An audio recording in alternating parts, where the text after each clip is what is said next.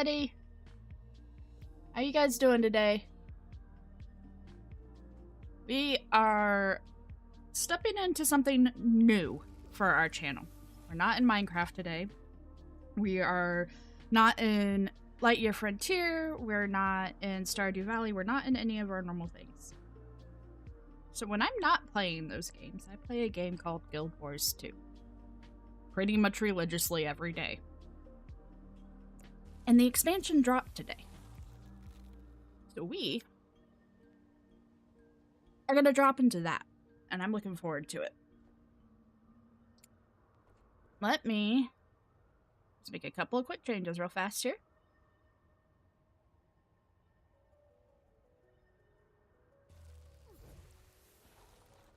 And get everything up and running on my end. I'm sorry we're running just a little bit behind.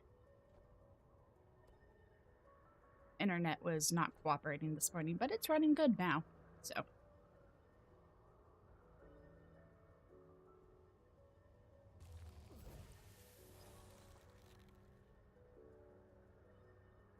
we will be back in our Minecraft world on Saturday. So this is purely because the expansion has dropped today, guys. This is not going to be usual content for us, but I hope you enjoy it anyways. Let me get our loading page off and let's get going. Okay. So, for those of you who are not familiar with Guild Wars 2, it is an online MMO. Released back in 2012, I think it was. Has kind of hit a recent resurgence in like popularity because it hit Steam last year or the year before. I can't remember exactly when.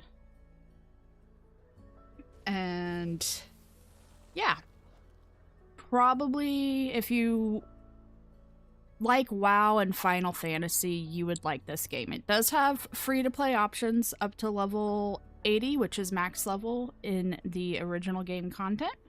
After that, expansions 1 through 3 can all be bought together, and then the last 3 I think have to be bought separately. I don't really remember. But there's no monthly subscription, none of that.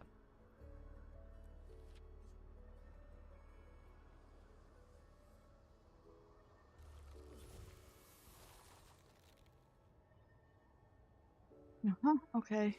Hero of the Jukebox. What's this?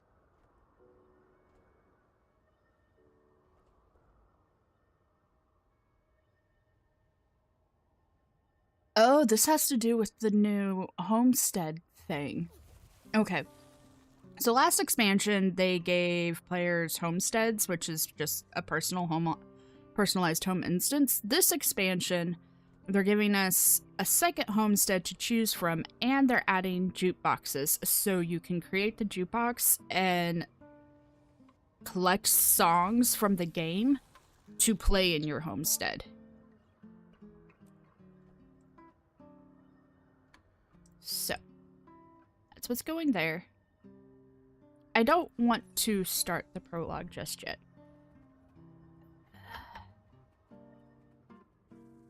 I want to check out the new classes. So the way Guild Wars works is there's 9 core classes, and each core class has... Ooh! Oh, they've added a new currency! Uh-oh. That's gonna be fun. Each class has yesterday 3, today 4 elite specializations. So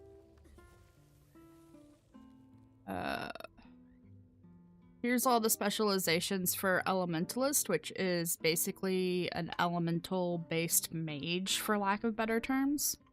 Tempest, which is what I main on this character usually, is primarily a healer type class, but it can be spec towards DPS. Weaver is 100%, in my opinion, DPS. Same with Catalyst. Evoker is the new class.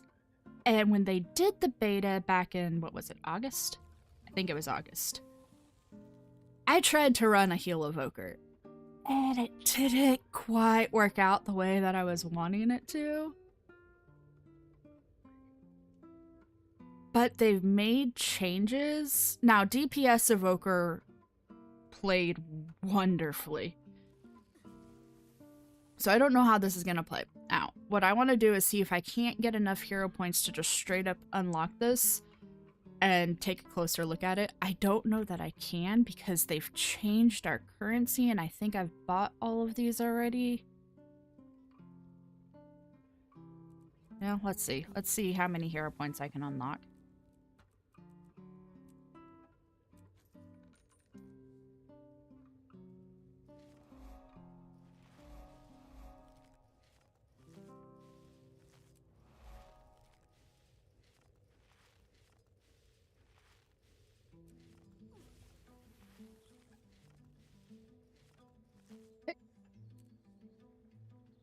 That only gave me 40.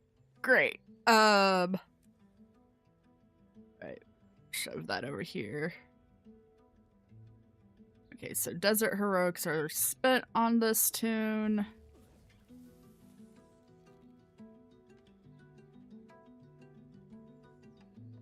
Guess I'll try these next.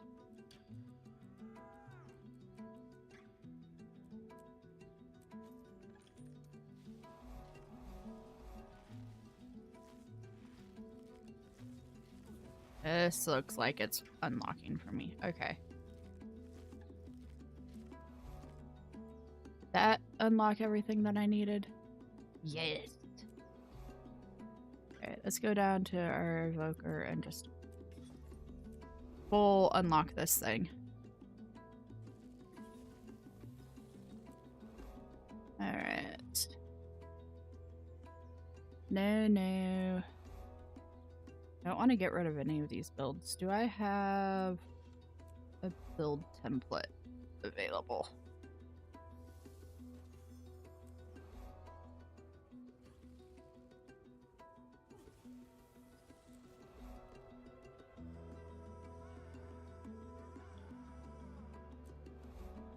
Yes, I do.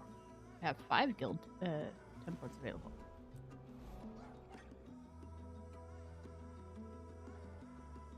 Yeah, here we go. All right.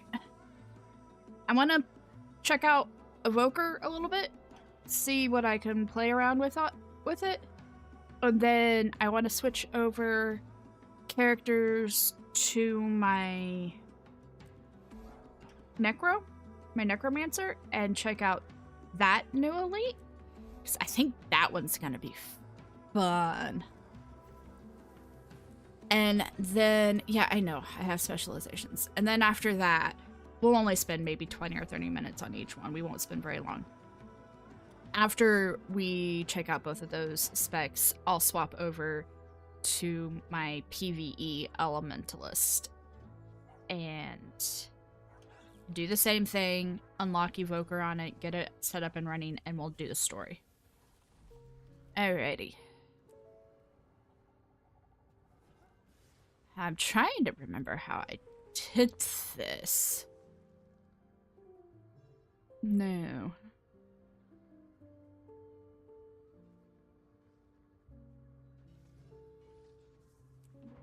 Or, yeah, this is what I started with. I started with earth and water. Okay. Evoker. Alright. So they changed pretty much every single one of these traits. So if you did play the beta, all of these traits on Evoker are completely different. Go to the forums, patch notes are up, they explain everything. I'm not going to try to remember what's different from the beta in August to now. We're just gonna see what I can pull off with this. don't think... Nope, that's the same. That should trigger like normal. And I say that because what I'm gonna do here is I'm gonna spec into specialized elements. Those unfamiliar with Guild Wars 2, elementalists have 4 elements that they can attune to. Fire, water, air, earth. Each of those attunements gives you a different set of skills based off of whatever weapons you have equipped. Guild Wars 2 does not have a typical skill tree like WoW or Final Fantasy where you can rearrange your skills in basically infinite number of ways. You have 5 skills that are tied to the weapons that you have equipped, and then you have 5 selectable utility skills that are dependent upon whatever this elite specialization down here is. And you can specialize into one of the 4 elite specs, or you can choose one of the 5 core specs for this last trait. If you choose one of the 5 core specs, then you just have that core group of utilities to choose from. Doing specialized elements means that I will be locked into a water attunement. But that's okay, because the water attunement, if they've revamped it well, I hope is going to make a good healing class. Question mark? I don't really know. We'll have to see. And this would normally only trigger when attuning to water, but the way this spec works is that using the profession skill, the familiar skill acts like attuning to water, so that should, in theory, still trigger. Okay. Or as I grant, also grant protection. I want to keep that.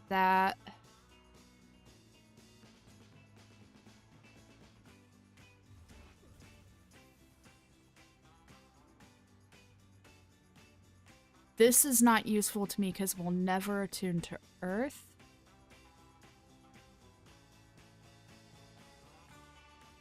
That's what I had changed it to. And I want written in stone because one of the utilities that we're going to pick is... where is it? Signet of Water. To give us increased healing. Okay.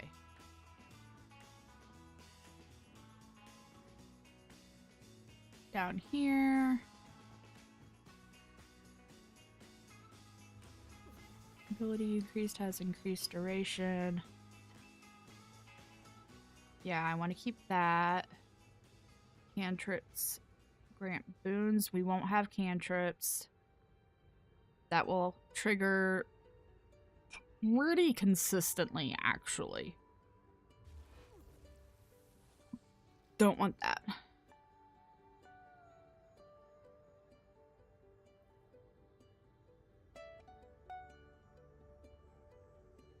We want to keep that.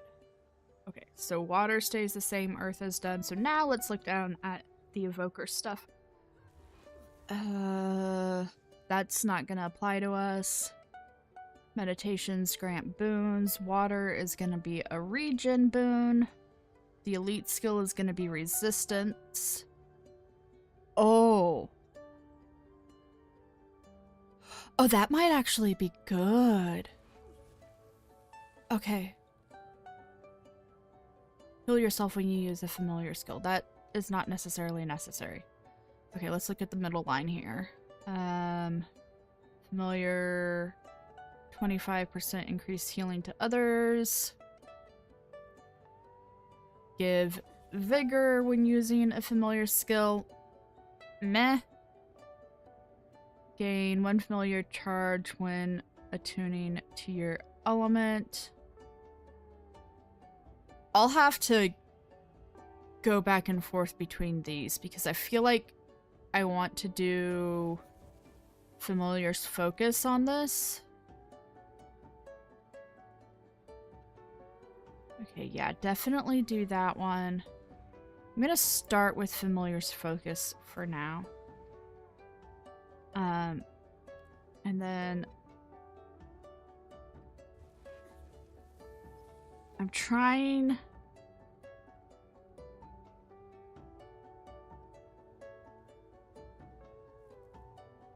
That grants Aegis.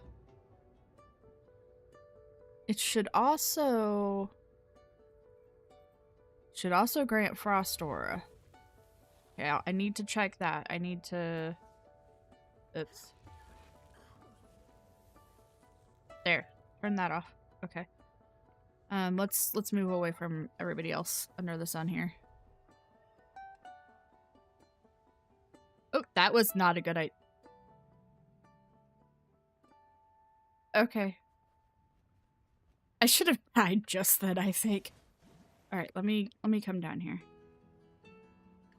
I won't really know how effective this is until playing it in a group. Unless I can get one of my friends to help me test it out. We'll see. Okay, I don't currently have Frost Aura on my bar. Okay, yeah. It does grant Frost Aura. It's just not saying it on the tooltip.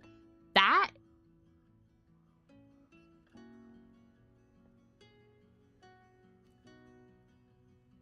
Right. Add in that. Add in that.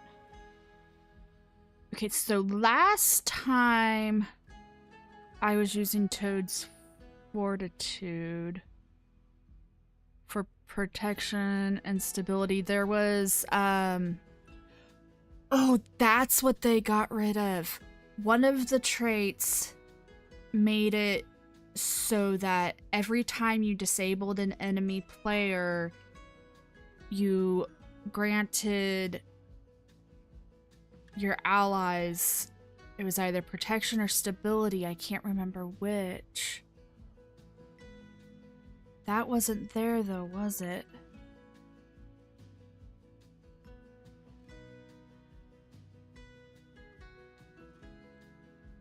Because it was in this trait line. Oh, that's a big change. I'm 90% certain it was grants protection, and then whatever I had here was protection grants regen, and from regen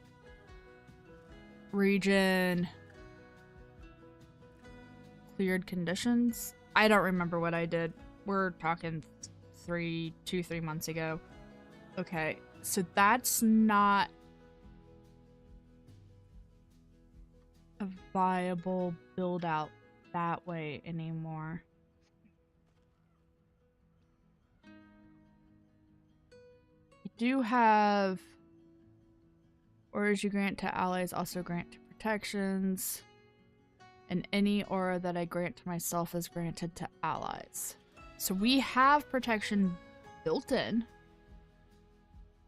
This doesn't... None of these grant auras anymore. Actually, they never did. And that was honestly one of my biggest pet peeves about this elite, was there's 0 auras built into it. And if we go and we look at, you know, catalysts here, let's look at our catalyst skills. Okay, none of those have built-in auras either, do they?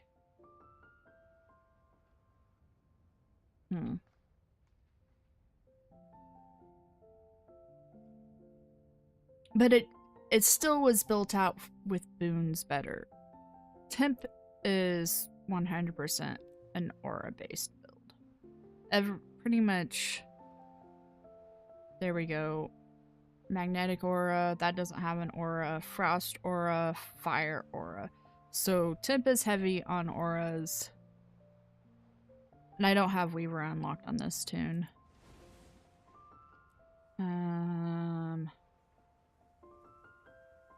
save this down. Regardless of that, this gives stability and protection. Is this grant protection to nearby allies if the skill completes successfully?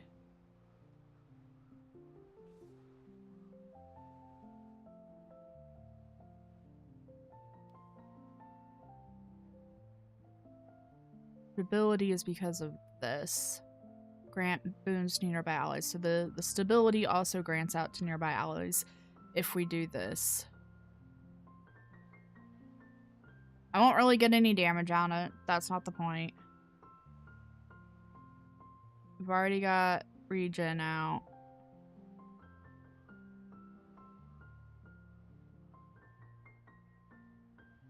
I mean, I feel like doing this... See, and they've removed the days off of this completely, too. So yeah, I'm just gonna go with that.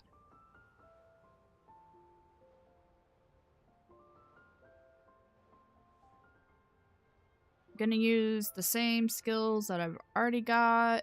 Let's go out to... Vista?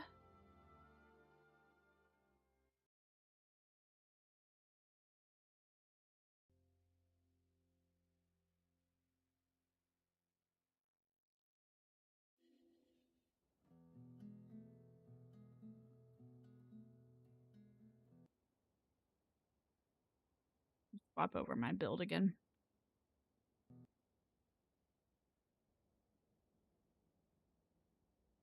Oh, okay. Well, that was terrifying.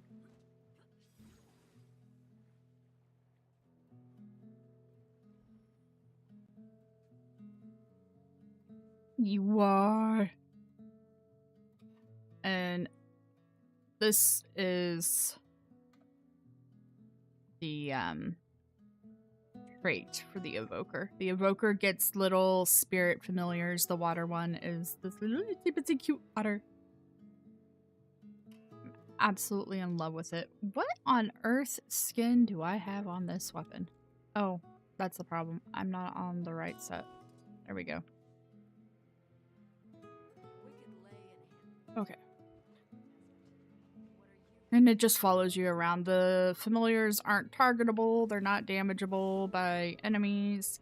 And I keep specifying enemies because this tune is primarily a PvP type character. This is a good place.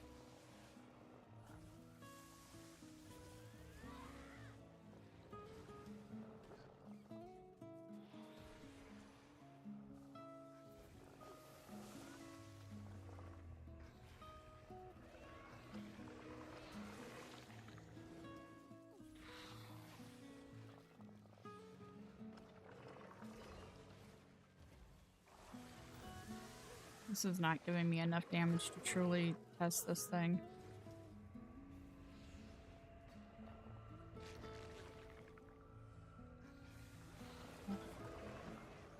Here, let me turn my auto cast back onto the right thing.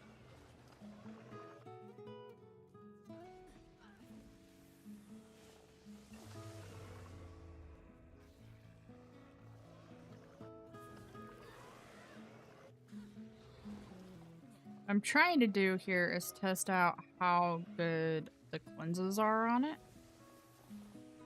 Yeah. Clearly, I'm not running into a health issue. And honestly, the cleanses are clearing pretty fast, too.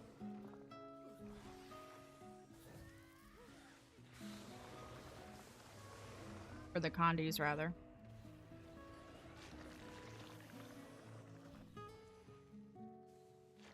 Alright, let me go find something a little bit more difficult.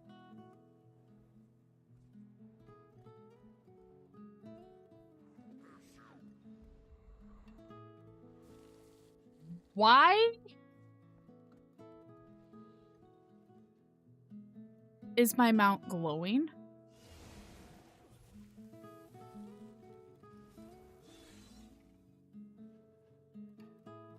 What?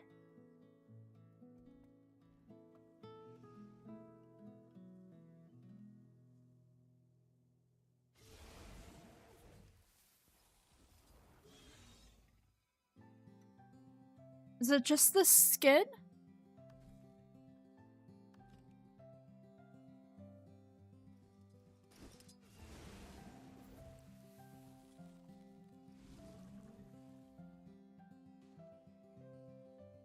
What the heck, Ada? It's my mouth glowing. I'm confused.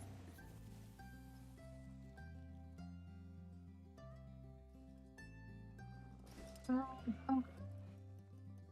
You know,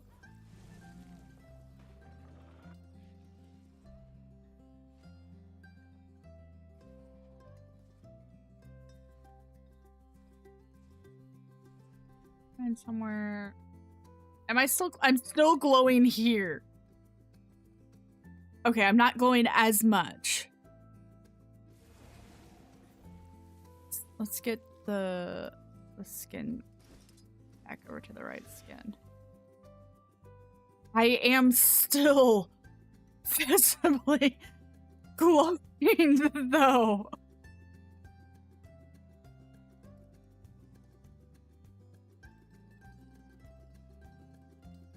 Let me turn off glowy type effects from my equipment.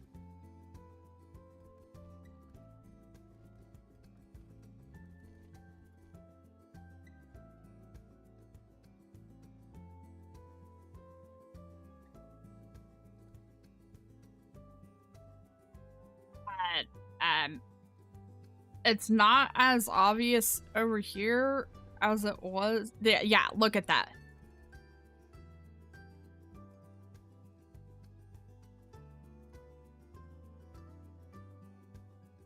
That is like in your face neon glow.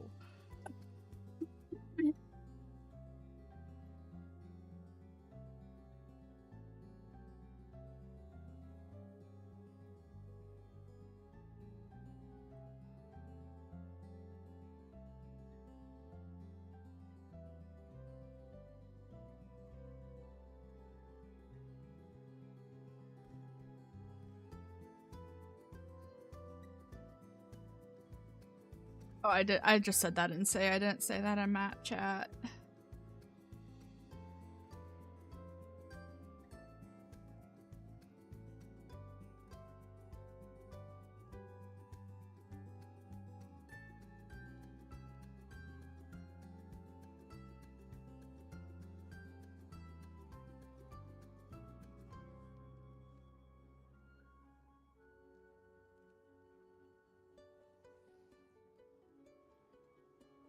Plus one in meta. Jeez.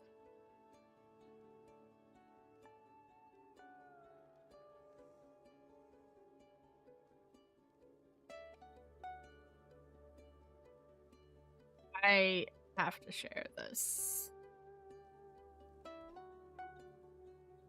All shrimp now display proper animations when killed. That's a patch note. That's sad.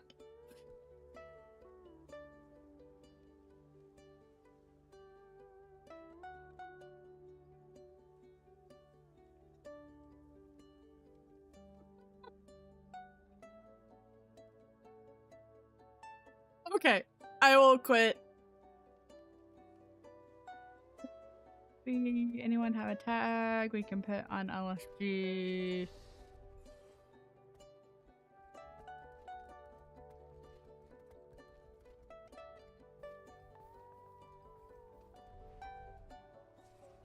I am still glowing like a freaking light bulb.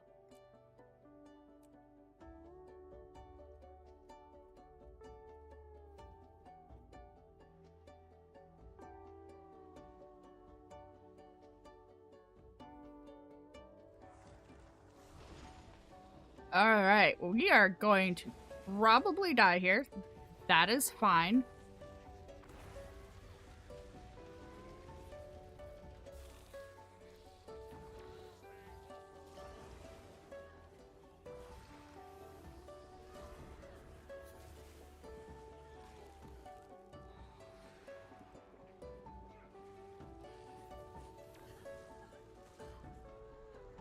If we don't die, we'll just straight up, like...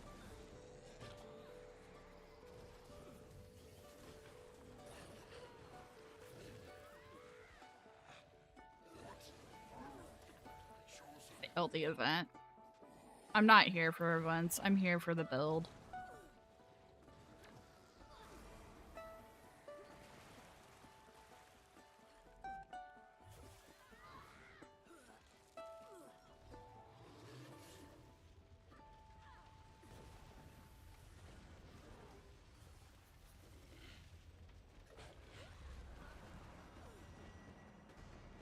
Yeah!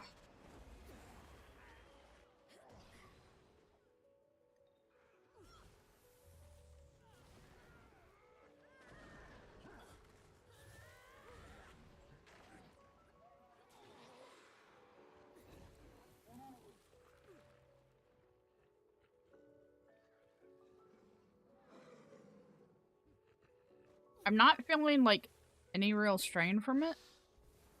So, that gives me... let me get on my... Thank you. Let me get on my dragon. That gives me hopes that maybe, potentially, this build might work. Okay. Oh.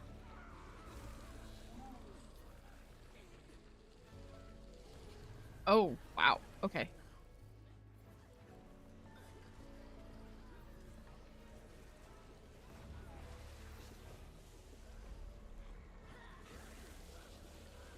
Understanding that I'm currently in PvE content, the PvP-esque content that I normally play, stats and everything work differently, so this isn't a wholly accurate representation.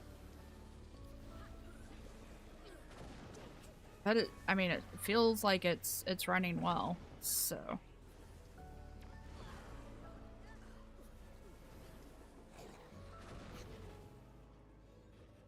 And none of us are partied, so I don't know how everybody else is doing on heals either.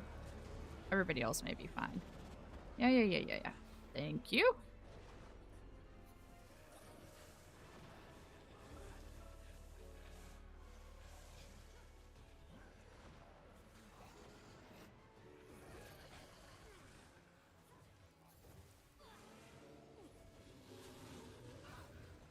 Okay.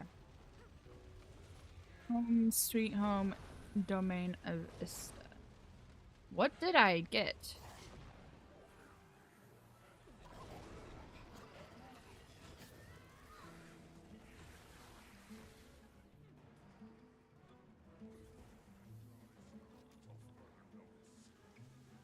What did I get?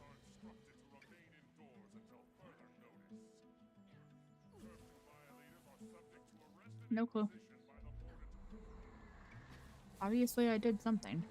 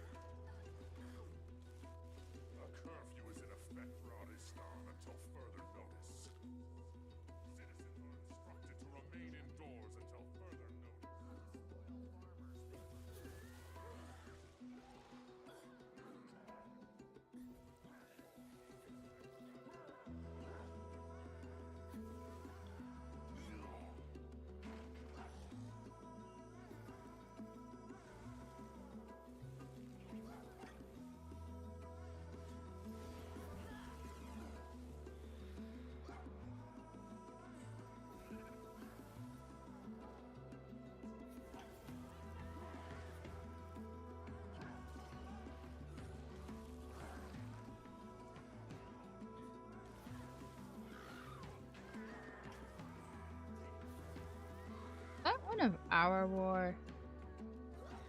Probably better than nothing.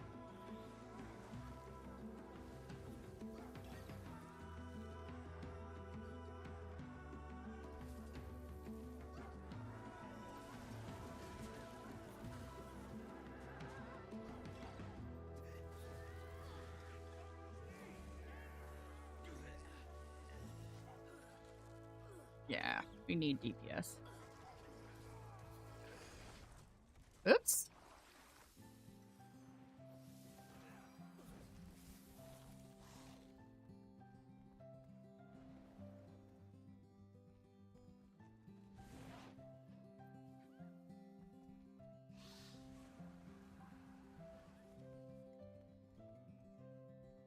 We will see how this plays out.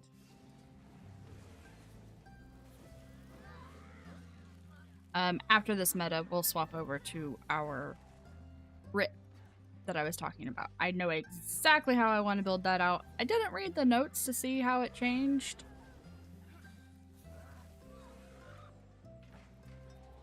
Nice. What is this? Complete. Oh, okay. Oh, okay. I see. Got it.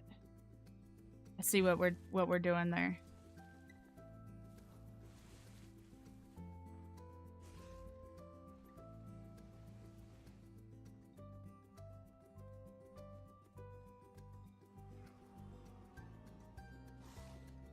Is this one of my war? This is not one of my war.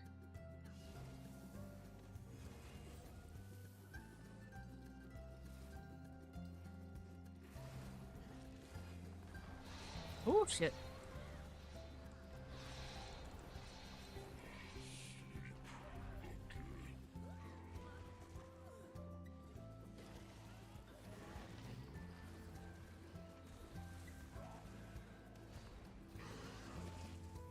Oh, there's another person playing Evoker here. There's the rabbit. That makes me so happy. Cool. Am I locked down? Am I stuck? I'm stuck. There we go.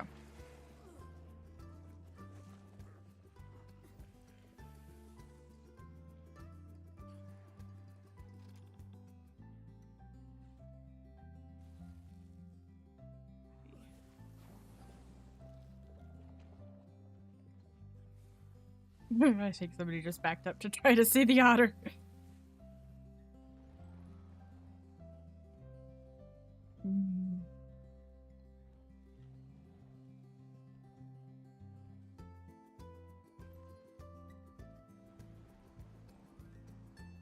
If you guys are watching from my Twitch channel and play the game, I believe the expansion release drops are running. So go to your account and try to make, if you haven't already, make sure it's all linked up and everything. You should automatically be getting drop rewards from watching, I think. In theory. I've never done a stream during a Twitch drop, so I might be wrong about that. It may not be available. Don't be angry with me if it's not.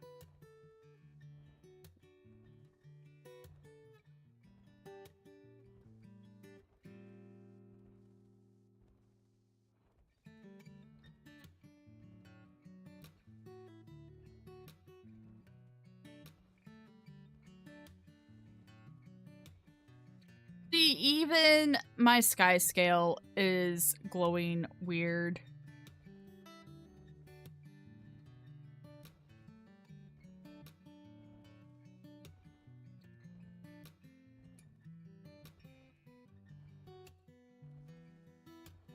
All right.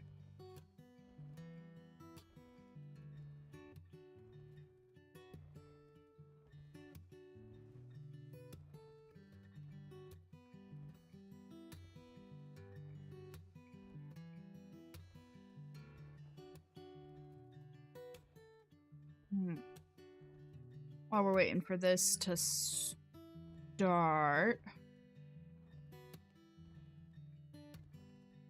Yeah, drops enabled. It says the Twitch says drops are enabled, so I'm going to assume drops are enabled.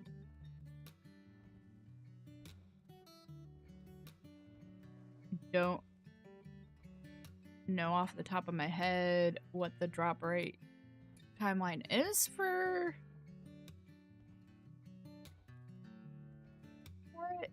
According to mine. Alright. Here we go. Visions of Eternity drop going through Monday. 1 hour for an upgrade, or for 3 upgrade extractors. 2 hours for a fuzzy panda hat skin. 4 hours for a mini maraca choya pinata. 6 for a pirate captain chair, and 8 for a black lion held toy voucher. And just from having the Twitch up for moderating, I'm already at 60-70% of that, of the first drop. So make sure you have your drops enabled if you are watching on Twitch. You will get rewards. If you're watching on YouTube, go to Twitch. Get rewards. Subscribe on both. Okay, this is taking too long. Let's move on to something else, guys. We're just here for fun. We're not here for anything serious. I'm gonna pop this over into Armistice. Because I don't want random people knowing my username, I'm gonna pop up our Be Right Back's graphics so you guys don't see my username. We're gonna swap over to my Necromancer real fast. Very fast.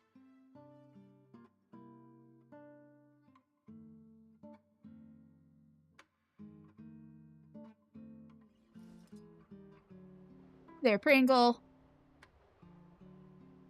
Alright. Overlay back off. Let's go do the same process. Let's go unlock. Where do I want to unlock a new class? Do I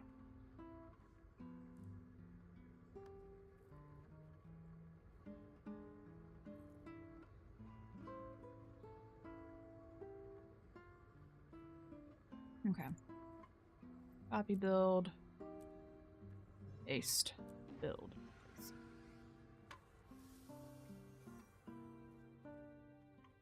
Alright.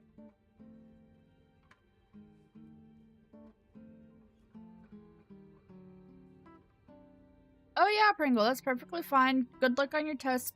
Please do not let me distract you. Tests are more important.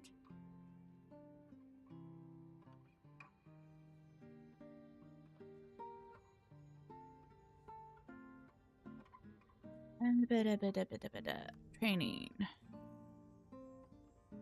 Okay. This is gonna be fun. Let's see how many hero points we can manage to unlock.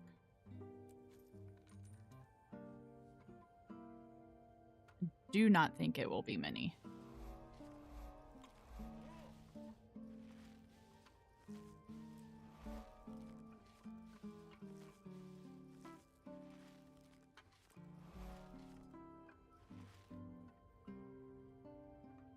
Alright, we unlocked everything. Go ahead and that completed that. Awesome. Okay. Writ.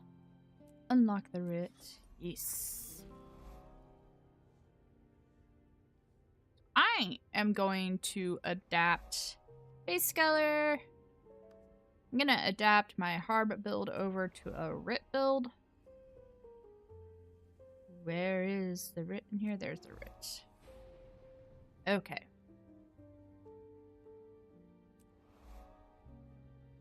Soul twisting.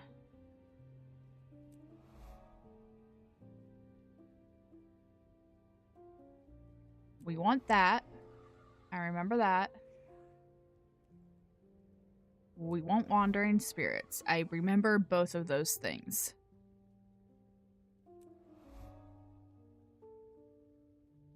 This is a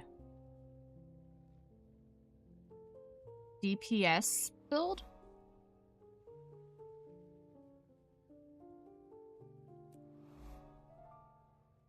Your summoned creatures deal more.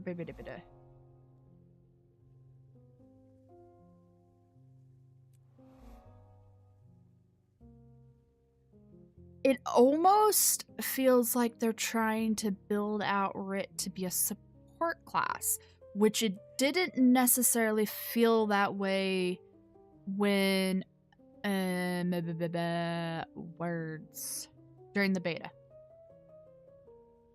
During the beta, it felt like it could go DPS or support. This feels more support. I'm gonna go ahead and go with this. Increased efficiency for DPS. Not saying it's gonna stay like that. Okay.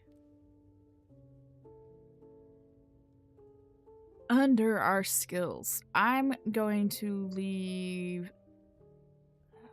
I've got blood magic. Yeah, I'm gonna leave that as my heal skill for now. Splinter weapon.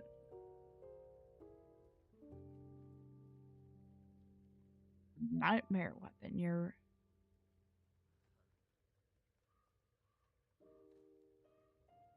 I don't remember this. Okay.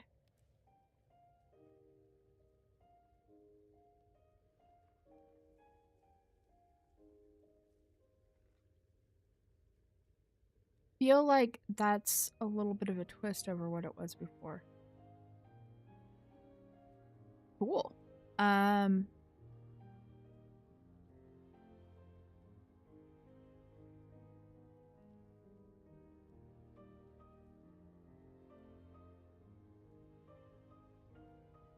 gonna go ahead and go with that because that will give me, that gives me a stun break.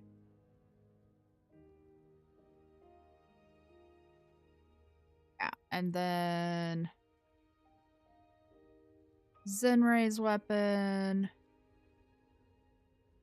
Damage heal for the difference is a life force suck with stability.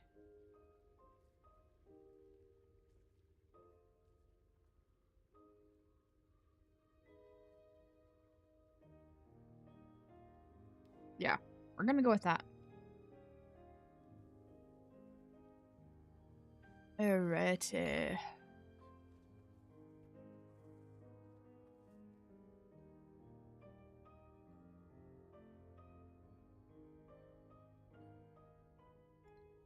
The guild is busy today. I want to, where do I want it? Let's go ahead and head back out to Ista for this.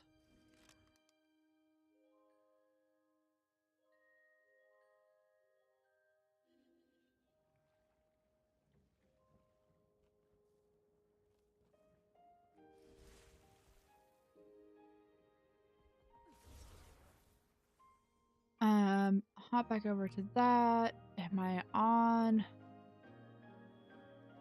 right weapon set? I am. Yes, I am glowing on this. That's a skin effect. It is what it is. Sorry, guys. Oh, hey, the event is still going. All right, let's head back over there. Kinda shocked the event's still going.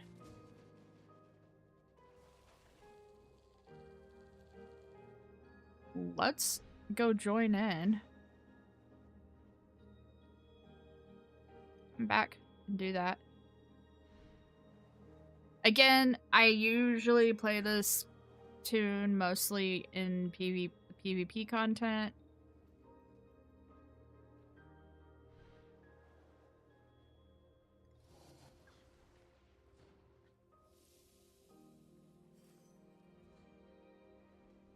You're taking by whatever means necessary very literally. Okay, now things are glowing blue.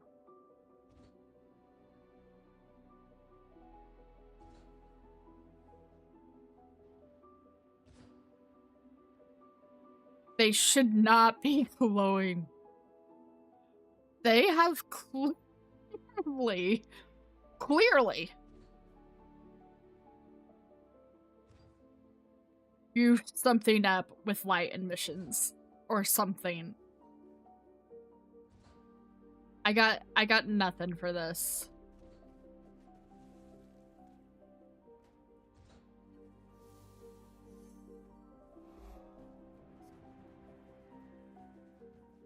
All right. It is big boss time. I personally don't think we have enough people to beat the boss on this map. Nope, my wings are still glowing blue in here.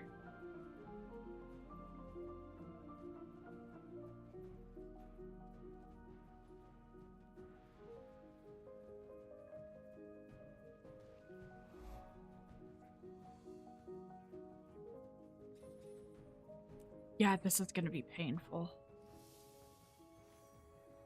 All right.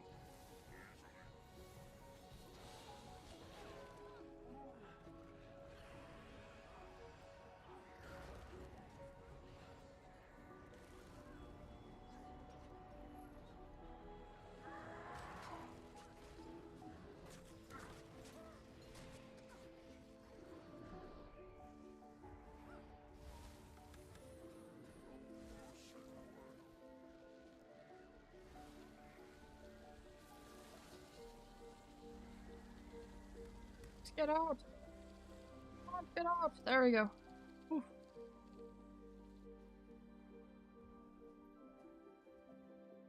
Oh, we finished. What?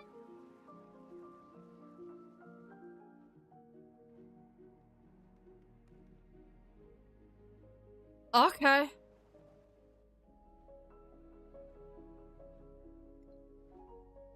Guess I don't know what happened there.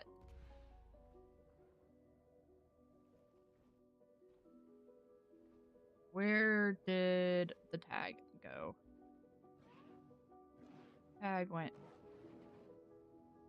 bye-bye. That's where the tag went. Ooh, I was on the ground. Okay, let's get out of here.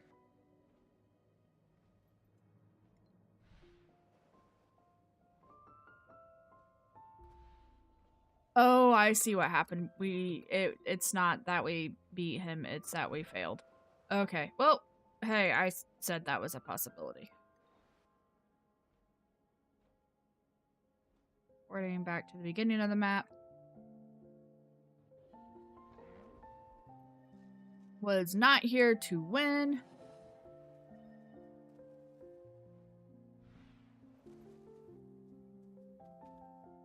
My wings are now glowing pink.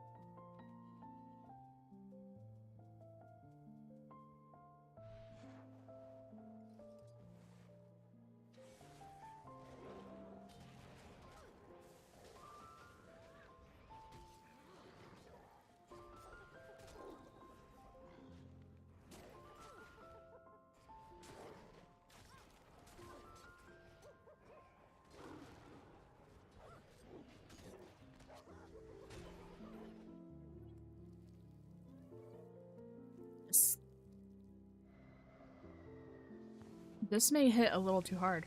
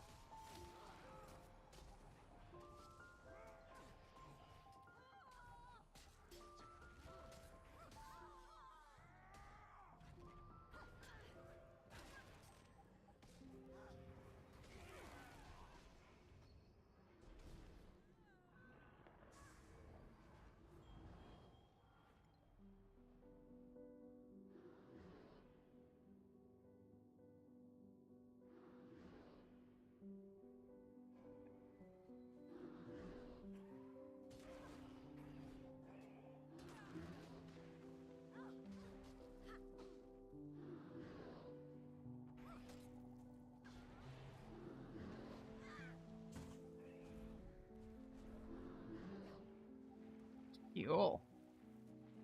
I don't know what's going on with the graphics, guys. That's weird. Alright.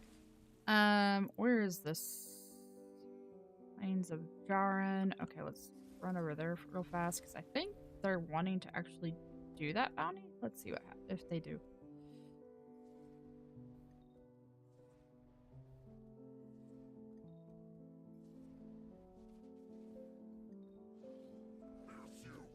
Don't see it.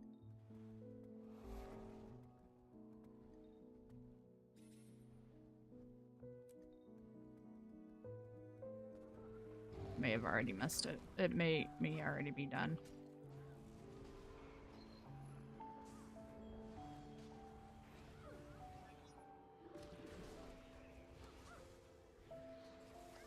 Oh shit. There's another event going.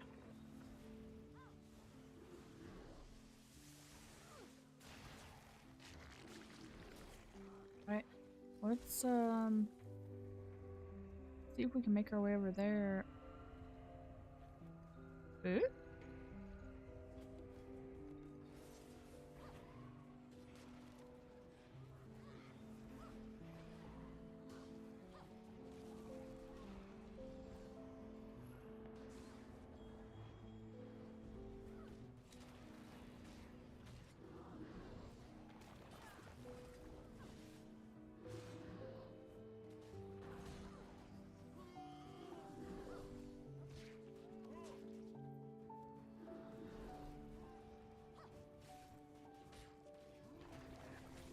The biggest thing with me, guys, is I don't build out builds necessarily for top DPS. I want it to be fun. I want to enjoy what I'm doing. So, for the love of God, please don't come in my comments and be like, that's not a good build, you should change it to this, this, this, and this. Because usually what it is, especially right now, I'm just testing it out and trying to have fun. Hey, all of my spirits went away. Are you all that remain? Sun spears. Alright. Event. Send another wave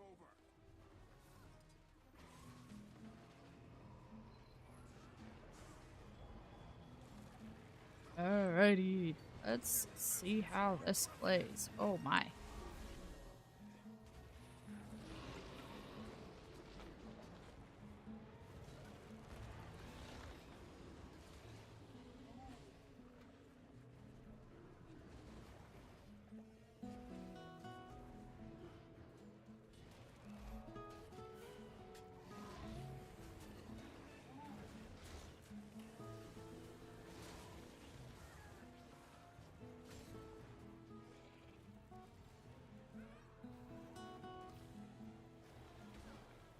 Where did my spirits go?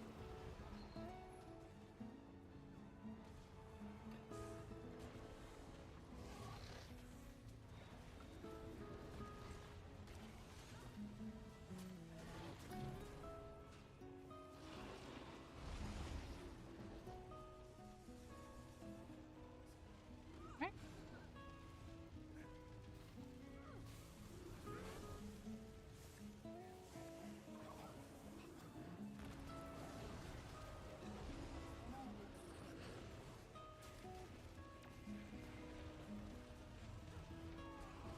The theory here being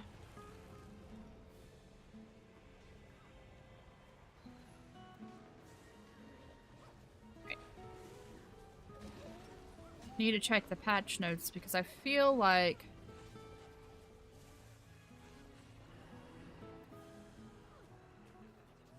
my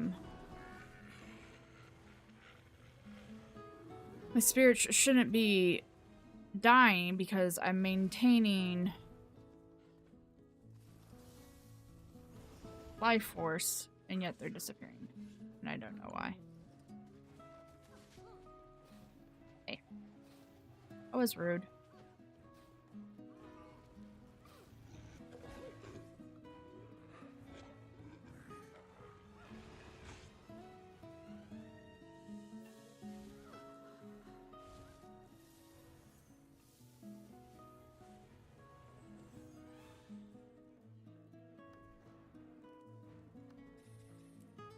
Lingering spirits.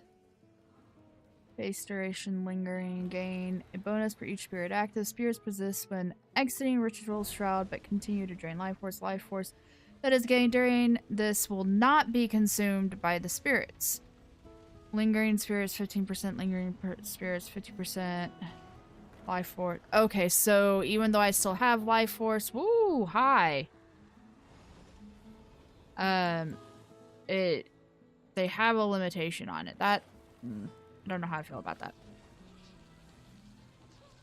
I mean, on the one hand, I understand it. On the other hand, it makes me mildly grumpy. Hi! No! No with the spinnies.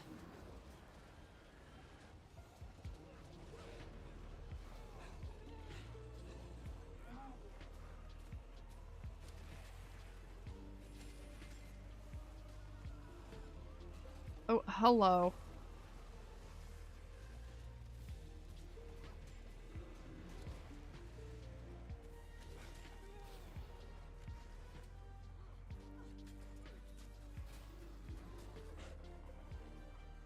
I kind of wish I knew what kind of DPS I was doing.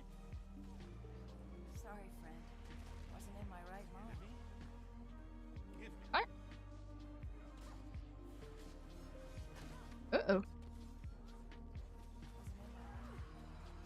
Set us against each other. On your side. Alrighty. Break all the I can think. fountains.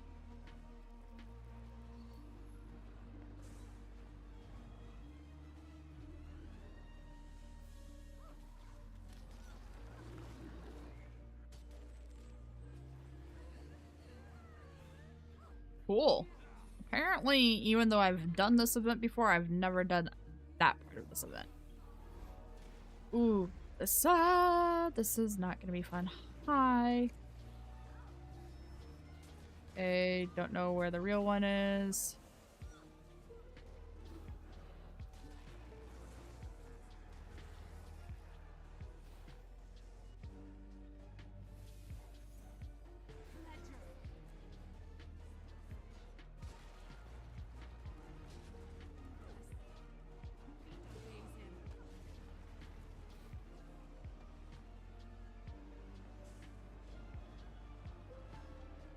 Come on. Okay, get them all up.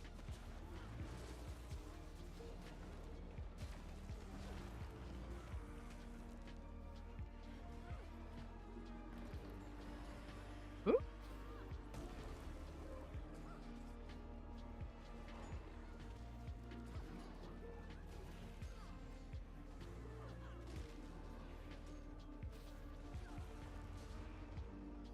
On.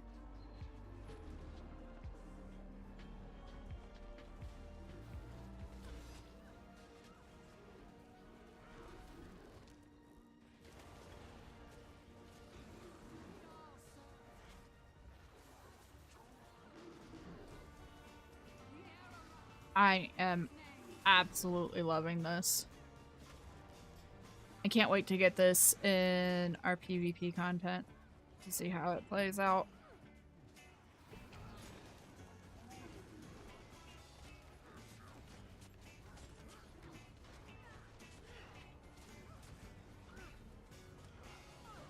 Oh my. Oopsies. I feel like I shouldn't have been in there. I am knocked out. There we go.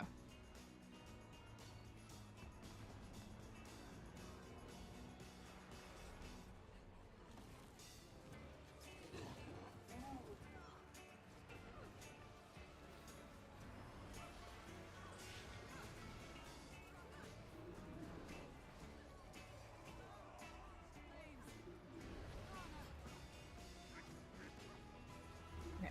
After we finish this event, we're going to take like 2 minutes. I'm going to pull up my PvE LE rather, not PvP, and Come on, just die already. Thank you. Alright. Pull up my PvE Ellie. Get it built out to probably Evoker. I'll probably change it to an Evoker. It's currently on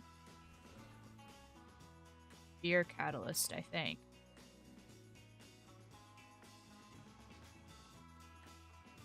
I don't know what it's on. Alright. Go camp this thing. And then we're gonna start the story. Guys, we're gonna start the story. I am skeptical about Heal Evoker for those of you who are used to the game and know what I'm talking about. When I say PvP content, I'm talking about world versus world. I don't play the actual PvP. I play world versus world with the rest of my guild. So I'm skeptical about how Heal Evoker is going to work out for that. This writ was fun as hell. I had so much fun playing this writ. It may not be the most effective thing in the world, and I don't care. It's fun. Okay. Let me swap tunes real fast. Character select.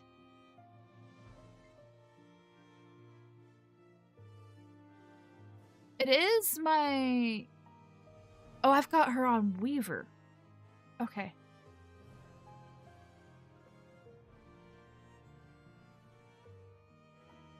Okay.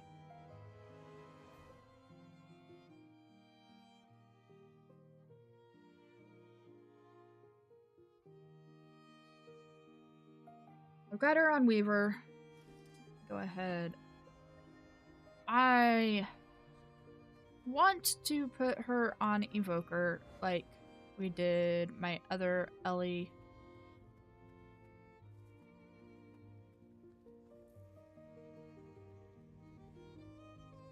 Don't know what I have here. I don't have Tempest unlocked. I have zero desire to put Tempest on this tune. I don't need Tempest on this tune. I have 2 other tunes that have Tempest.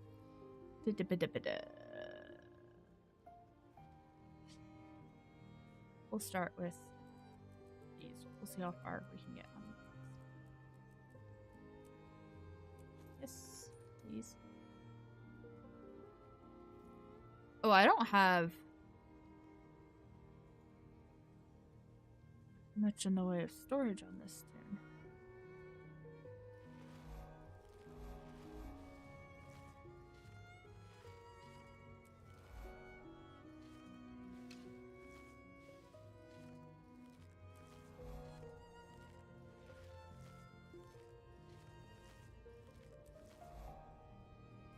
Shockingly, I was able to mark it. Okay.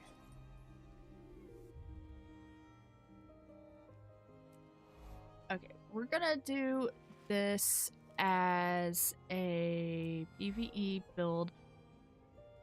There is already a build out for it that from the beta that I want to go ahead and grab. If it's still up, it may honestly not still be up. Benchmarks.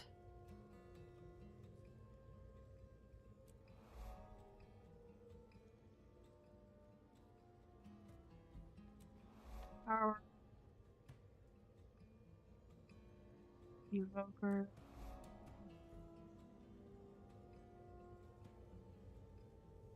One that I want. That's right. Is this right?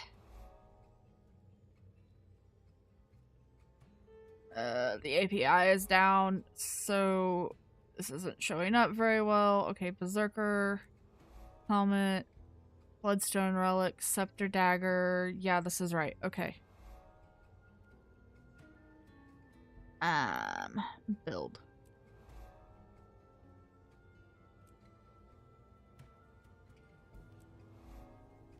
Invoker. Alright, let me pull this up real fast.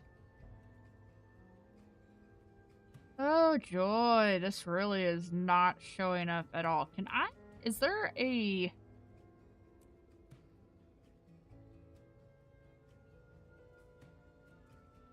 Careful not to do yada yada yada yada. Okay, is there...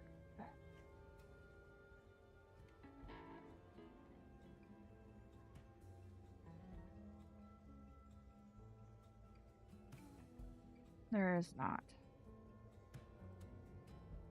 Official... I can't even look at this build.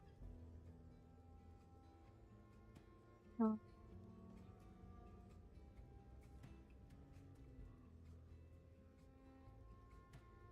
I understand why the API is down.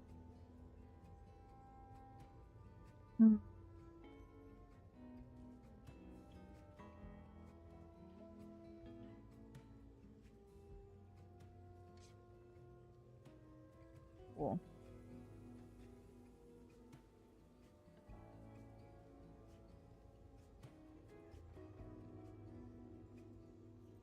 Let me see.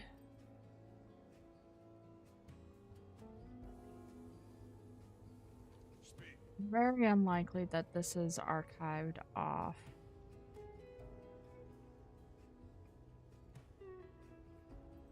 It is actually, in fact, archived off. I'm mildly shocked. Will the archive show me what I need to see? Or will it also be broken?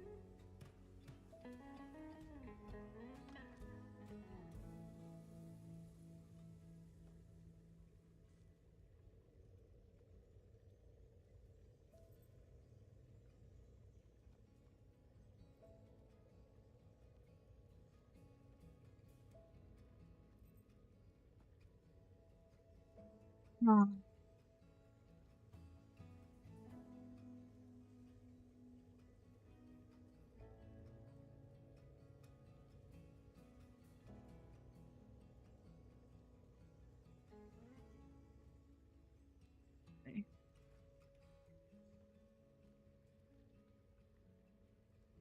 I don't think that worked. Oh, it actually did.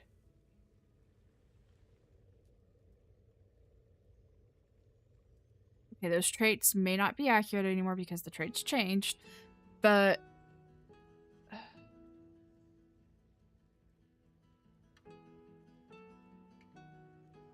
yeah, this is right, I think. Okay. Awesome sauce. Burning you inflict deals increased damage.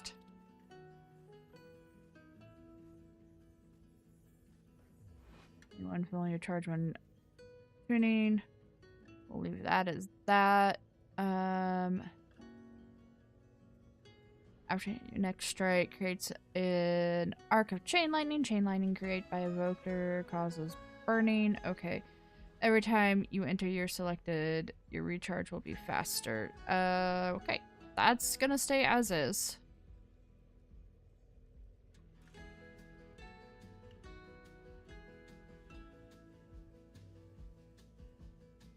Meh. That's fine.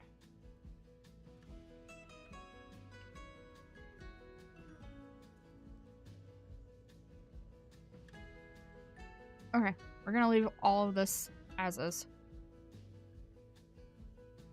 That part's gonna stay the same. I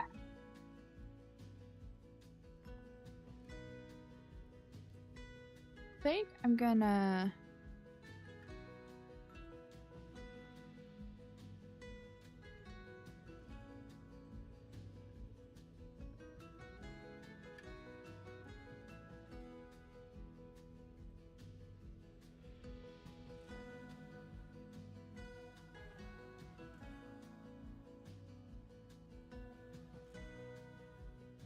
I'm gonna change that to that. And actually, honestly,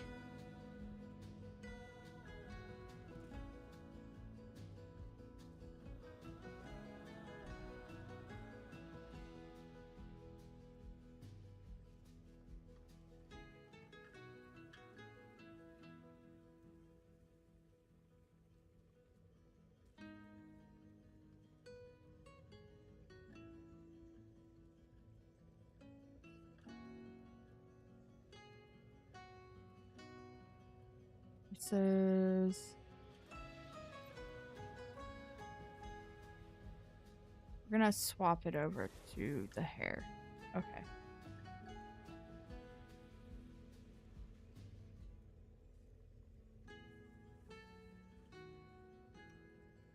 Cool. So let's make sure that I'm still happy with that. I'm happy with that.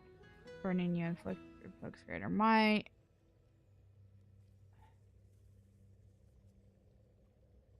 Aegis, Fury, Might.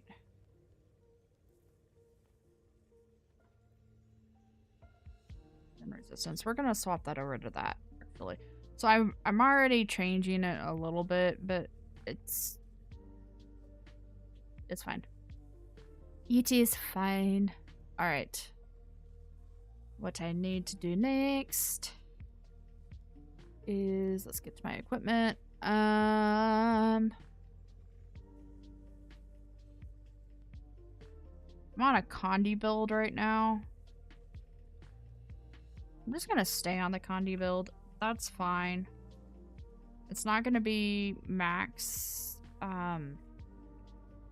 damage output, but we're gonna be in open world content.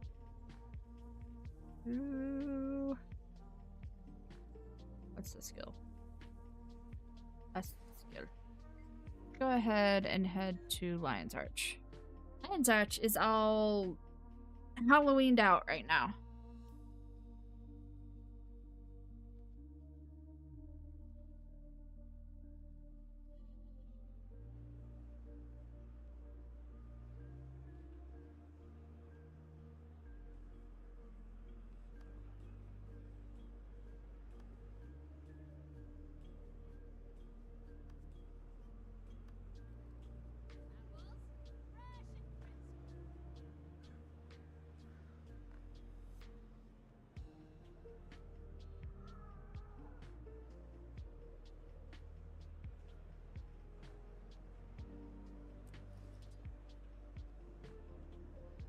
That's what I found.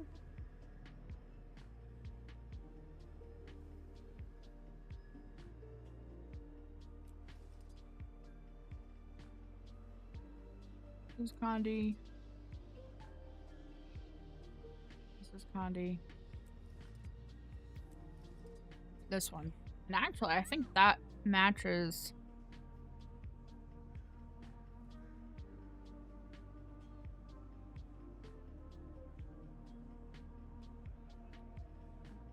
Okay, the way back version did not. But that's fine. I think that matches the Balthazar. I'm pretty certain is what it was before.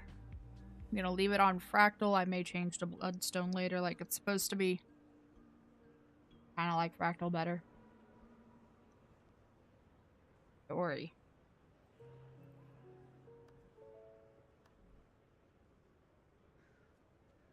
Visions of Eternity. Okay. Quick synopsis for the non-Guild Wars 2 players in the room.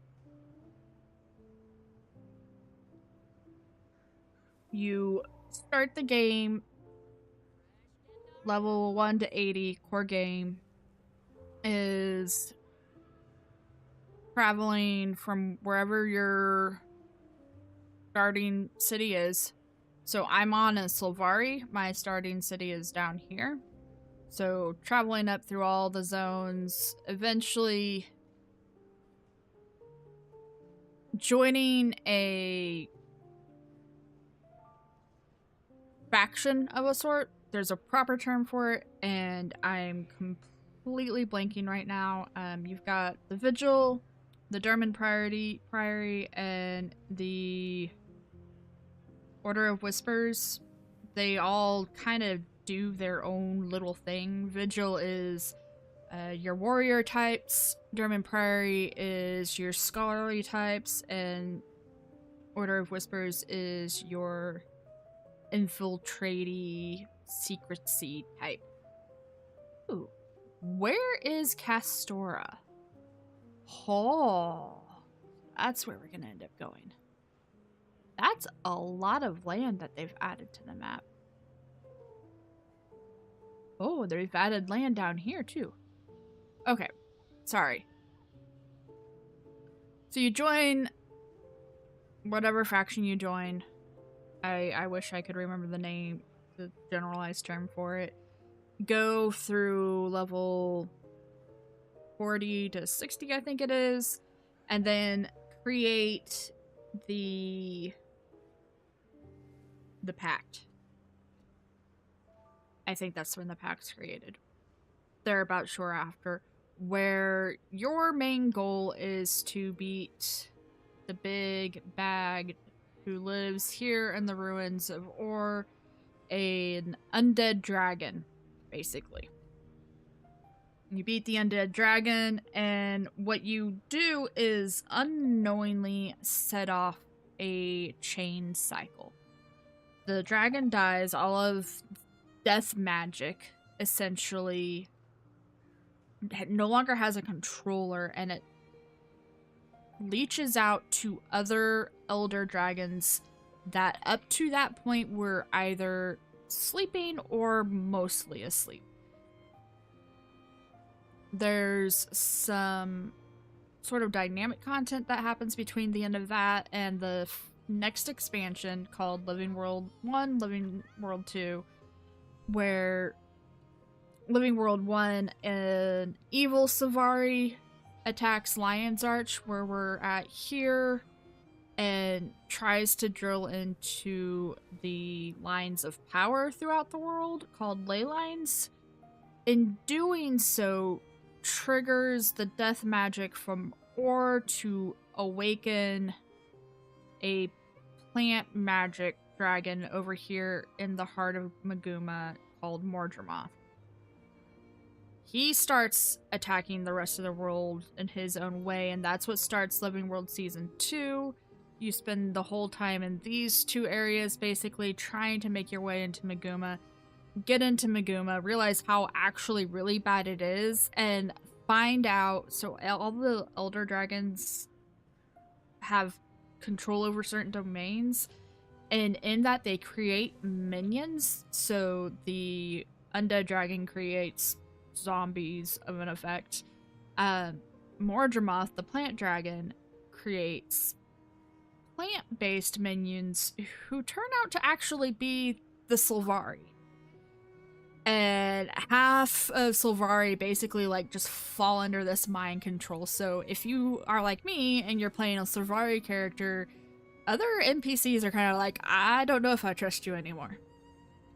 Beat Mordremoth, go through that whole story. Next Living World season, a fallen god basically returns to the planet, and you end up chasing him out here to Alona. And his whole thing is, I can break the Elder Dragon cycle by making these two other gods fight each other. The two other gods being Primordus, the fire dragon, and Jormag, the ice dragon. Causes a whole lot of chaos there. Ends up waking a fifth dragon, Kralkatoric, the illusion crystal dragon, basically, for lack of better explanation, who tears through Alona. That's what this is. So you're in Alona fighting Balthazar, this mad god, essentially, and also trying to survive the uprise of Kralkatoric.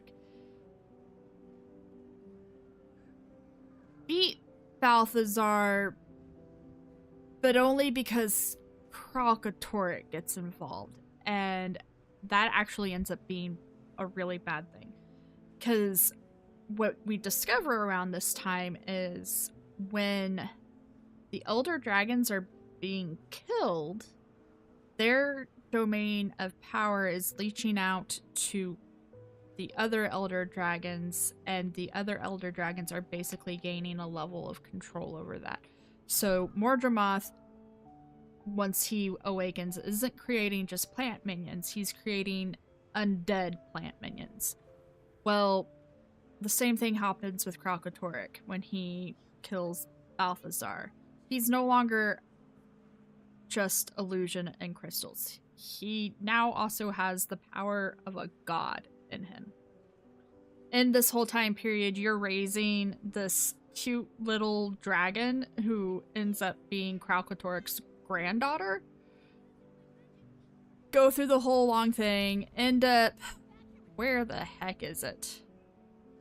This map doesn't have it because I haven't done this part of the story on this tune. You end up here, which is basically a chunk of another reality that's crashed into Tyria in trying to beat Kralkatorrik. You end up beating Kralkatorrik and then come back over here to where Korna is, because now this undead lich has returned to the world and you have to eat him. Or, well, you have to beat him, rather. At the end of this, Aurene, Kralkatorrik's granddaughter, is one of two elder dragons remaining in the world. And I say elder dragons because she has essentially absorbed all of Zaitan's magic, all of Mordramoth's magic, all of Balthazar's magic, and in beating Palawajoko down here, the undead lich, all of his magic. Yes, you do end up pitting Primordus and Jormag against each other, which makes them kill each other. So then she has also absorbed all of the fire magic and all of the ice magic.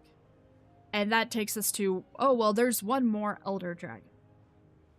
Down here to Cantha, where it ends up being Aurene against Suwan, who is an ocean dragon, for lack of better words. And Suwan eventually just kind of surrenders and lets Aurene destroy her, leaving Aurene to become the new Elder Dragon cycle. She is the only Elder Dragon, and by having all of the magic combined in her, she can maintain balance. That ends the story of this game up to 3 years ago, I think it was. So from 2012 up to 2022 is this whole Dragon Cycle fight. 10 years of nothing but Dragon Cycle stuff. I don't remember exactly what happened, but in the process of Aurene doing this, something separating Tyria from a whole other realm starts to break, and you get introduced to this whole order, the Astral Ward, who's been protecting Tyria from demons. That's the next expansion. It's a little weird. That's all that I'm going to get into onto that. The last expansion, the one that just happened, an ancient enemy in Tyria resurfaces because that veil is also weak now for some reason. And you end up here in Janthir, this whole area, trying to stop the Titans from returning. The Titans are kind of like a demigod race, for lack of better terms. I'm being really vague in explaining it. But that essentially ends with you acting as a virus, going into this huge giant titan. Here, this city of Bava Nisos is now the titan. It hears its mouth, basically. And you come in and you become a virus and you kill it from the inside, for lack of better terms. And that's the point that we're at now. The story's been great through the entirety of the Elder Dragons. Once we got into everything with Suwon, it kind of started feeling like it was falling apart, and the last two expansions have been weird, for lack of any other term. They've just been weird.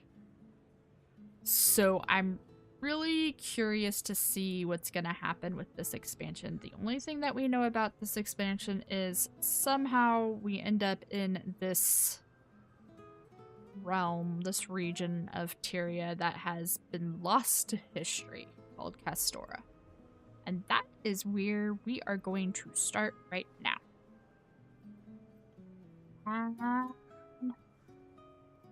That's my bunny.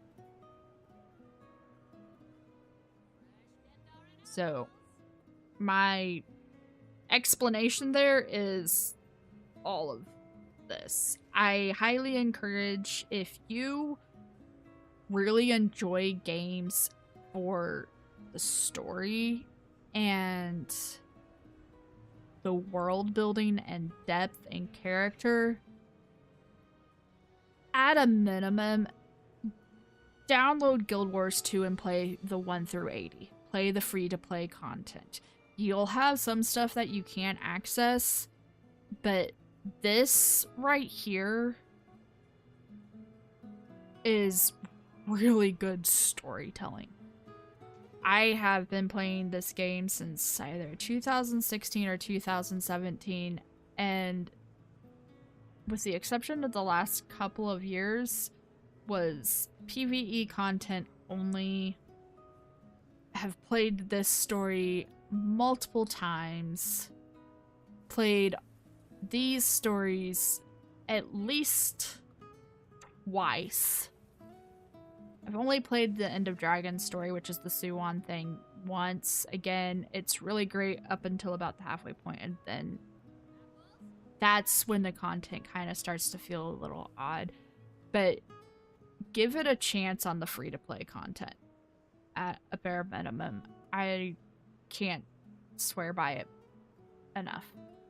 Alright, let's start with Visions of Eternity. Prologue.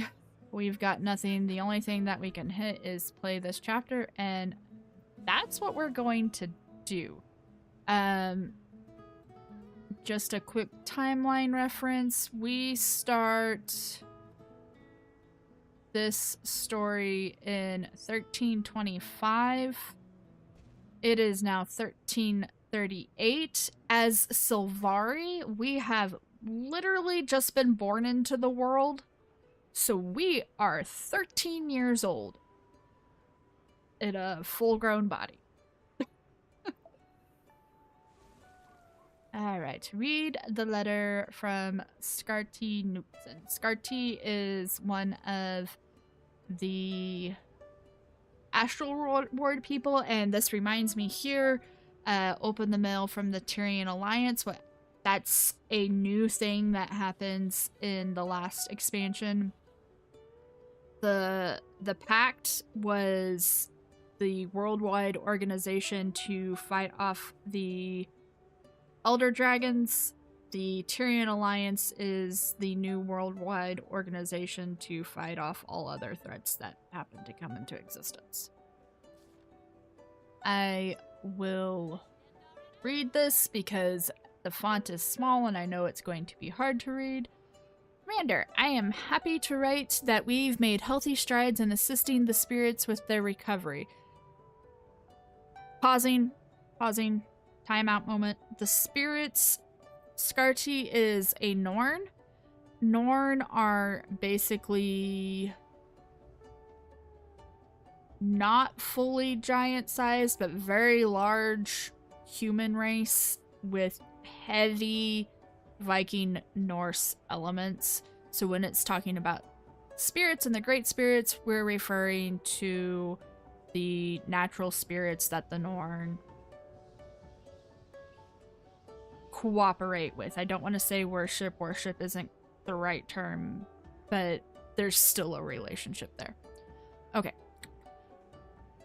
And I don't remember what it is that... Oh, I think it's the fight with Jormag that either kills or injures a lot of the animal spirits of Norn mythology.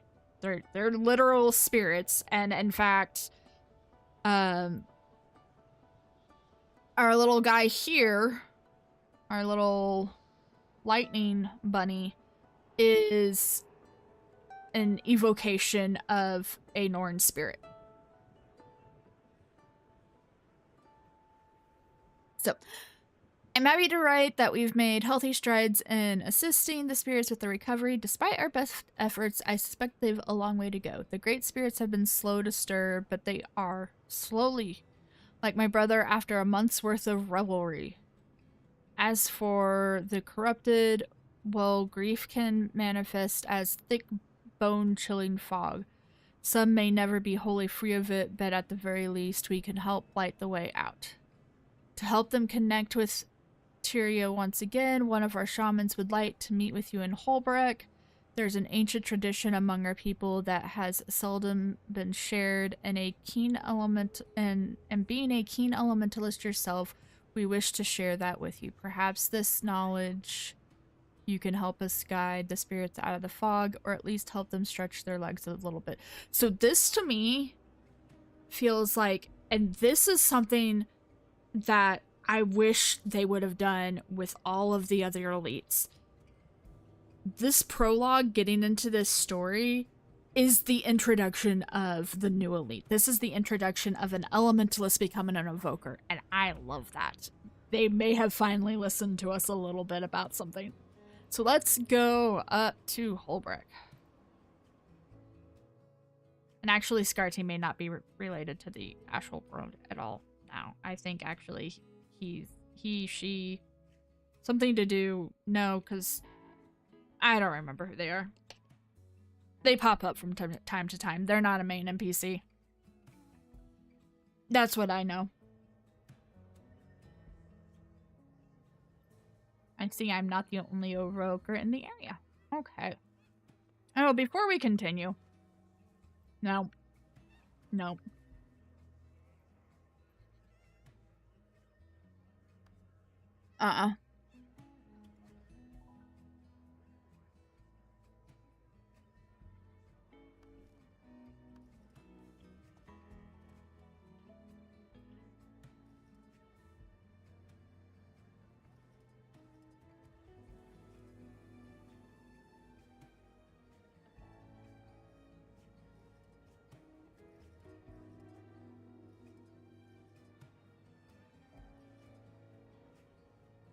Honestly, I'm kind of enjoying this little feel right here. Let me...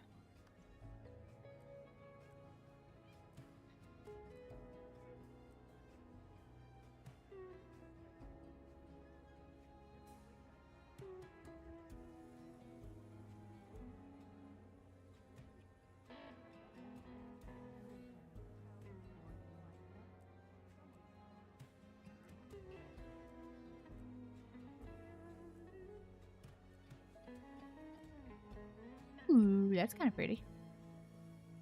Yeah, we'll take that, and then we'll go back to wardrobe.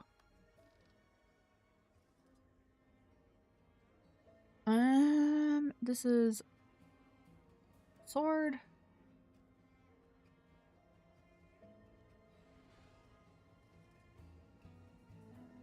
Sword and a dagger? Sword and dagger. That's what we're gonna do.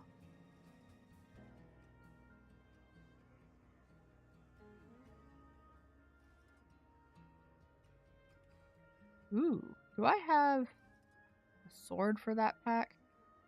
No, but I can do that. Let's come to actual rewards. Ooh. Dang it. Pearl shell. Seaside Scholar's hat. Oh! Okay, wait, what? That's honestly kind of cute. I'm not gonna get it right now, but that's kind of cute. Kraken, Flameseeker, Sunrise, or Rock Guard. Sunrise!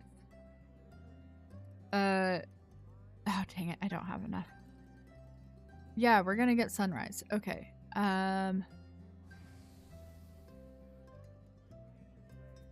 What is it that we're looking at getting? Stone growth. Okay. Nope. Alabaster.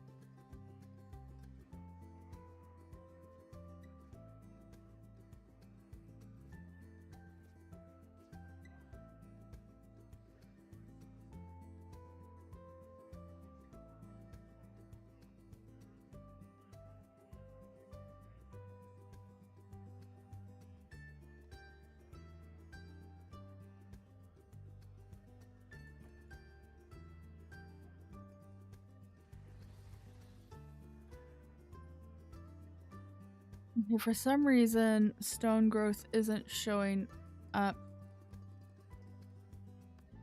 in the rewards, but it should be.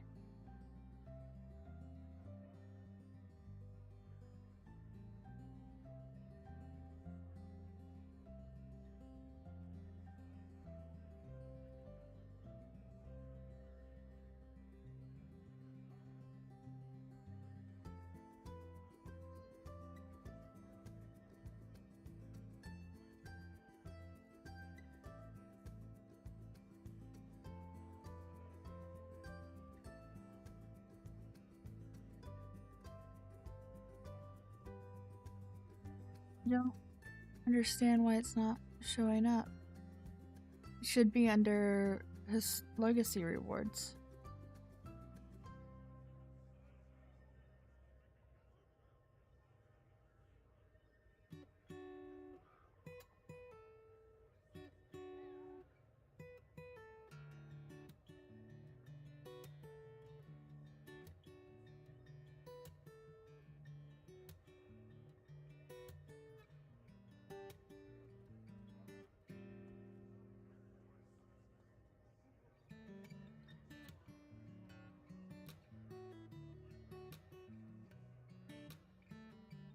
Oh. Okay, that's... Wait.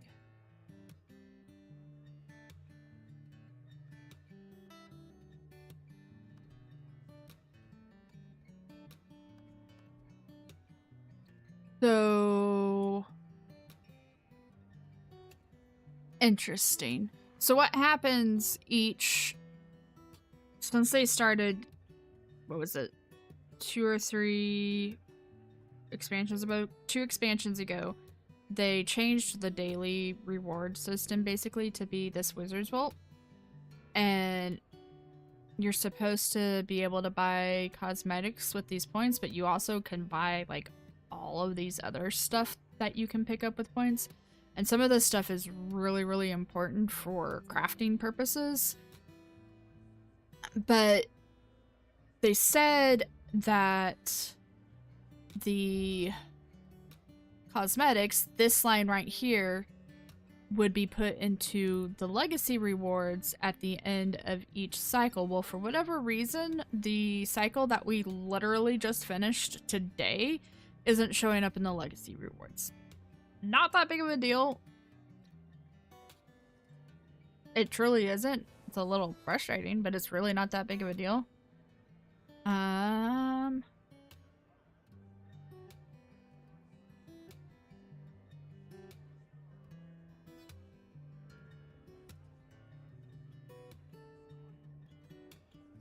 Especially since I'm just looking at cosmetic stuff right now. Alright. What do I want to do for my sword skin for now?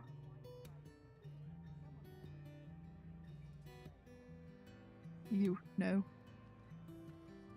Or is it creasing or no? Person, no. Sorry guys. We'll be done with this in like 5 seconds. Okay, maybe more than that.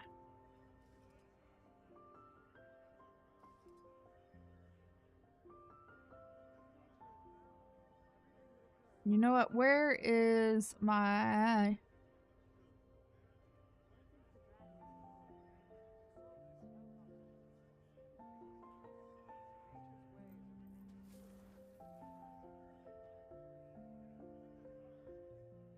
Right. I should have a sword skin for Tempest. Oh, I haven't unlocked Tempest on this tune. No, and that's not even it. Anyways, I should have a Weaver sword. Weaver's sword. Followed by... We're just gonna go with Bear Mate. What does that look like?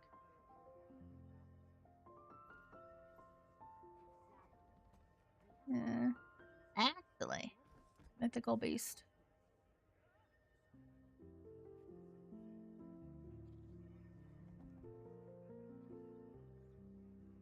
Oh. Okay, we'll just do that. Okay.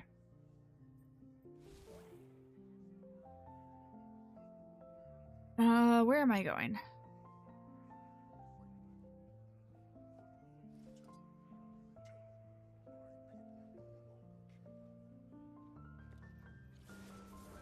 I'm going where everybody else is.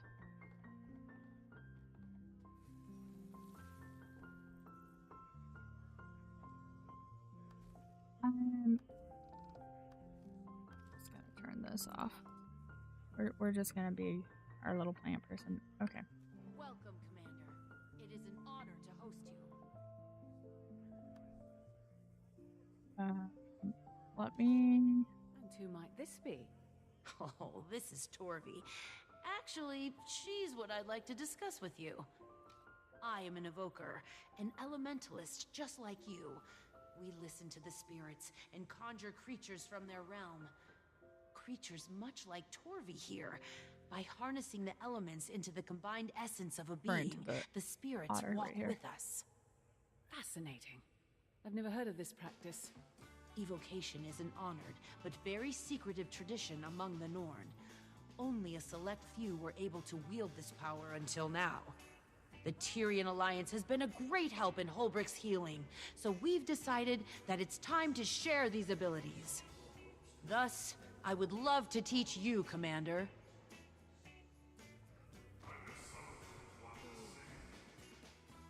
Yes, this is also our way of helping the spirits. They are healing and yearn to connect with the world again. Okay, that should fix dialogue volumes for you guys. Lawson, Mariner, Urgent Business Commander.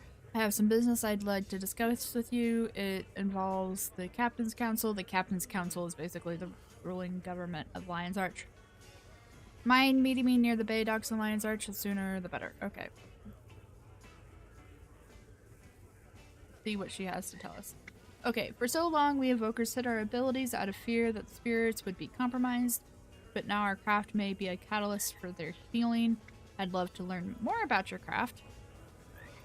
Evokers are powerful elementalists that summon lesser spirits granted by their major counterparts. Torvi here is my best companion, and by showing her the world, I can help the spirits reach even further than before. So, Torvi is a summoned water otter?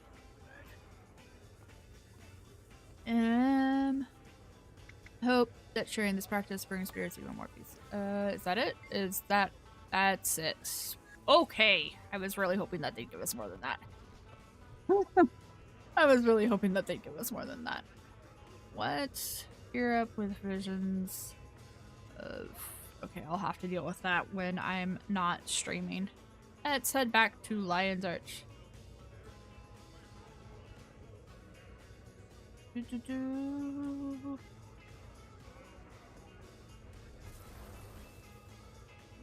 is waypoint.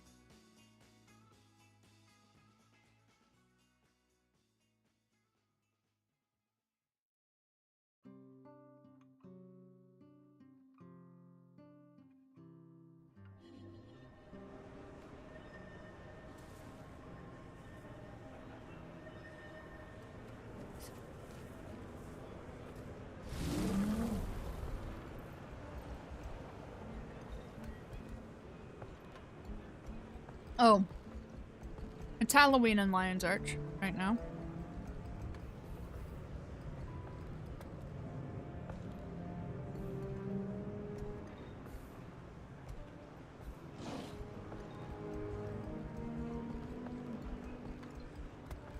Show off some of the Did you know the festival differences. Okay. I don't want... Sounds like a great opportunity to find my combat skills. We'll turn that down for now.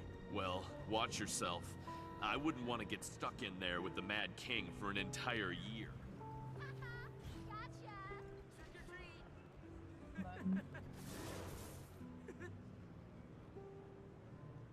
Can actually... And it turns you into a little... Whatever. It's randomized what it turns you into. Okay. Continuing with the story. No mount glow with this tune. Interesting.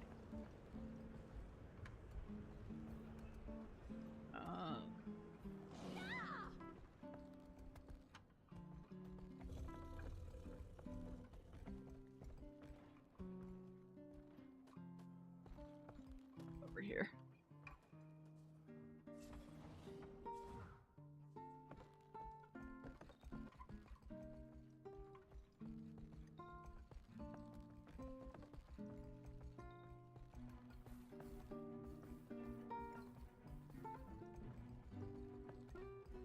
Here we go.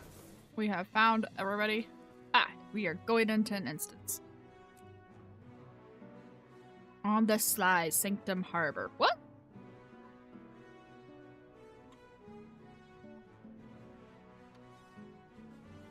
Does that sound so familiar? Turn the music down. I'm gonna turn this music down, and I'm gonna turn our music off for the rest of this. Okay.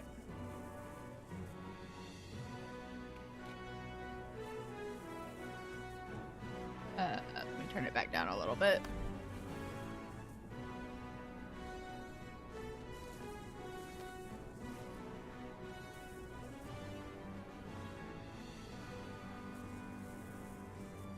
Sanctum Harbor. Sanctum Harbor is the main harbor of Lion's Arch. Contains the old ruins of Old Lion's Arch. Yada yada yada yada yada.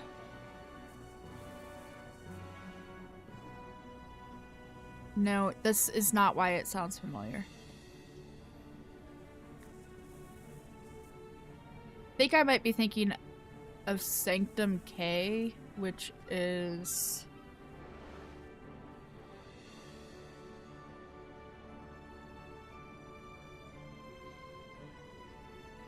this, I think. And this zone was accessible in Guild Wars 1, but it's not accessible as of yet in Guild Wars 2. We just want to know where this cargo's headed. Maybe give us a little peek, yeah? That's between me and me captain. Magnus has claim on this port. Magnus who? I don't see anyone. You'd get along much better with folks on Laughing Gull. Lion's Arch is for sensible mariners. Listen here. Stand down, Kiango. Don't make me clean up your mess. This isn't Istan. I'd recommend you all find some work to do. Elsewhere. You heard, Mum, yeah? Time to get back in line. Scram. Or should I tell the Captain's Council that their underlings' loyalty is cheap? Ah, Commander. Guess you got Lawson's message. Sorry about this. They'll behave. Trying to remember who Saida is. Saida is the captain of the Sly crew. She is from End of Dragons. No, she's from before End of Dragons.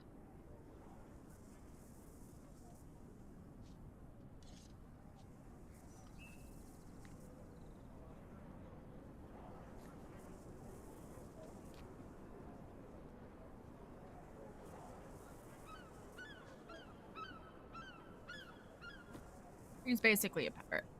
Anyway. Shaida, what are you doing here?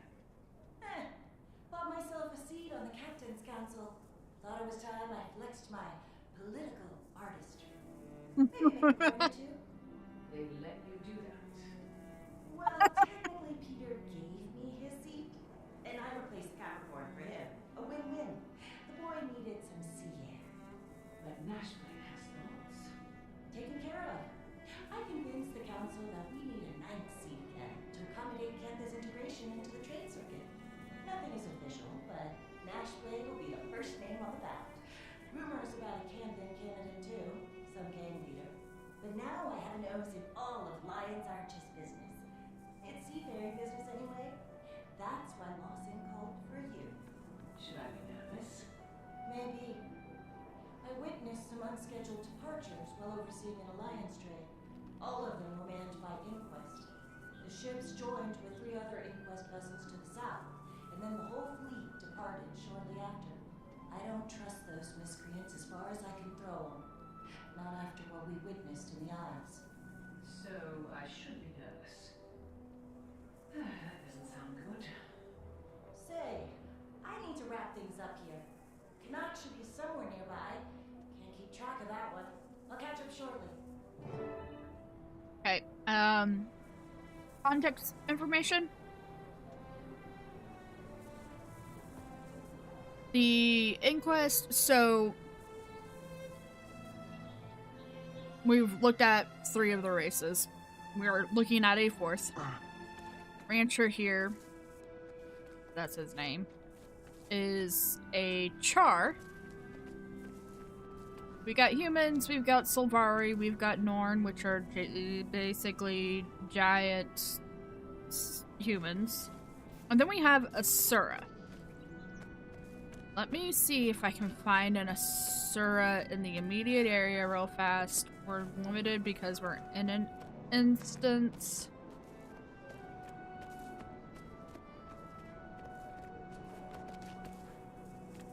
I'm not seeing one. Asura are what my first elementalist was when we started out today. The little one sort of has the weird goblin-y type ears. They used to live underground, but were driven to the surface of Tyria by Primordus 250-ish, give or take, years ago. Tyria is, for the most part, medieval-ishness in time period. Asura are the exception. Asura are highly technical, highly advanced. The other exception is Cantha, which I showed you guys all the way down here. Cantha is also highly advanced. Asurans are highly advanced because they've kind of learned how to harness ley energy, for lack of better explanation. Canthans are highly advanced because 250-ish years ago, give or take a couple of decades. One of their dudes went totally off the deep end, flipped out, and this is supposed to be an actual inland sea, and it has been turned to solid jade, but like a magical solid jade, and the Cantons have figured out how to turn it into basically an unlimited energy source. So, mostly medieval with hints here and there of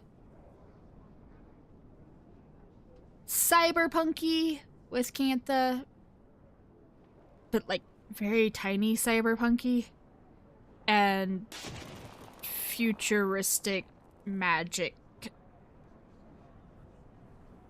advancedness. Alright, maybe not. Oh, the reason for explaining that. The Inquest are Asura who are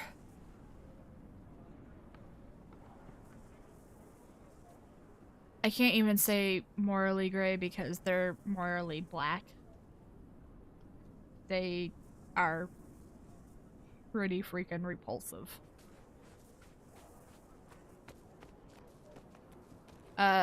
Norn.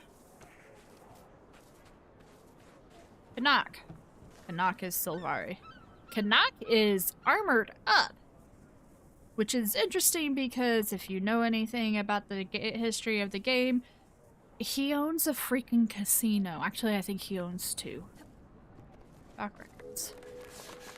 There were 5 unscheduled departures from Sancta Haver in the early mornings on the day of the trade summit between Cantha and Alona. I had my technician intercept... Excuse me. My technician intercepted one of the ship's signals, and we determined that they were manned by 2 notable Inquest crews. Crews are basically Asura guilds, for lack of a better term.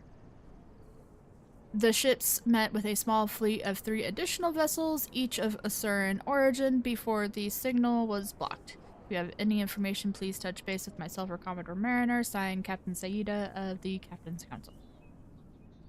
Notice of unusual activity. Did that give me... It sure did. Interaction with events or items like this in the world give achievement points. So the game encourages you to interact with the world a lot. Skulking nearby.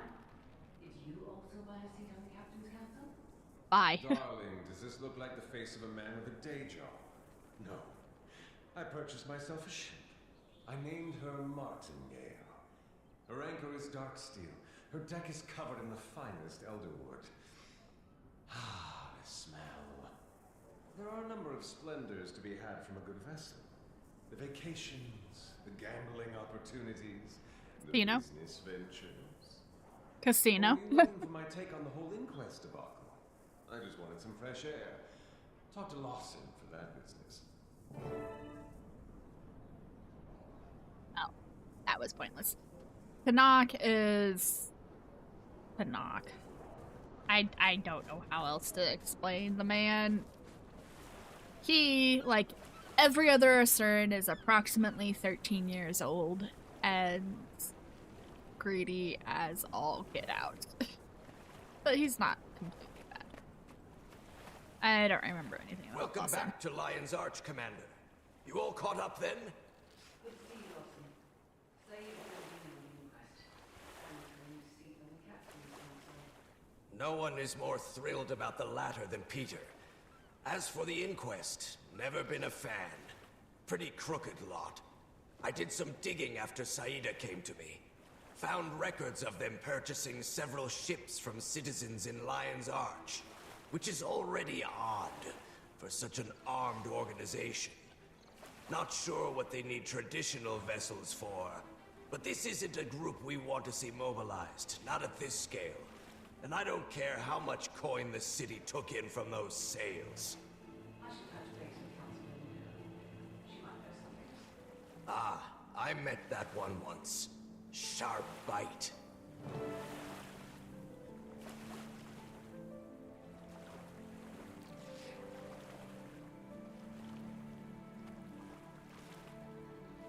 Don't remember who this person is either.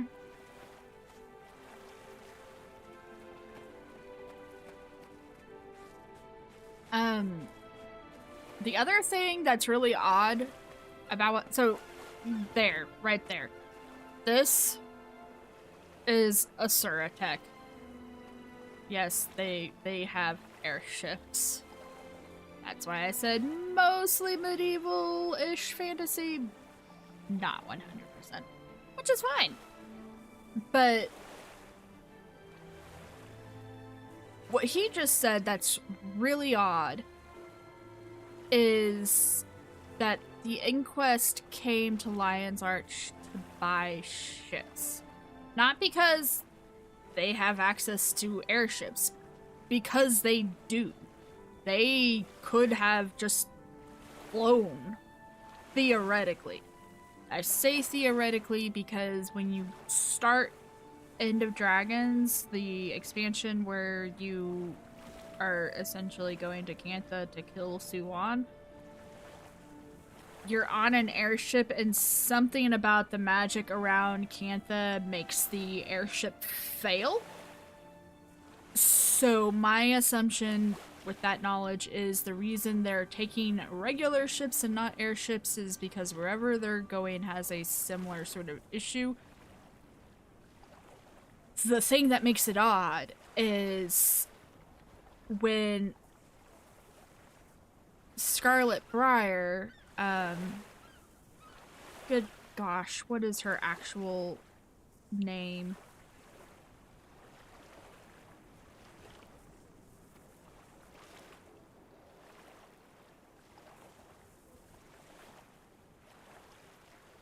Oh, Scarlet Briar is her evil name. Sierra is her birth name. The Sylvari that attacked Lion's Arch, when she attacked Lion's Arch, she was working with Inquest. Which is why it's odd to me that people were willing to sell boats to Inquest who live in Lion's Arch. Like, Lion's Arch, or not Lion's Arch, the Inquest, they're really not good people. I'm confused.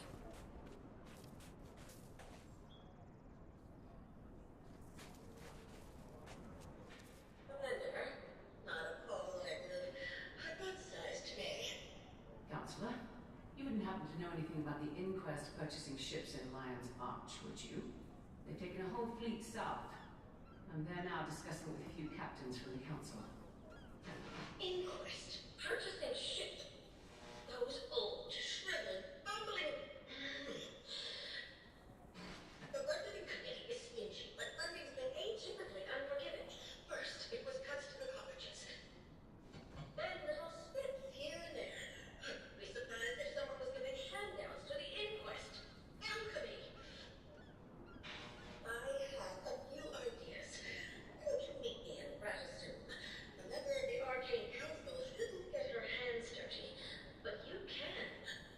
I'll be there soon. Okay, I remember who Ludo is now. Ludo is Asura. She is one of the Arcane Council members. I don't remember exactly which college she's a member of. The Asura Society is basically broken into quote-unquote colleges. Each college specializes in a specific type of research. They are brainy as all get out. Children are not children, they're progeny. Their culture baffles me, and I find them just a little weird. My little Asura that I had, that we were playing with at the beginning, when I was testing out Evoker, I don't have her because I like the Asura storyline. I have her because she's small, and she hides and zergs very well, and it makes it easier for me to survive and heal the rest of my team. Usually. That's the only reason I have an Asura. I prefer Sylvari. But yeah, we're gonna go see Asura stuff. Ludo wasn't aware. I'm heading to Ratasoon to help her look into this. I'll join you. I can tell her what Lawson and I found. Kanak, watch the ships. Oh. Ew. Lazy, greedy, sometimes does something good. Alright. Before we go to Radisum.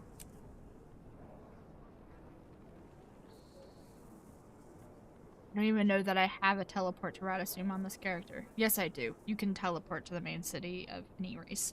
Never mind.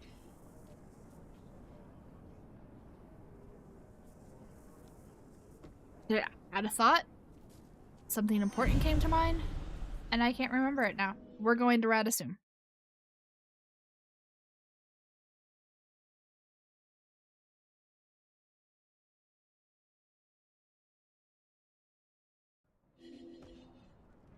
Okie dokie. Come by my office tomorrow. Yeah, look at it, it's a little box. The only one that I haven't seen consistently is the toad. He's kind of cute too, though. Alright, go back to our rabbit. Radisum. Here we go. College of Dynamics, Statics, and Synergetics. They're a magic physics heavy society. I don't know. They're odd. They're odd. Some people like them.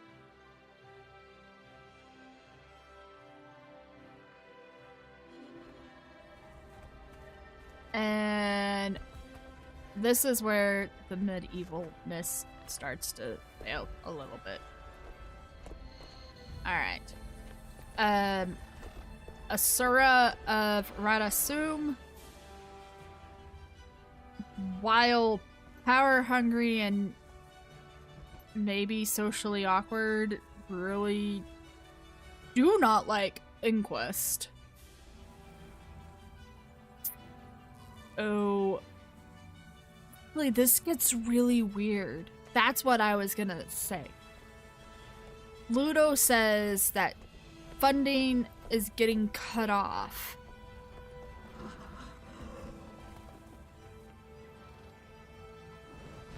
What is Inquest up to? Oh, we need to go through this one.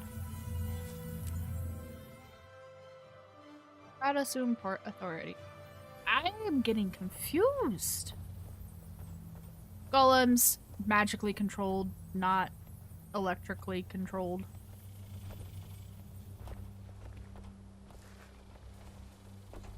I appreciate your efficiency, Commander, and friend of Commander. Captain Saida of the Captain's Council. Thora. You can trust her. The more the merrier, as far as I'm concerned. What have you got? I was tasked with observing the late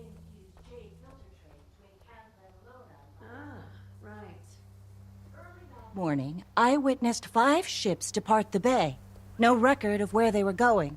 They were manned by Inquest. Joined a few other Inquest vessels a ways out. My tech tracked their signal before it was cut. Unfortunately, the trade vessels from Cantha and Alona arrived shortly after, so I had to pivot my attention. Excellent. Thank you for sharing, Captain. As I told the Commander, things have been odd around here as well. I suspect their funding is coming from somewhere else in Rossin. If they're sealand, then perhaps we can learn more from the dock workers. The Inquest vessels would have boarded right here. Why?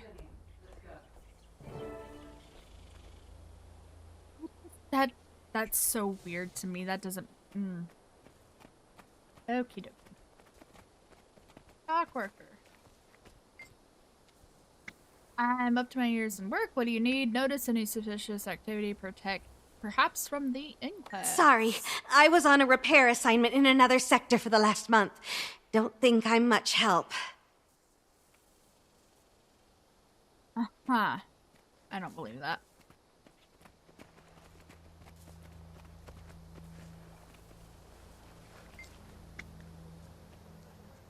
Same thing. Careful now. Uh-oh.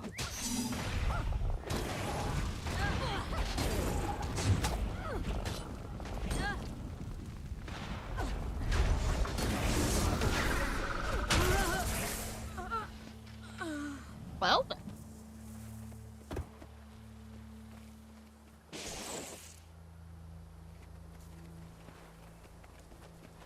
I'm gonna swap us over to the fox. I think the fox will be maybe...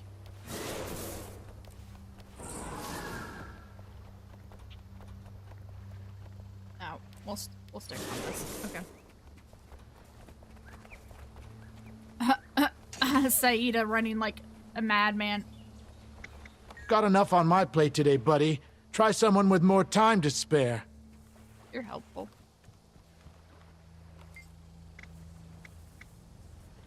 I don't know anything, and you'd be better off if you stopped asking.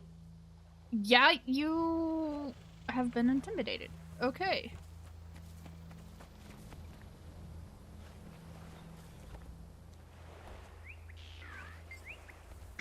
Fine day, isn't it? Feels good to be back at port again. This Captain Ukavi. Have you noticed anything unusual around here since you've been I back? guess it's been a little quiet around here. Usually a lot more bickering. Okay.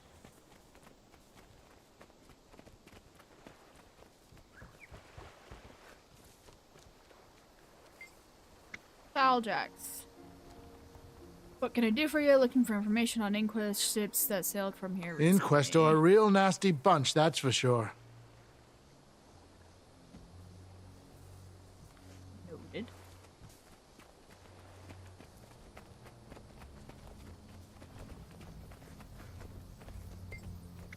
I tried to play nice.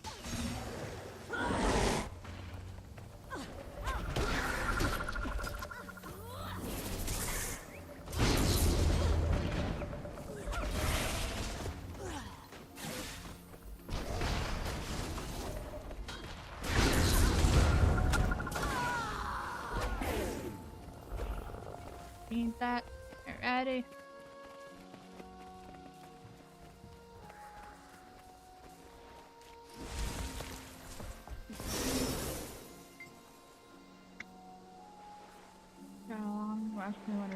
Things have been shady around here for sure.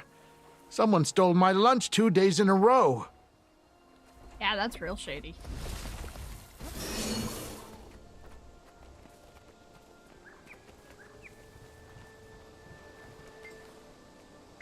Overseer's orders. Huh. Nothing personal.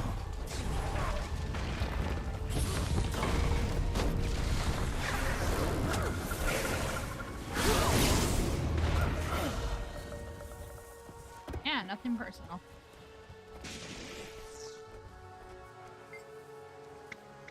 I have time for jibber jabber. Yeah, I'm too busy for any of this.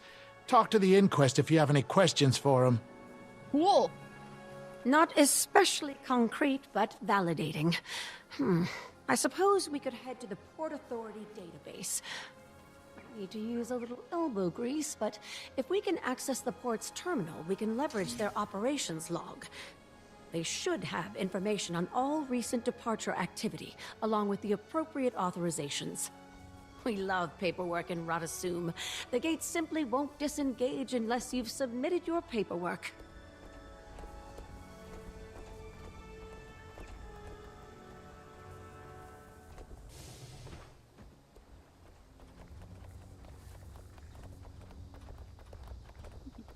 Ducky.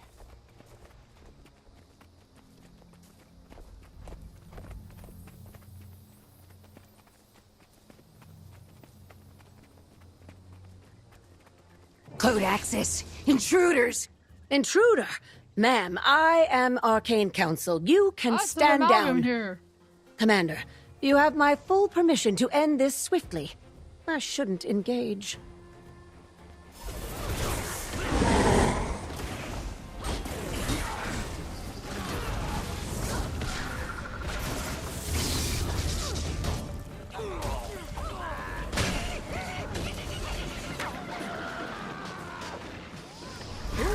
It hurt.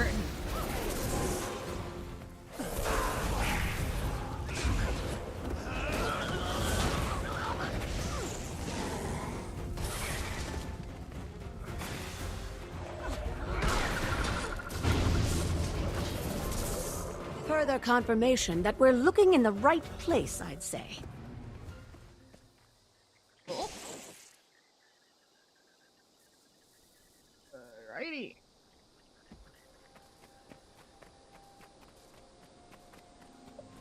All right. Let me enter my verification code. I have an A2 security clearance. Someone must have manually blocked my identification. We'll need a physical access card. Look around. Maybe one of the workers set those down. Cool. Nothing here.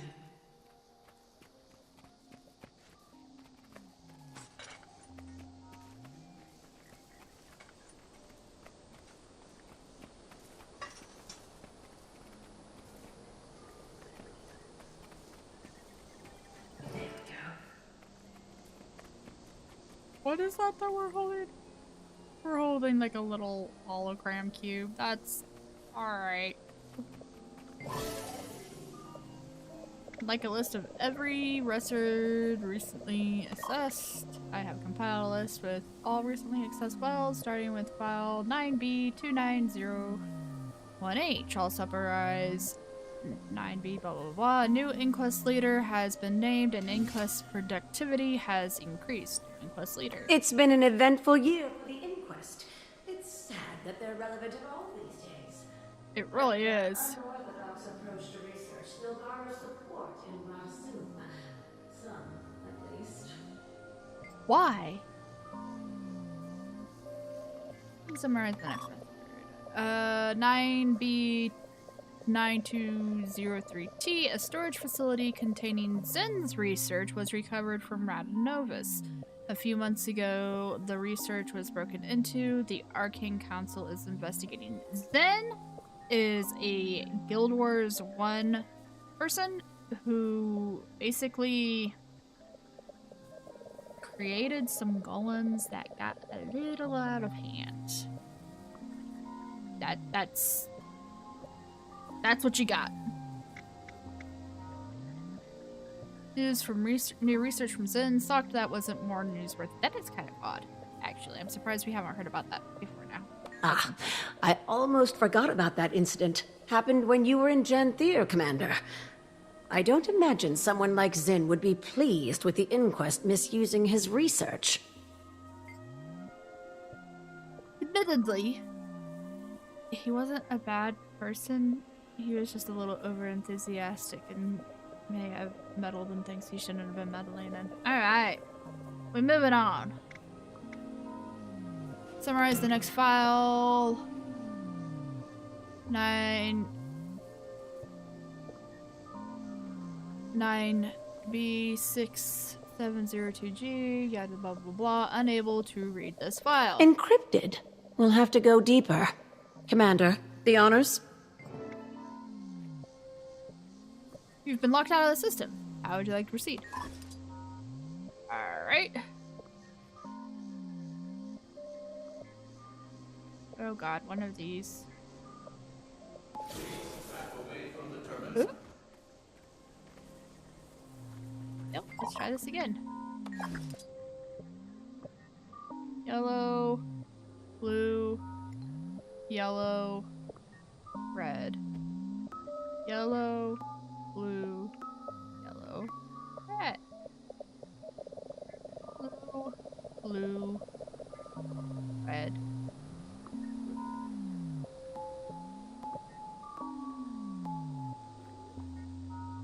Red, yellow.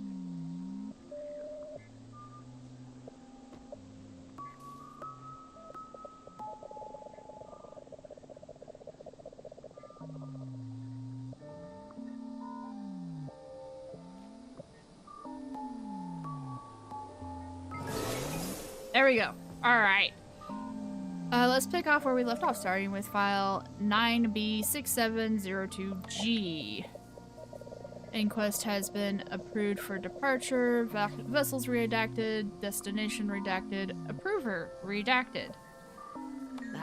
Here we go. Looks like the destination was corrupted. As was the authoriser's identity. Convenient. The evidence continues to stack. It's all coming together now, for better or worse.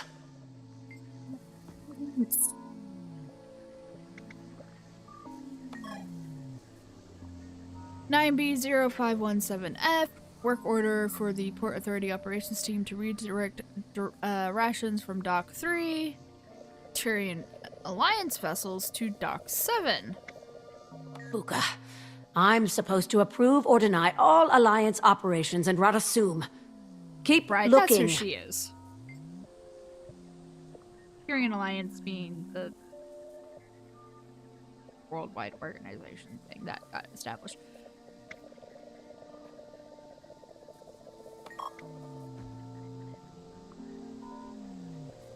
Certainly, 9B0517F is redirected to 9B0516F. Counselor Yak formally requested that rations be directed from Tyrian Alliance to Inquest. Yak, of course. Yak. Why anyone ever supported Inquest being on the Arcane Council, I'll never understand.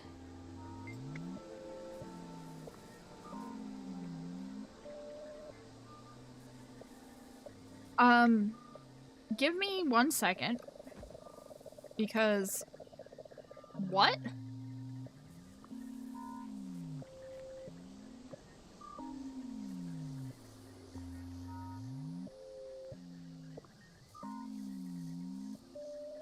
Consul Yak is a member of Inquest and their representative on the Arcane Council.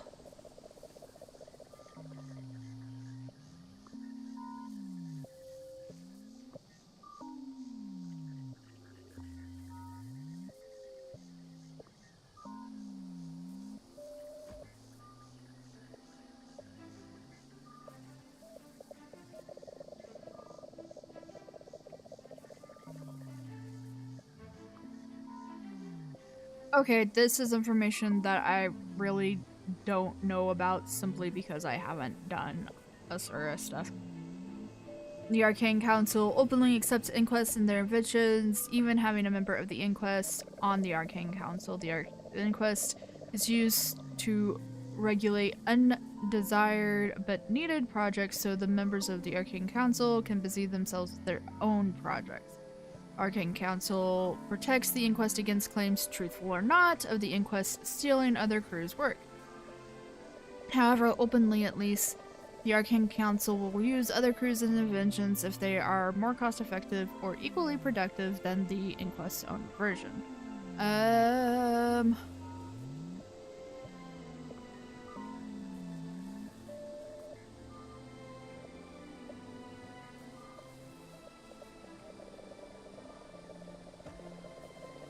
Okay, so just a quick thing about the Inquest.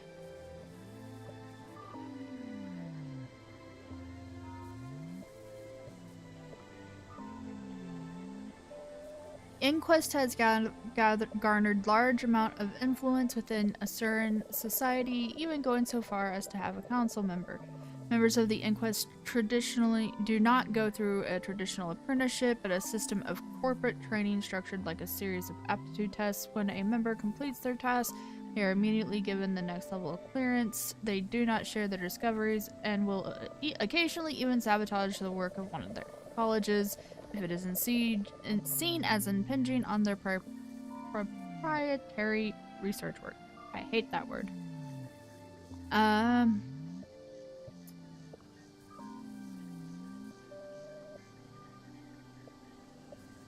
A lack of ethical principles and research methodologies and institutional actions. And when it says lack of ethical principles, they've essentially exploded a nuclear bomb for the sake of research in the middle of the jungle. Anything else?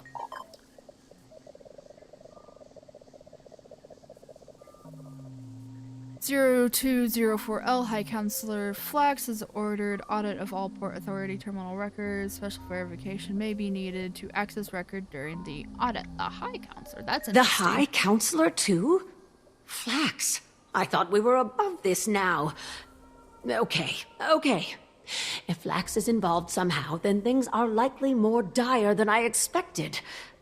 Officially, I don't condone breaking into the counselor's office. Unofficially, your options are limited. The pirate's hard in this one. We can take a portal downstairs. It'll get us close to the High Counselor's laboratory. We'll strategize from there. Okay, so having not played any Asura storyline, I guess I've been saying this whole time, it seems really weird to me that there's any inquest activity being accepted in Red Assume, but it's more accepted than I realized. Asura are weird. That's what I'm gonna say. Alright. Take the Asura gate. Oop! Oop! Okay.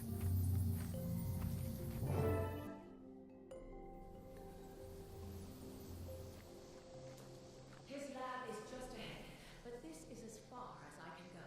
If I were to get caught, that'd be a whole other can of worms. This time of day, the old fart's probably in there with his personal crew. Security will be aggressive. Though they're certainly not letting you in like that. You're too tall. Huh.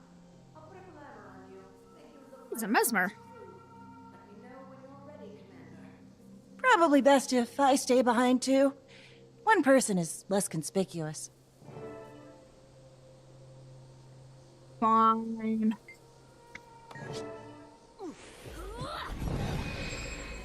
Be quick.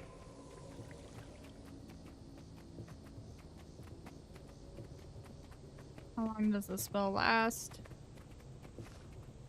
Out of date. The High Counselor. These numbers are substandard. I'm trying to fortify our data collection, not expose it to our competitors. Yes, sir. We're trying. The waypoint frequencies have never been the most secure, and Cantha... Cantha? Don't mention Cantha in here. I refuse to compare our legacy of excellence to their gimcrack infrastructure. I need to get him out of that office.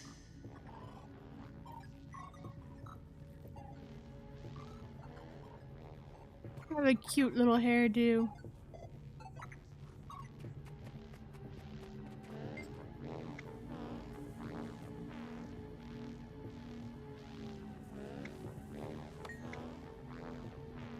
I ate 20 pieces of Zai taffy on my last break, just enough to keep my eyes open, but not enough to send me into a fugue state. If anyone makes a mistake, none of us are going home tonight.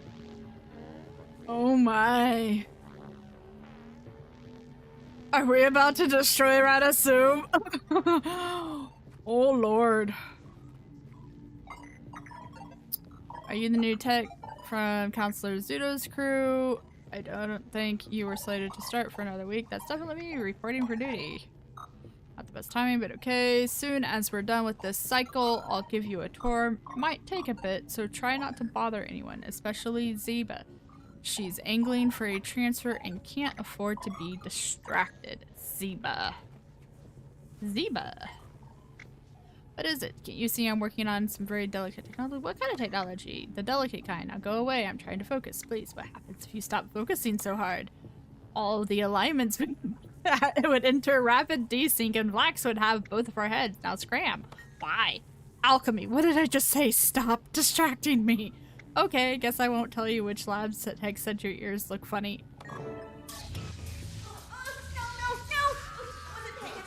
Why has the flux correlator halted data organization? Zeba, a word. So, what happened? Intruder detected. It was going fine until... Everyone, stop what you're doing. We are going to stand here and watch her fix it.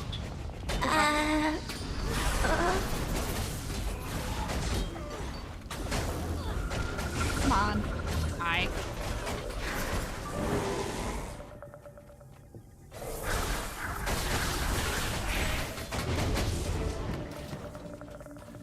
Well, this confirms When the rest of Tyria's witnesses and respects Radisum as the moment. When the rest of Tyria witnesses and respects Radisum as the monument of Tyrian brilliance, a Surin brilliance, you will know that we made the correct choice. I will inform the inquest that they are free to depart. They will not be stopped. That doesn't tell us anything. Meeting notes. Arcane Council meeting notes. All of these people. We want to hunt Flunt. Quorum has been reached. With two members of the council absent. Council Ludo is in Lion's Arch on behalf of Tyrian Alliance. Council Canny is on an ecological resource study in Cantha. Catering has been provided. A petition was proposed from Flunt to change the name of Arcane Council meetings. To change the time of Arcane Council meetings to Canthan Standard Time so that he does not have to disrupt his daily tea ceremony. What? What? Varg volunteered to read a letter from Ludo. She states that the Captain's Council will be hosting a summit between the nations of Cantha and Alona 2 weeks from today. Cantha will be demonstrating their new ley-infused jade filters. Ludo has suggested that the council send students from each of the colleges to watch. Yak has dismissed the notion. Blunt seconded. Yak's concerns pseudo-descended, and it was dismissed by Flax.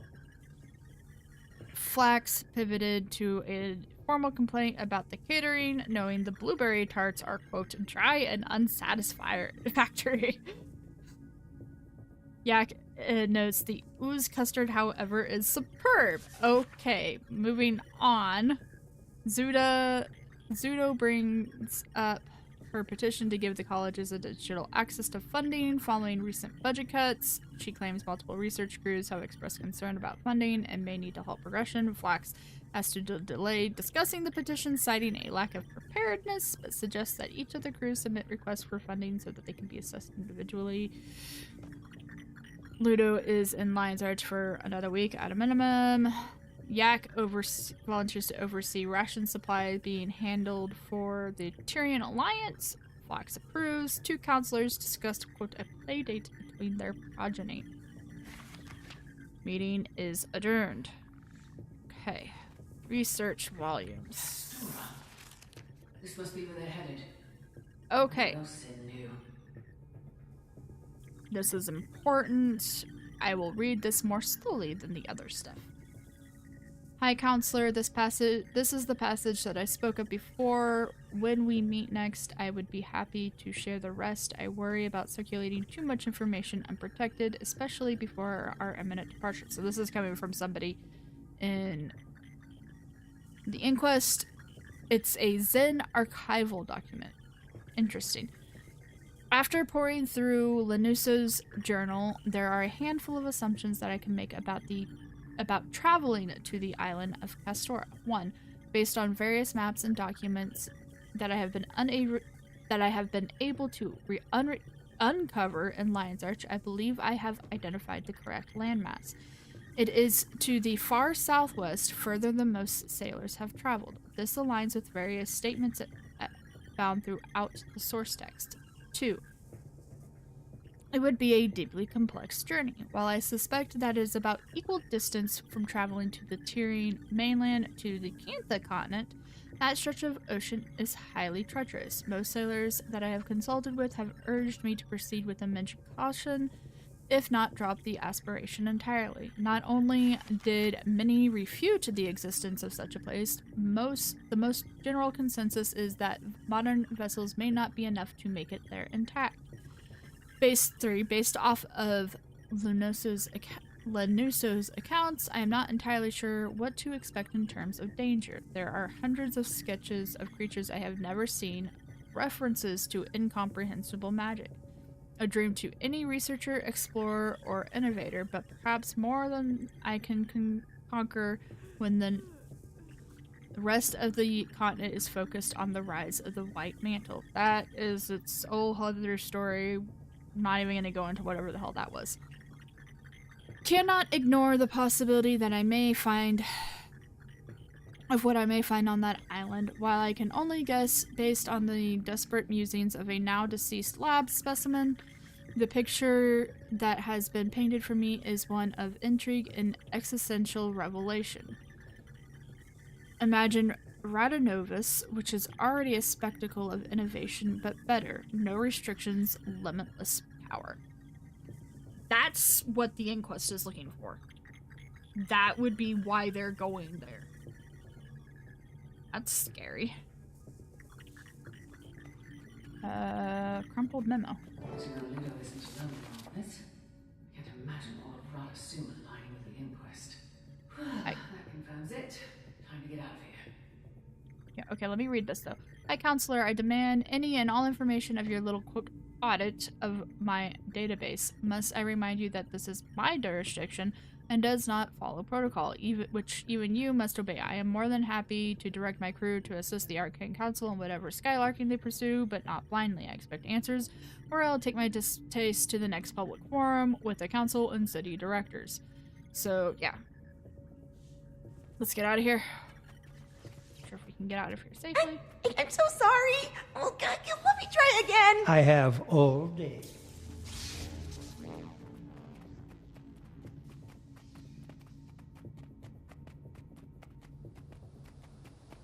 I kind of feel bad about getting her in trouble.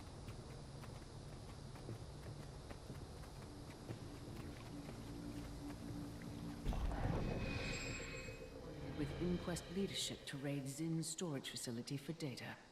They're headed to an island called Castora, searching for something that they were smart enough not to write it down. Damn it! Castora, huh? I've heard the name. A seafarer's fable. It's an island to the far southwest. A couple weeks' journey, at minimum. Not approachable, best I know. I haven't heard of anyone going and leaving. But that explains why they needed ships.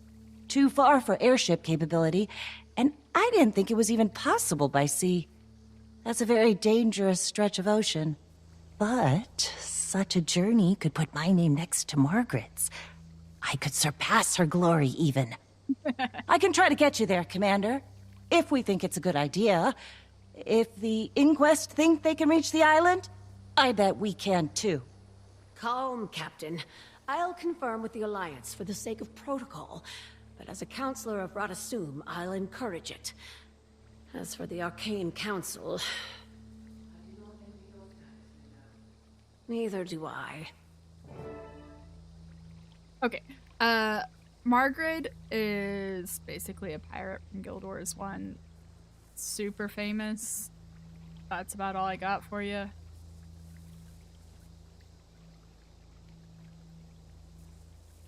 Relic of the Biomancer. What is this? When you inflict yourself with... heal yourself when you inflict bleeding or poison on a foe. That's gonna be an interesting one. I'll be curious to see how that plays out. Okay, sorry. Castora is the sort of place that you hear stories about, but question its existence. This is a once-in-a-lifetime voyage. It's appeared on our maps under a few names, and you can see it if you stray far enough from the route to Cantha.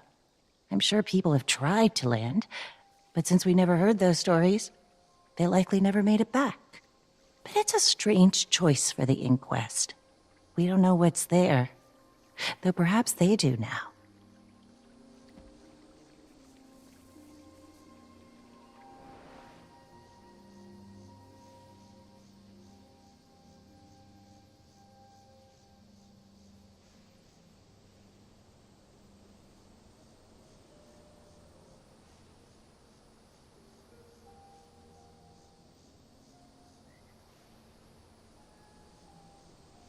You'd have to stray pretty far off course to spot Castora.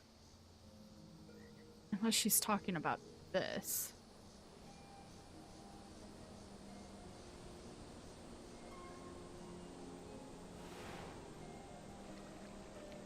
I'm going to touch base with my sister next.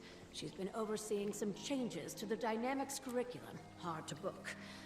But if Flax and Yak are moving in shadow, I need to make sure the rest of the Arcane Council is ready to take action. And meet your allies in Lion's Arch to make voyage preparations. Even Radisum.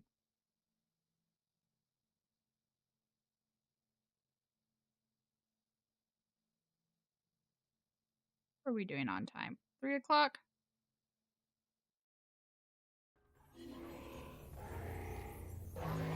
Alright. Those drop frames just now happen? Looks like we're doing okay.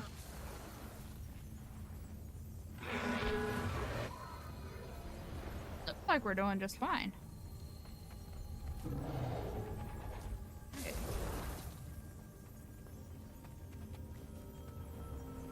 Let's head back to Lion's Arch.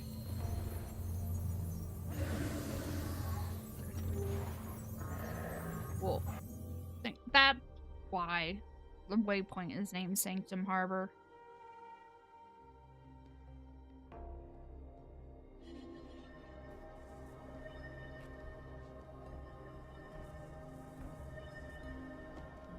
Eligible for upgrade extractors. Yes, I will take my 3 upgrade extractors. Give me a second. Let me grab my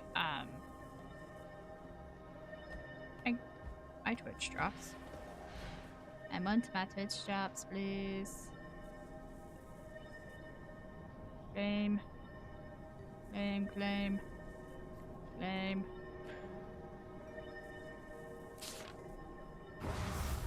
Oh. Take. Take. I don't need the panda hat.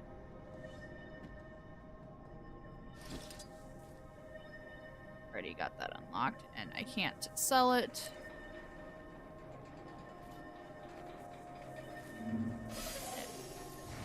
What I meant to do.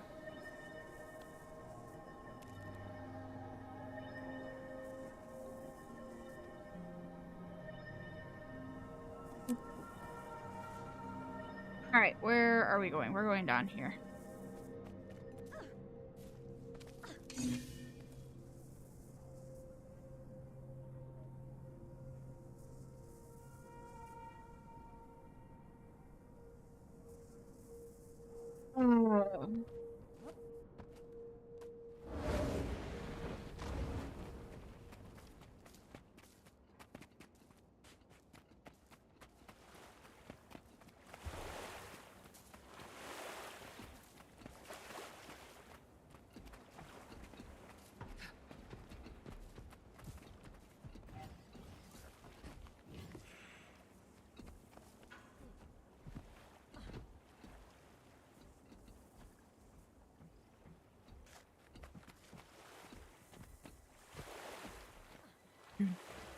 And it works with her though.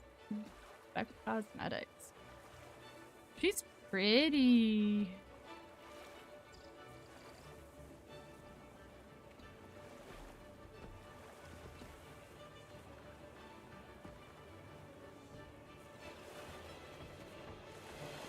And he's not dressed. Okay. Commander, we've been cleared to sail. Our crew's all here, just getting things boarded up and ready to go. I don't know if I'm impressed or deeply concerned about this lineup. It's all the Alliance could sanction at the last minute. Everyone is a little at odds on how to approach this one. They're intrigued by Castora, but a bigger fleet would need more consensus, and we don't want to give the Inquest leeway. Oh, and you're in charge. What? We were just making our acquaintance with your darling friend Iskarin. Tell me, does the Astral Ward invest? I didn't think we were here for profiteering. After Councilor Ludo informed the Alliance of the Inquest's movements, I thought my expertise would be beneficial to all. This Castora is a dangerous place, from what I've heard. And Canuck will be lending the Martingale in supplement to my own ship, the Dark Leviathan. Baby's first voyage. And if she gets scratched, I will scream. That leaves you, Ritlock. Are you here for pleasure, punishment, or both? Carisha thought I could use some air. If I had to keep listening to Bengar's rhetoric, I'd probably be in a cell too. When do we set sail? As soon as you tell us to. Then let's get going.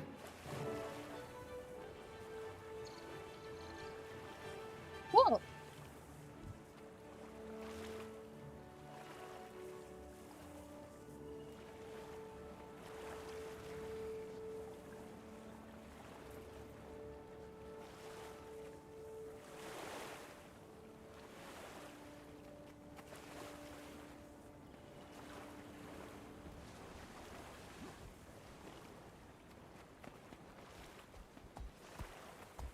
Okay.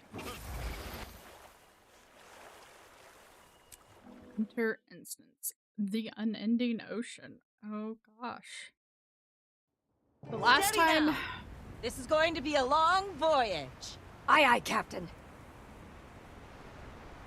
The last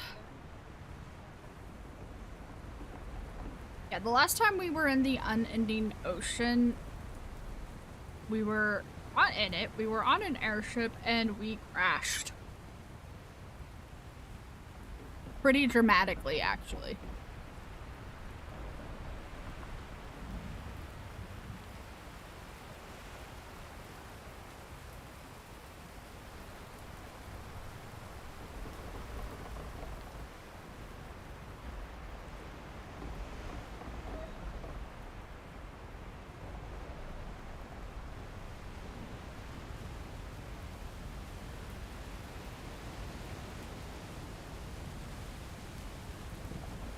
Okay. This is...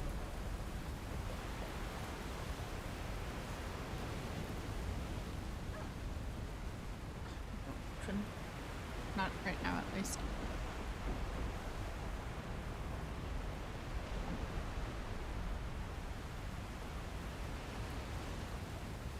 Alright. Look who's awake. I swear, you slept for half the journey, Commander. I don't know how you get any rest on this vessel.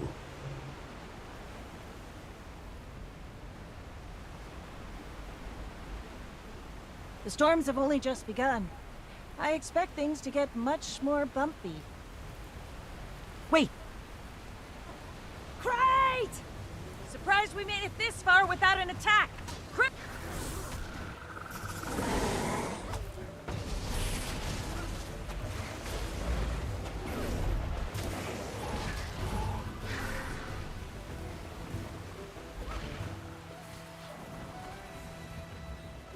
Why did I get kicked back?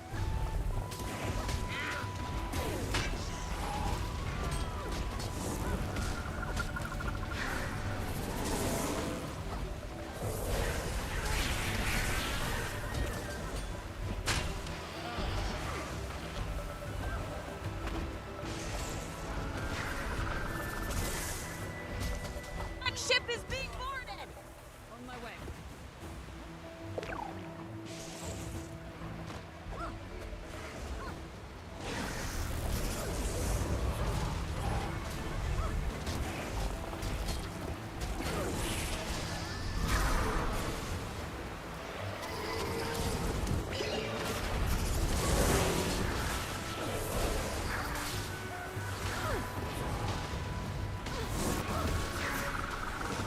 Oh shoot.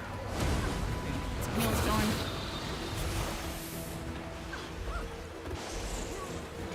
I'm not out for heals on this tune.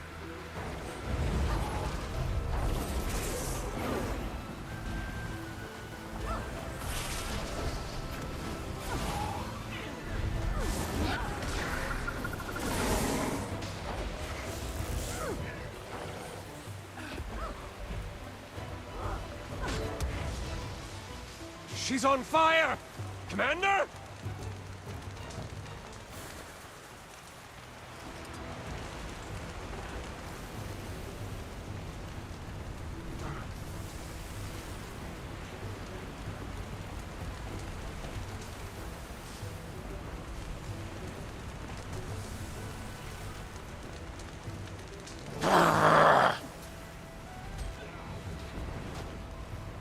Hey, why? Barca. Alright.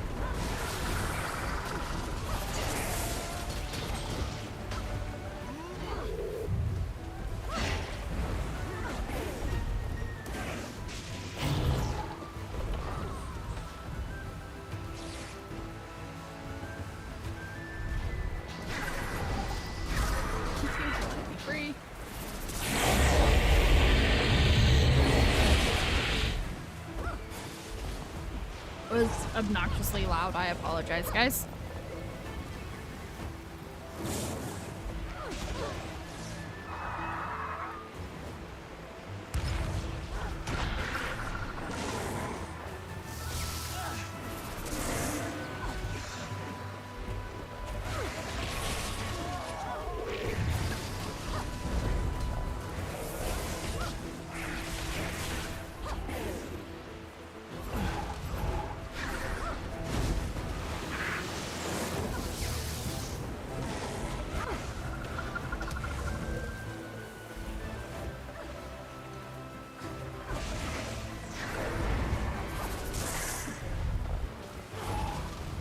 Look! Something is attacking the Dark Leviathan. Gold, I never had the cannons repaired. Got these harpoons, at least. To take out Saida's ship. Aida's ship is...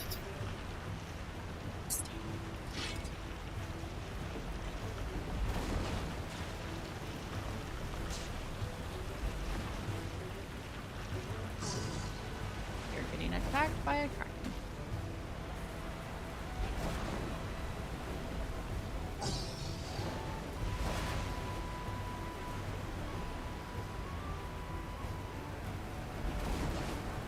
Keep it up!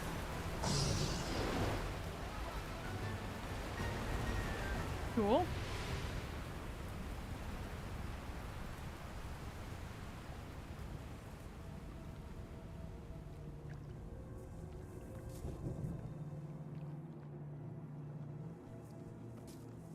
Hey, you can stop saying that. I don't like this fog. It has a magical quality to it. Stings the senses. Even I cannot look beyond with a bare eye. It's scrambling our navigation instruments, too. I can't tell where we are. I can't see anything. Captain! We're being attacked By crowds. Veteran crushing horror. Okay.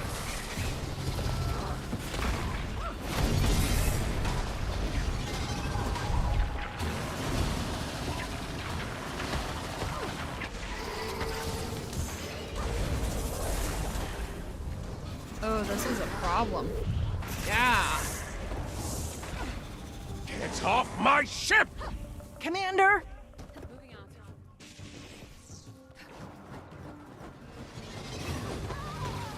It'll be fun, Krisha said. Fun, she said.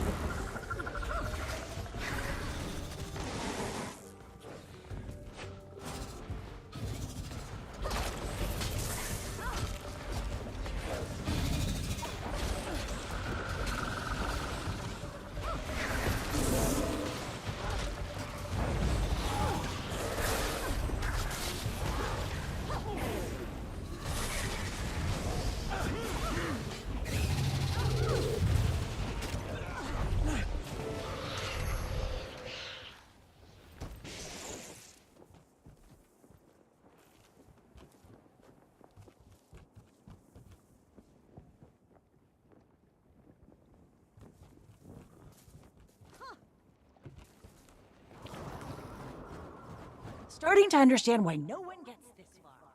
I'll steer us straight into a rock at this rate.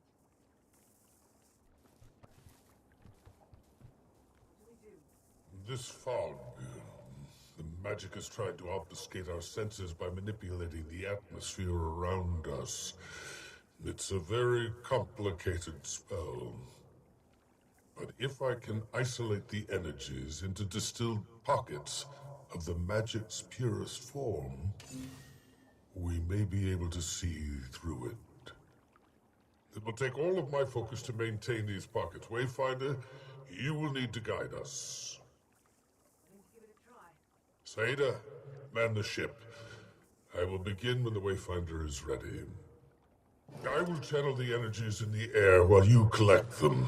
You should be able to see a break in the path.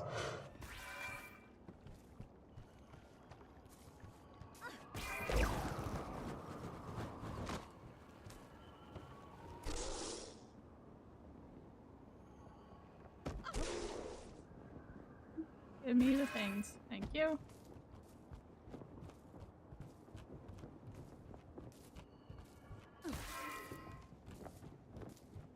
But I grabbed that one already.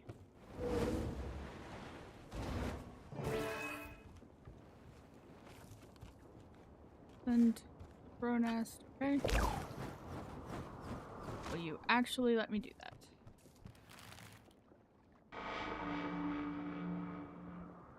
Oh, Lord.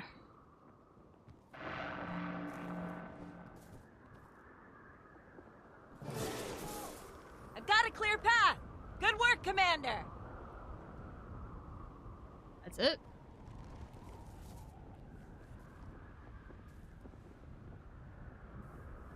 Ooh. Captain, do you see that? Yes. It's been here for a while. We're probably sailing over a graveyard.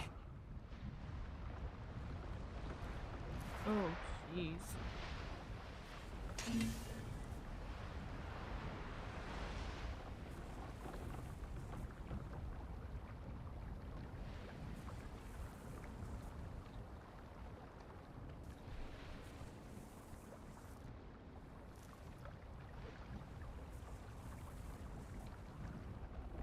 I appreciate that they've taken time to put stuff in this intro story. Once more, Wayfinder. You must collect the coalesced energy and guide us. Alright.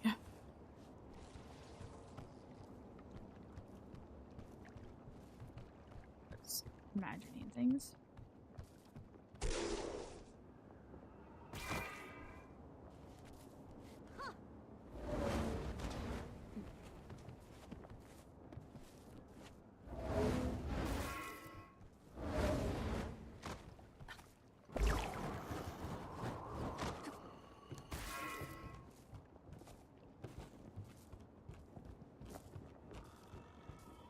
Pringle!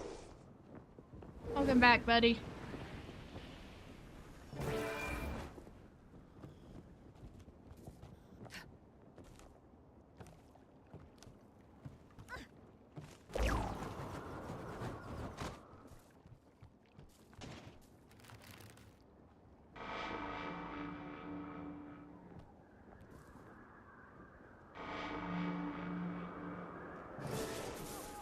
I've got a clear path!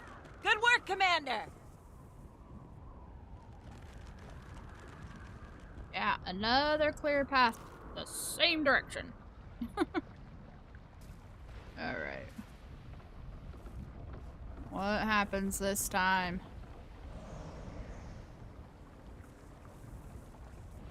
I'm That's glad a we didn't hit ship. those. It is frightening. Yeah, we almost did though. Oh, look at my poor little bunny. He's like being blown away.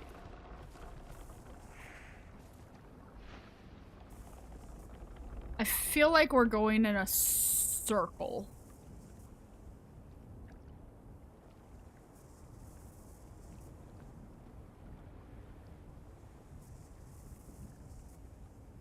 I've distilled the energy so you can collect them once more, Wayfinder. Scar, there's gotta be a better way to do this.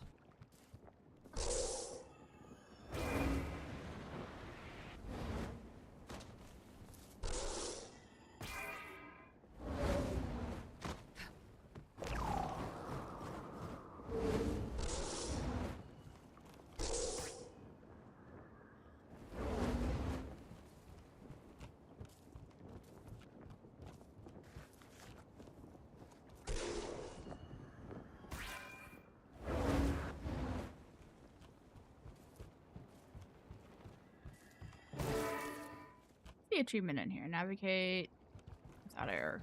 Okay.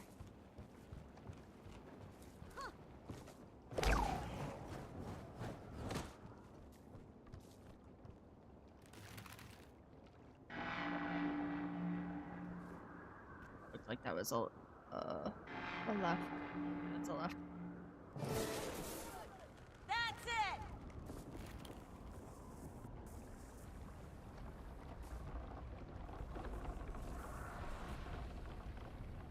What's on our port side?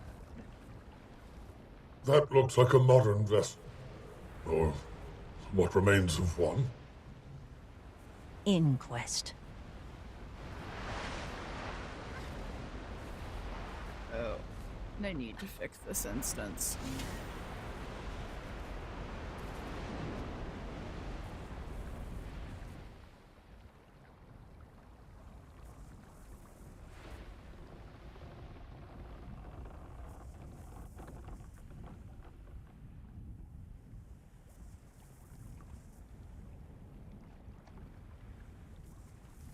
I guess we do it again.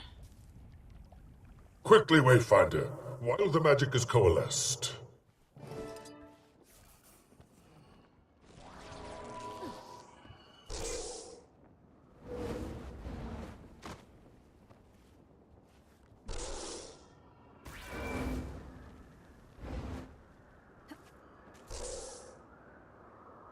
I missed that one.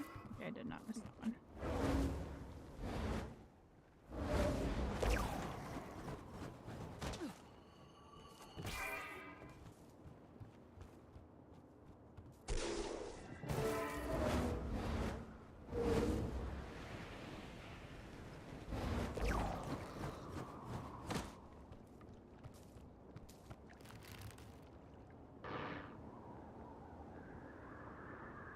Like straight. Yeah, straight ahead. I've got a clear path! Good work, Commander!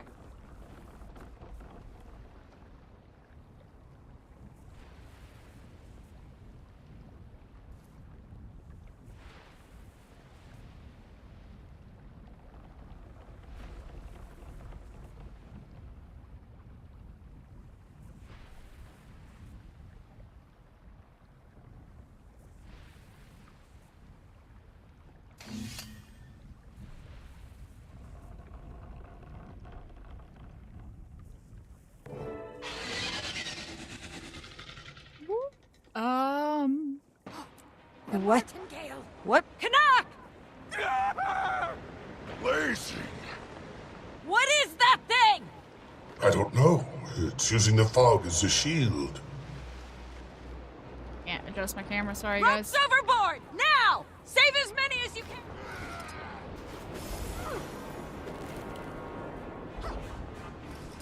Knew this was a bad idea. This one. Oh, come on. You please do the thing. Please!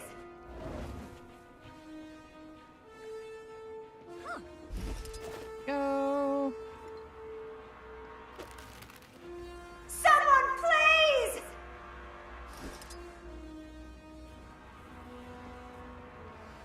How do I not have line of sight? Oh my gosh. Toss me a damn rope!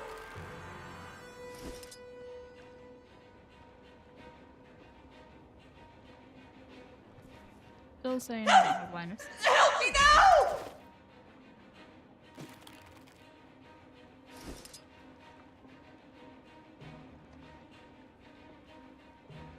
Get the Blood Legion Tribune first! Come on. Oh, I've got the rope. This is annoying. Oops. Get the Blood Legion Tribune first!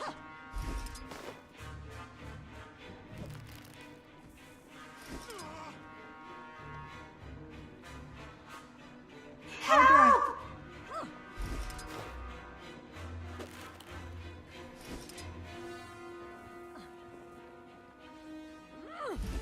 Help! Please!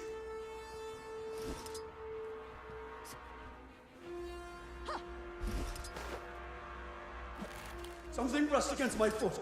Help!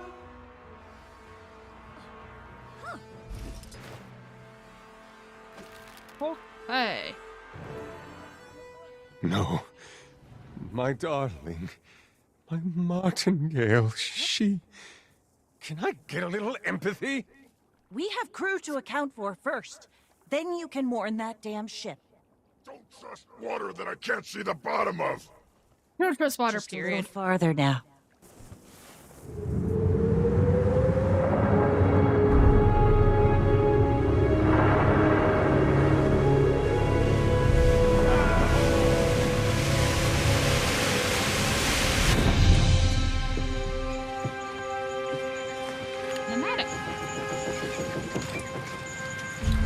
The trees.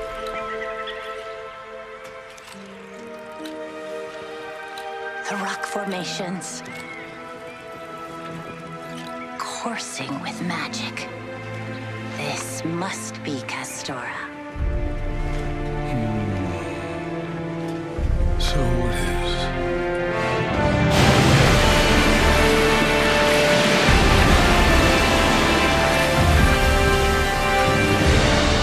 That is the most impractical, god-awful looking ship I have ever seen.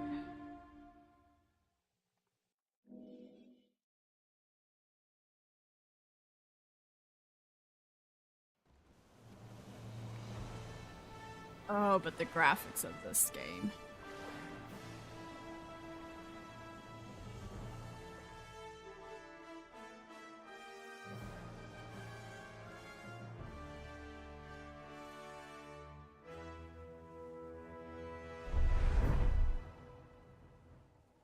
Yeah. Finish your little cutscene.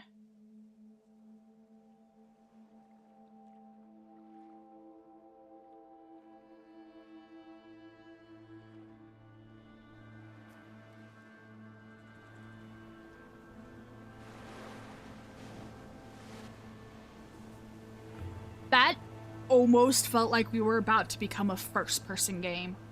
The way that it was angling back and the texture and detail of it right here for just a second. Just a second, it felt like a first-person game. Okay, I am not ready to be done yet. We've still got like an hour and 20 minutes before I have to meet up with my guild. I honestly plan on going to that point. Give me 1 minute though. I need to go to the bathroom. I'll be right back, guys.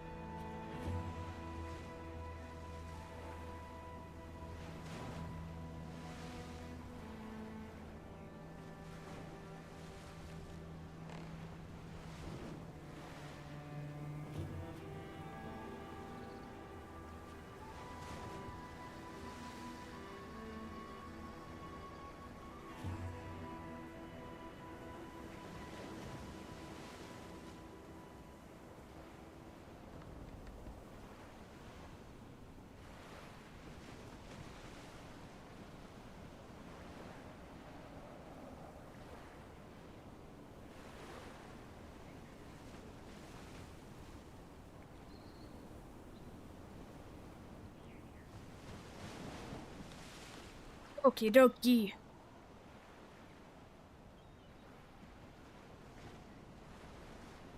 You're gonna keep doing this.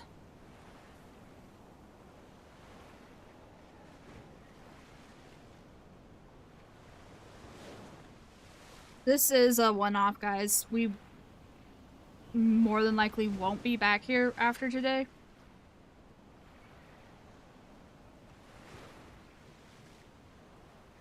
But I really wanted to play, so.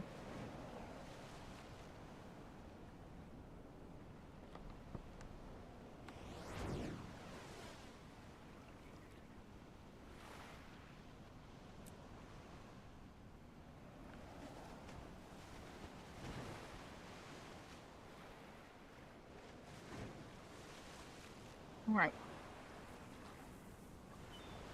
Check in with Saida. Who's behind us? Okay.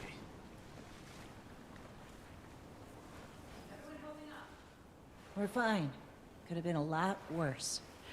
Most of the crew went ashore. Needed some firmer ground beneath their boots. Understand. Good. I'll head that way. Do me a favor and grab one of those crates. Just food. Shouldn't be heavy. Kiango's taking inventory of what we've got left. I'll be right behind you. Need to make note of any damages so I can get her patched. Probably won't be journey ready for a while.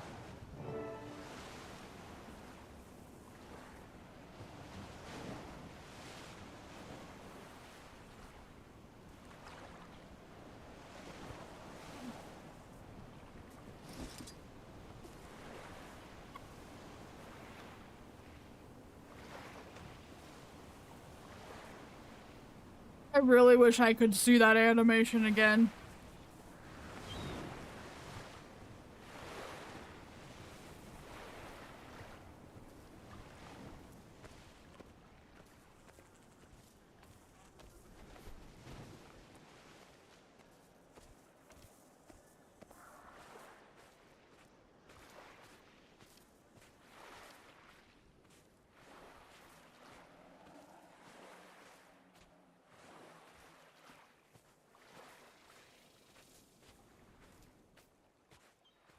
It's an owl tengu. The owl tengu always looks so odd. Hi. Thanks, Commander. Heck of a cleanup job ahead of us. Canuck's ship is all over the bay. We don't have eyes on all the crew yet, either. But we made it. Hopefully the inquest don't get too far ahead of us while we collect ourselves. Alright. Mastery. Learn to survive Castora just like the shipwreck survivors. You've unlocked the Castoran Survivalist Mastery track. Few masteries.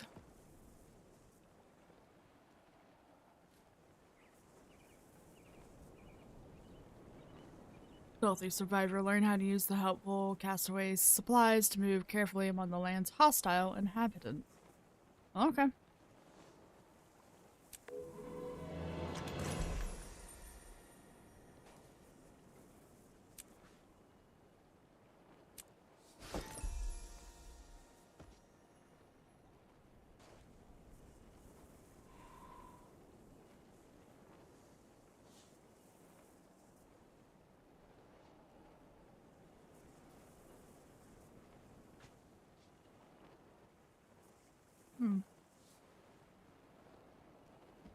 Let's look here real fast.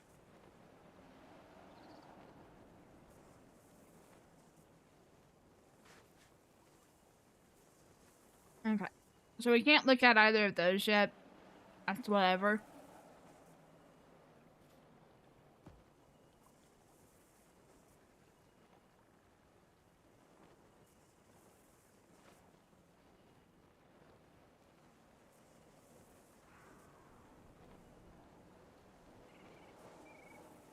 Okay. Learn how to survive off the hostile land and identify unique resources. Gathering nodes have a chance to grant map-specific resource. Lucky Shield. While on Castora, when your health reaches 25%, create a barrier and reduce your health skill's current cooldown. That is crazy. Wow.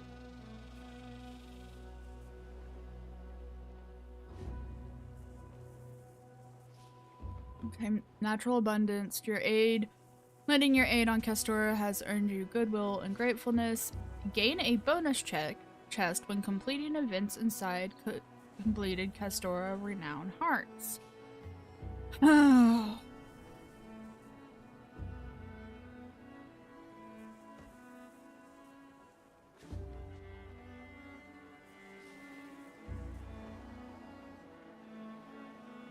That has me concerned.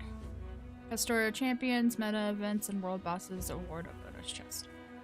That has me concerned for one reason. The last two expansions, everyone that I've talked to has the same complaint. And I agree with the complaint to an extent. I don't think I agree with it as much as they do, but I understand what they're saying. The last two expansions felt really grindy for progression, and what I mean by that is in order to make the story actually advance, you had to do the same like 3 or 4 events over and over and over and over and over again, and this feels like they're gonna do that again just because of that one mastery. Alright, we'll find out. Is there anything else that I need in here? Let's look around real fast. Let me see if there's anything else. Electric fish. That sounds mildly terrifying. Medusoid stinger. Alright. Hermit crab.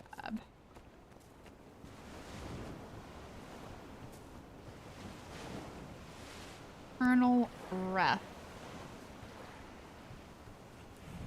An Asura with a title like Colonel feels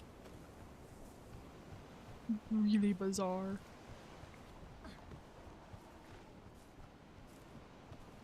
I want to look at the rest of the ship here. Can I see the inside of your ship? No. Are they fixed? Flipping to... Oh, I don't think there is an inside in there. Yeah, I don't think there is an inside in there. That's sad. Alright.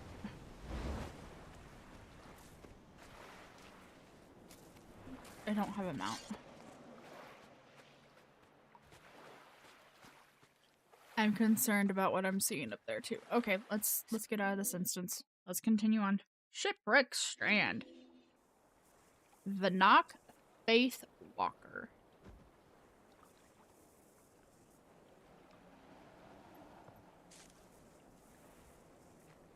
Okay.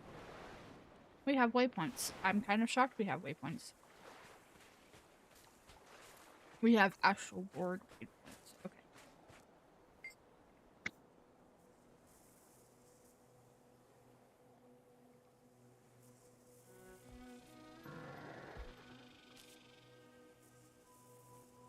Vinok Faith Worker, I think, is from the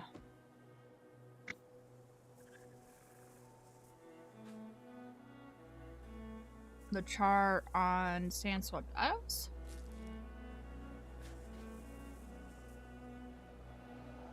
What are they called? The Omicron. I was about to say something like that, but I wasn't 100% certain the name.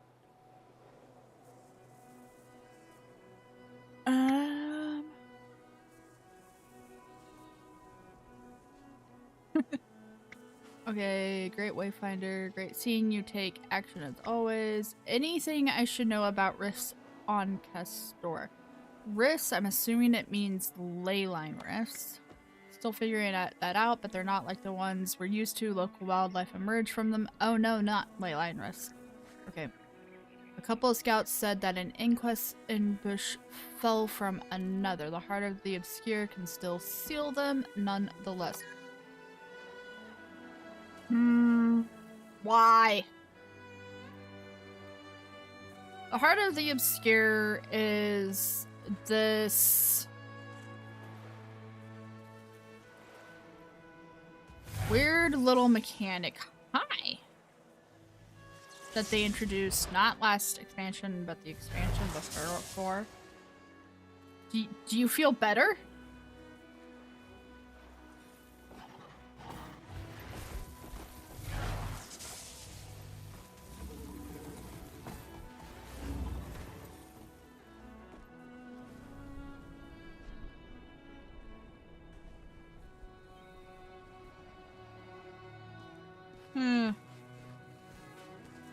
Okay.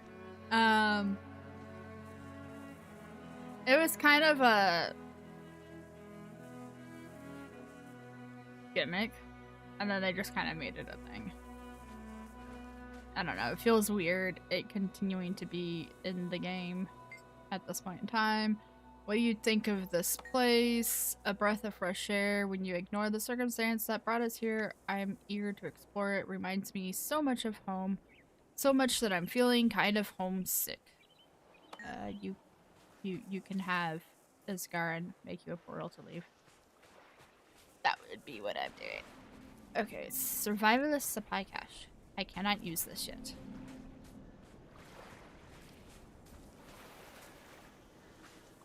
Astral ward, wizard person, portal to Central Tyria. Is that what that says? Lion's Arch. Portal to Lion's Arch.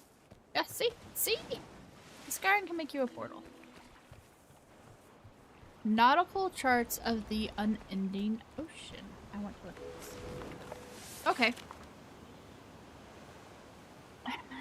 Captain Saida, these materials here were all I could dig up from our humble maritime archive in the city. Pretty sure some of them were on loan from the Priory, and I never got around to returning them. The earliest mention of Castora appear in ancient Marganite sailing records before the fall, when their ships ruled the unending ocean. Others come from ancient Canthan vessels rumored to have been blessed or guided by celestial entities. 1 second.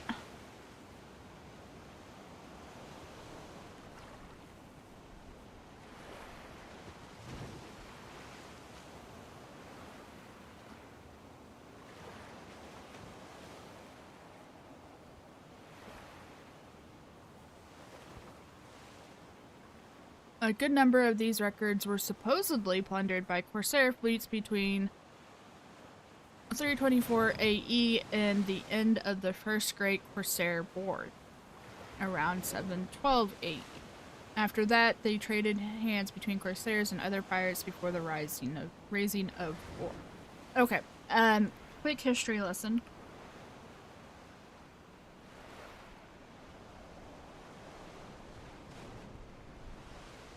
Go back to main Tyria. So, humans supposedly don't originate on Tyria. They were brought here by the gods who have since left Tyria. They settled in Alona and Korna and Ista. Down through here. Down in Cantha. Prida. Through here. Into Ascalon. Through here.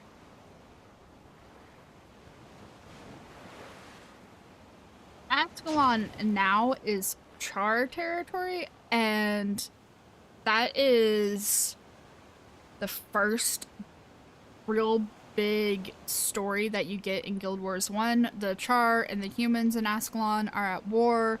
The Char basically destroy Ascalon.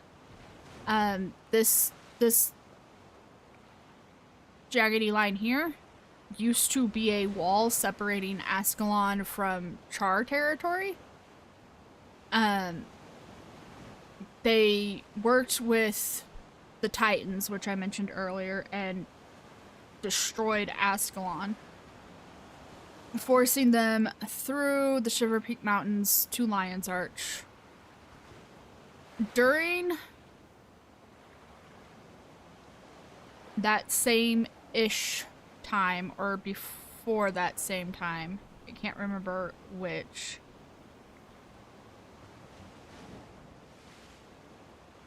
I think it's before. Yeah, it's before.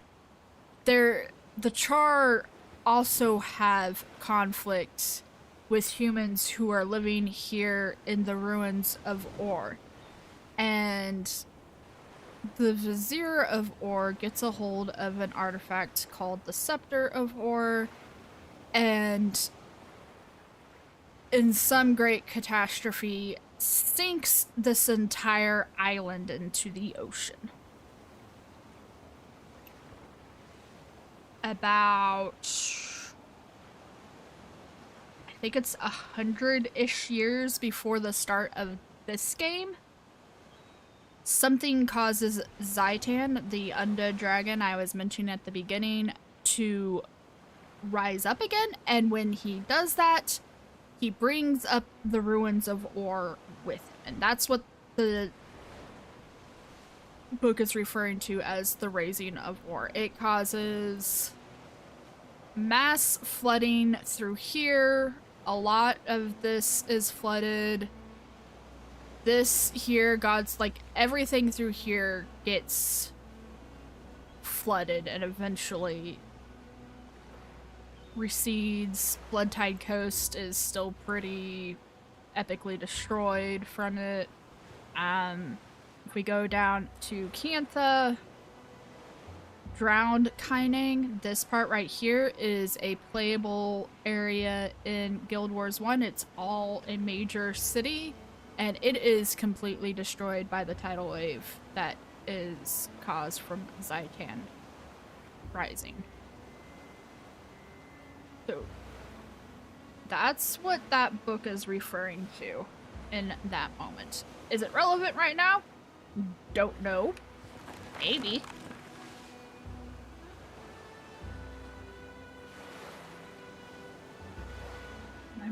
Descriptions are few. There is consistent mention of an unusual marine layer that blankets the entire coast of the island continent. For the most part, they read as if they were mostly written from the ships stopping to fish or scrounge from wrecked salvage, only to catch the briefest silhouette or outline of the landmass. That's all that stood out from a skim. Perhaps you'll have better luck based on your reputation. If anyone has half a shot of reaching the shore, it's a sly. With that said, I am looking forward to hearing what Castora has to offer Lion's Arch. Lion's Arch is basically a pirate trading hub, for lack of better words.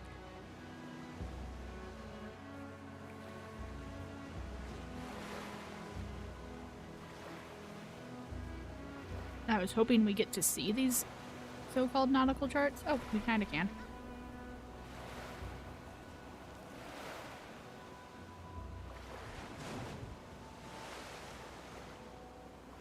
I think that's Or right there. And this down here is Cantha. I'm not sure though, because I don't know what that is. So, okay.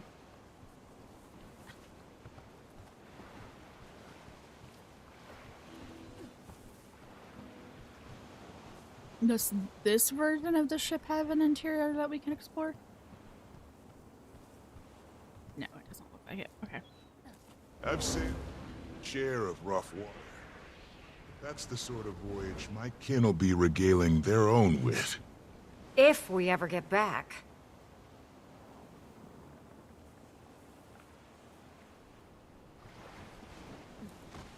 Okay, I thought that was a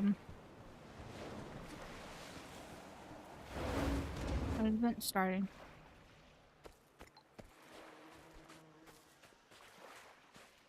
An amalgam assassin. All right.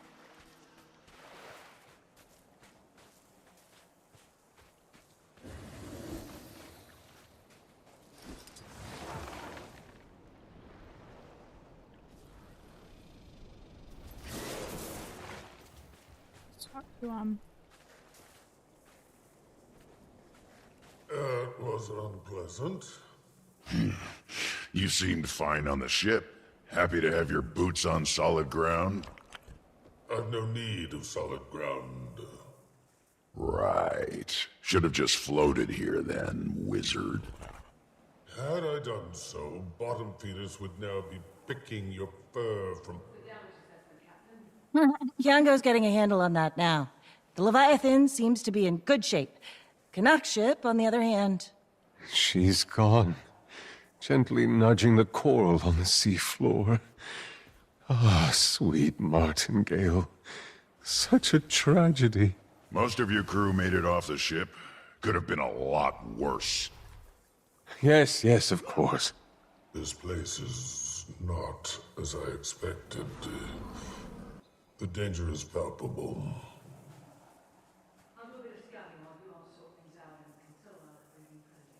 If you find any bits or bobs of value, bring them back, will you? I'll need to recoup my losses somehow. Slightly wrinkled letter.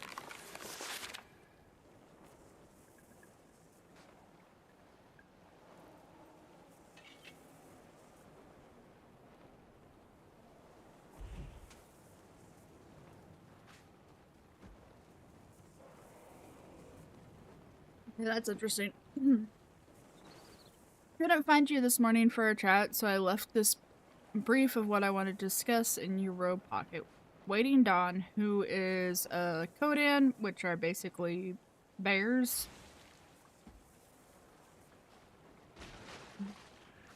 Waiting Dawn mentioned you were accompanying the Wayfinder, that's us, to more tropical surrounds. She was glad to have a chance to spend time in Amnitas after all this time. Amnitas is where the actual ward is from. I wanted to get her to jot down some notes on the heart of the obscure while she's here, but Dagda asked that I not disturb her, or else she communes with the world spire. I don't remember what that is. Once again, trying to extract straightforward answers from your elder wizards is like trying to pry a diamond from a Skrit's hand. Skrits are semi-intelligent hive mind intelligence, kind of sentient rats. When I say that, on their own, they're not intelligent at all. In a large group, they become more intelligent. Meanwhile, the Tyrian Alliance, and they're highly attracted to anything shiny. It doesn't matter if it's of real value or not. If it's shiny, they want it. Sorry. Meanwhile, the Tyrian Alliance continues to drag their heels on a proposal to further assess activity in the Realm of Torment after Cormyr's exodus and other recent events. The Realm of Torment is basically a part of what Tyrians consider to be hell. Cormyr is one of the 6 gods who have left Tyria. Human gods, let me be very specific about that. Human gods. My own digging during the Titan mess turned up nothing new. Lucky for us, your expedition into Bavanissos gave you a chance to assess the foundry, albeit from a distance. Maybe one day the Alliance Council will see benefit of a more thorough investigation. For now, I've been fielding the occasional request from Ogden Stonehealer. Ogden Stonehealer is a petrified dwarf. One of very few remaining living dwarfs. Since talks... Okay, I know who this letter's from now. Since our talks with the Priory began, he and some of the other Deldrimor would like to talk, and... Wow. He and some of the other Deldrimor would like to talk, and I'm of 2 minds about it, figuratively speaking. You know, my facets had some nasty bouts with Cryptus possession while you were wrestling with Cirrus. Some of my suppressed memories were dredged to the surface, and well, let's just say my chances of a family reunion are pretty damn slim.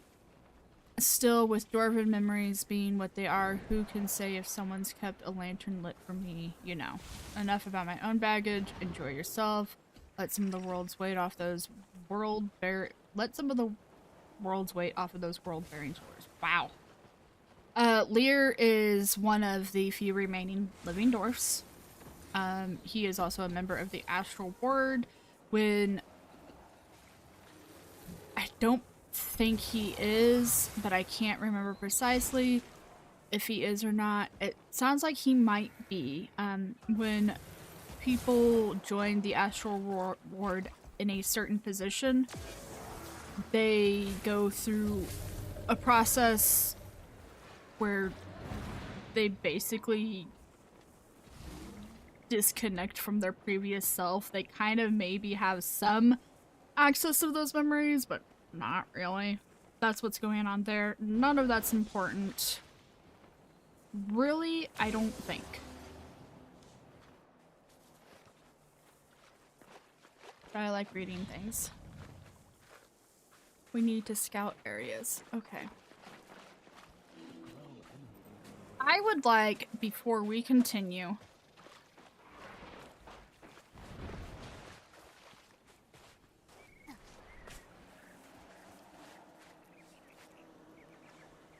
is there this? Storing cache of witches. Boring. Bags of loot. Also boring.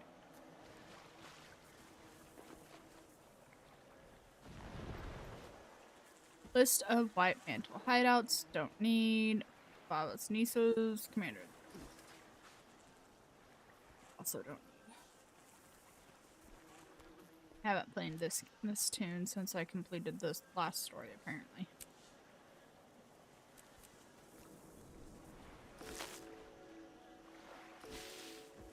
I want to go switch out one of my weapons real fast. So we're gonna head back to Lion's Arch for a minute. I want to see where this portal takes us in Lion's Arch, out of pure curiosity.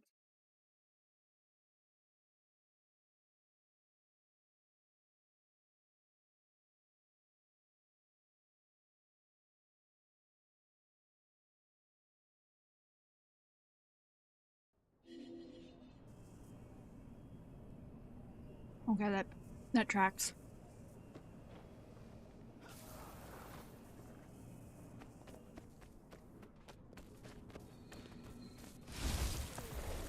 Halloween is finally here.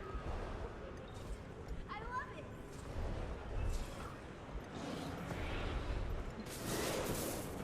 We all have a place in the eternal alchemy.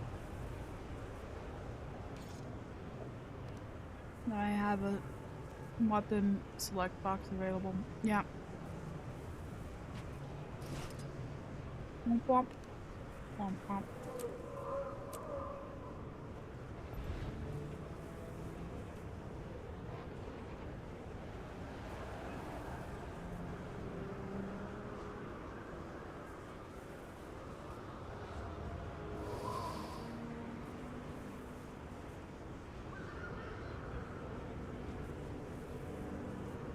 That's what I thought.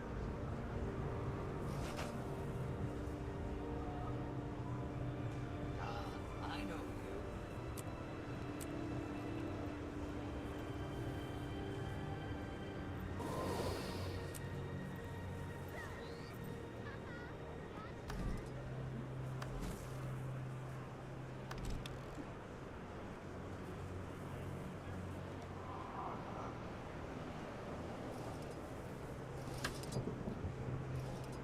Seize the moment.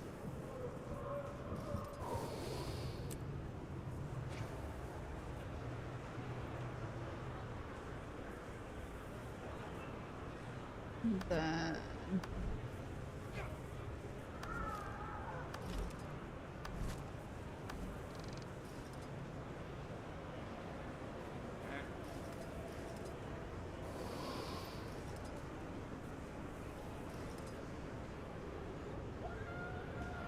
I know your face from my dream.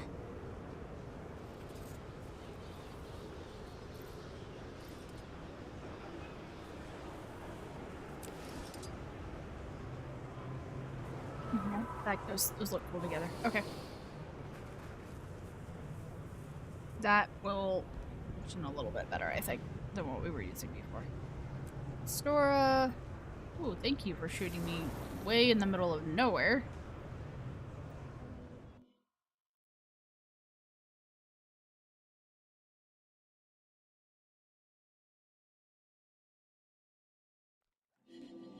Alright. Look at that again. We have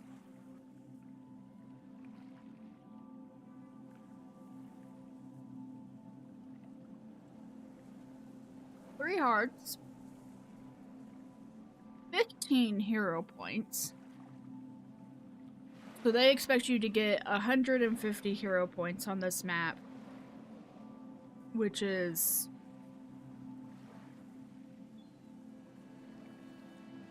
around 2/3 of the way through your elite lock, if you didn't unlock the elite the way I did. 3 waypoints, 6 vistas, and 41 points of interest. Don't feel like considering map completion on this map. Alrighty. Areas scouted. Hey, speaking of hero points. 3, 4, and mastery point. Let's go to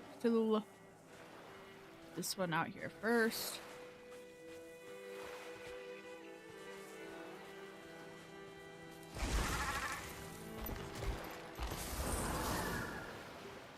Oh, shoot!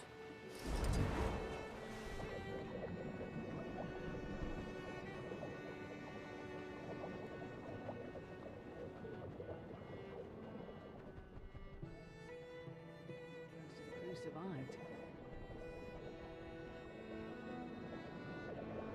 Yeah, not poor cannot.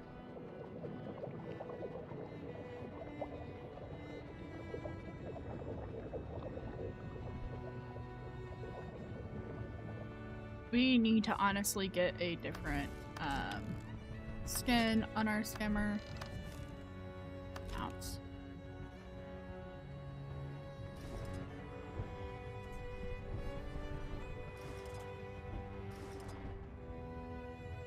Oh, that's pretty.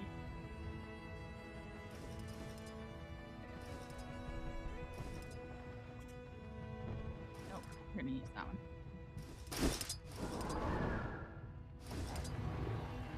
There we go. Okay.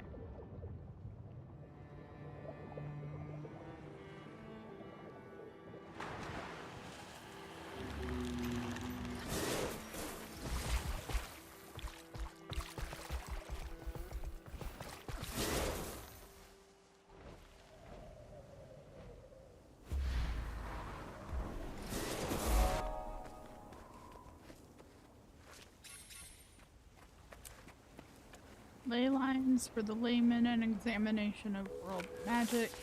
A new looking book folded page apartment marks the reader's place. Unfolded, you noticed it is covered in notes. Grateful to have my books on solid ground after 2 weeks at sea. It took us 2 weeks to get here, apparently. Fathoms deep in recent studies on ley line magic. A study of ley line charge, jade, and its promising applications by Taimi and Yujun. Manipulating Raw Ley Energy in a New Era by scholar Glenna, and this one I'm reading to refresh myself on the basics. The Bastion of the Obscure requested I join the Castoran expedition crew to assess and record any unusual leyline behavior in the region. I'm just one of a few survivors to remote regions once blocked by Elder Dragon activity. I even heard one of my peers was in talks with the Asura and Dwarves. Feeling like I lucked out from where I was standing. Warm coastal breezes, a stunning horizon, what's not to like? I can already tell this land is ripe with ley magic. It practically bubbles up from the earth and water coalescing in these brilliant orbs along the beaches and rocks and the plants. I know better than to bother Asgaran while he's lost in his thoughts, but it'd be nice to add his knowledgeable perspectives to my notes. So this apparently is a ball. Ooh, all of this is balls of ley line energy. Wait, what? Oh, look at that.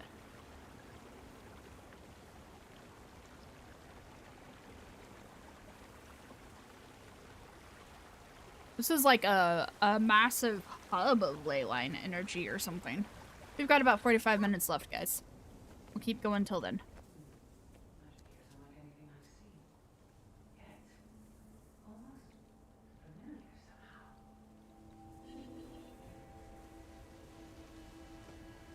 Is it not? Perhaps you could give them a closer look. Provoke a sparse with a little poke. Should anything unusual result from said poking, report back to me. Let's go ahead and do this. I think we want to do this.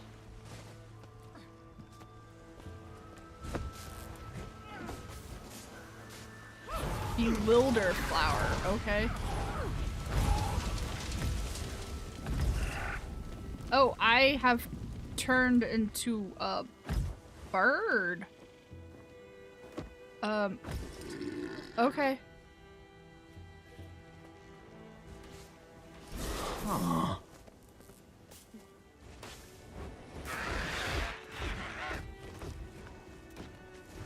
Can I have this piece of it? No, apparently not. Oh! Frick. Alright, that's sufficient of that for me, I think, maybe.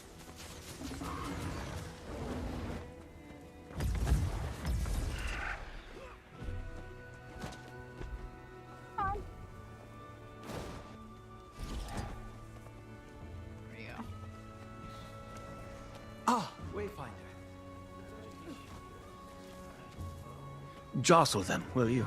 Report back to me with your findings. Alright.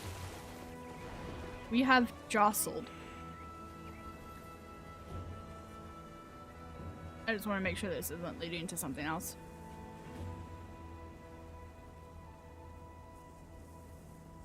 Useful. Very useful. Now the real work begins. Interpreting data. Rest assured, you make a fine guinea pig wayfinder. Great. Alright, raptor swiftling. Those are the things that I saw in the video, and I want one so badly for my ranger. Oh my god, they're so pretty. Look at that. They're beautiful. Okay.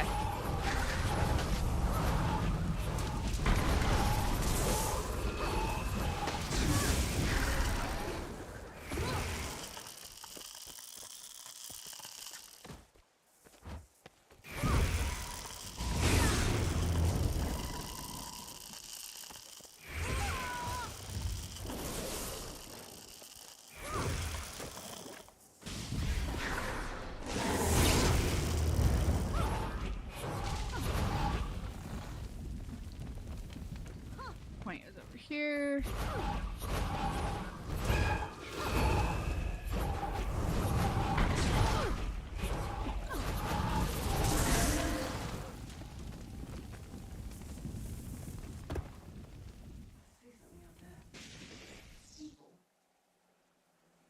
People. Missed a point back here.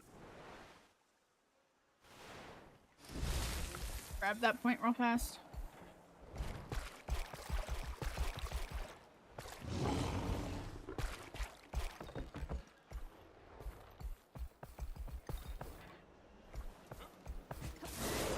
Yeah, I see you, assassin. Why are you a running crocodile? That's kind of scary.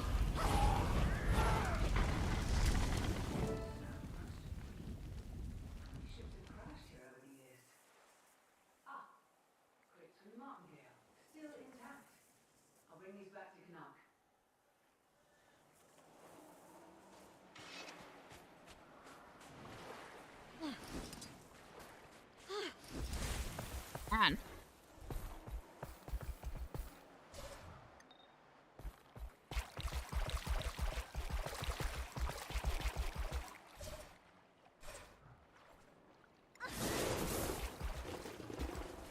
Something from Gale.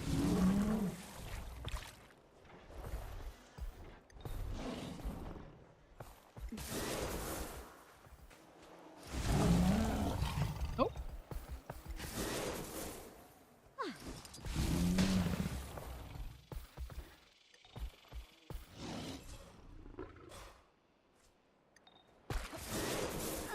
Any gold in there? Or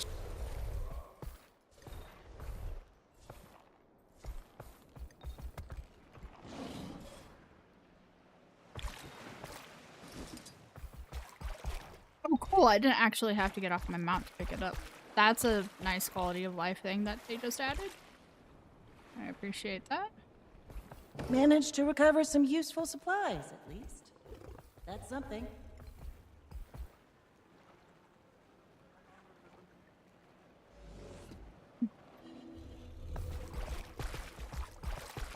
Uh-oh. There's a thing happening here. It appears to have been dealt with. Nope. salvage some food and medical supplies at least? Hmm? Don't suppose you found anything else of value?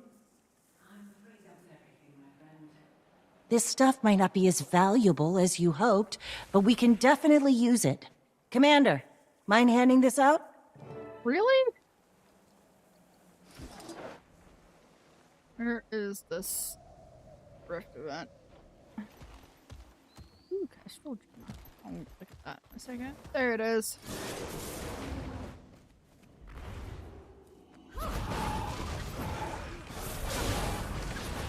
Dude.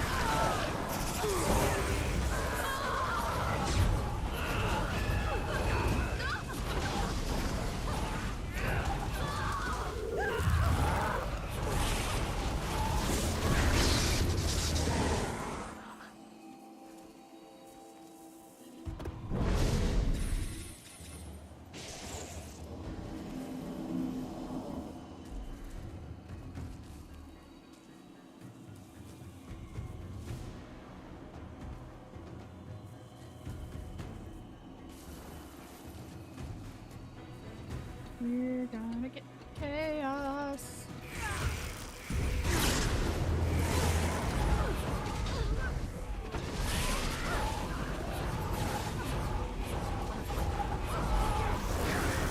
Right.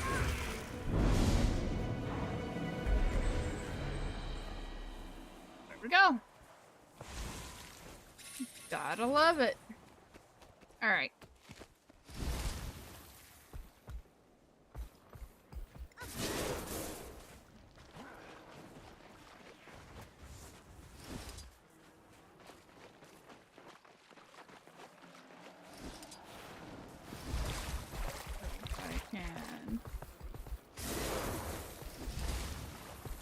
Oh, I see what that guy was doing before now.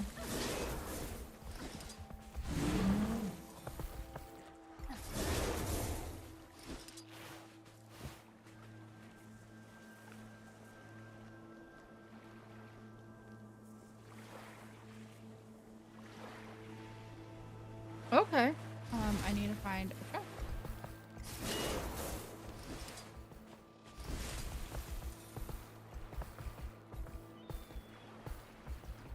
Grab.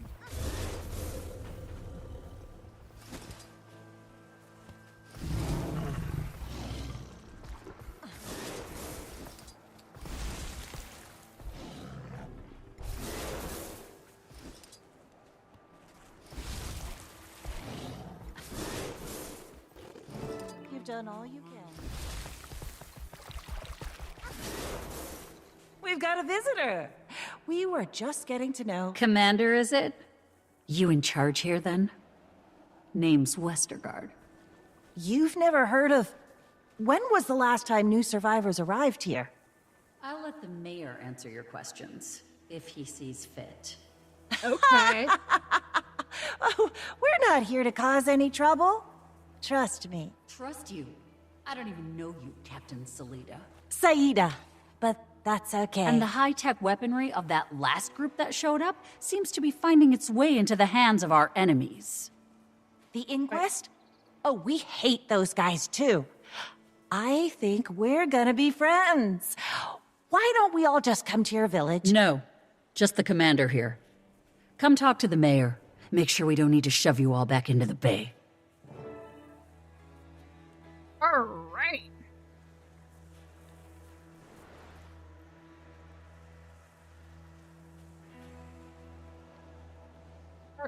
Heart. Dangerous person. Heart. Event. God, this looks like a gigantic app. Okay.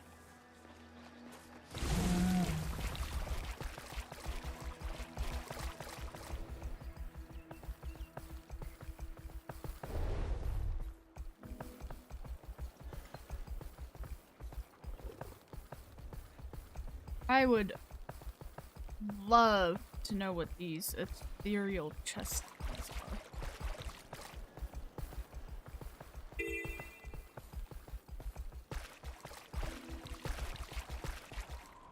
Oh, okey-dokey.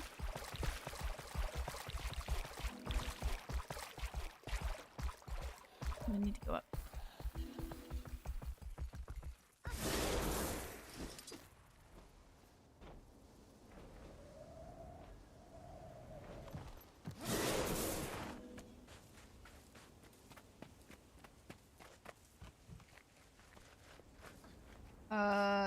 Norn. Okay. Ahoy! Commander, is it? Got a sour look on your face for somebody who just landed on our little slice of paradise? The welcoming committee wasn't exactly welcoming. Westergaard threatened to throw you back into the bay? Yeah, she does that. And she means it. We all do. One of our ships sank. We have injured crew, lost supplies. We need help. And we have plenty to offer in return. She did say you had a sizable crew milling around. Tell you what, might be some ways you can help us out. But you're no good to us without a properly trained skimmer and some knowledge of the area. Go talk to Pete. After that, if Pete is still alive and you've got the lay of the land, you can pay me back. You've got a deal. Good. Keep your end of it. We might not have to shove you back into the ocean after all.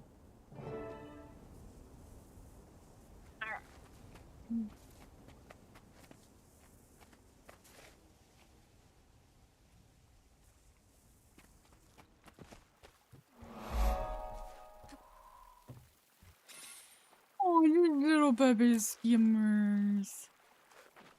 I'm not a fan of them making the skimmers here bugs, but that's me. It's not. Oh, holy God! It is a giant, adorable baby duck.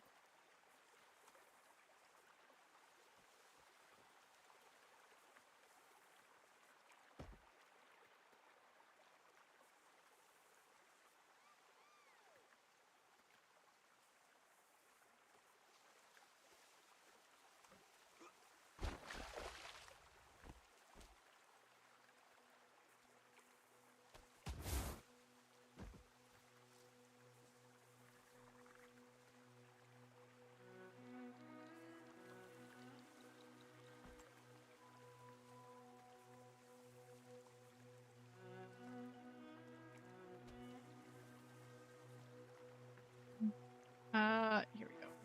Now that I'm done admiring the humongous duck. I mean, it really is quite large. Okay. Ozzy said he might be sending somebody my way. Guess we don't have to shove you all back into the bay. Remains to be seen. So, what makes skimmers so special here? Alright. Wavehawk fundamentals, view, yada yada yada.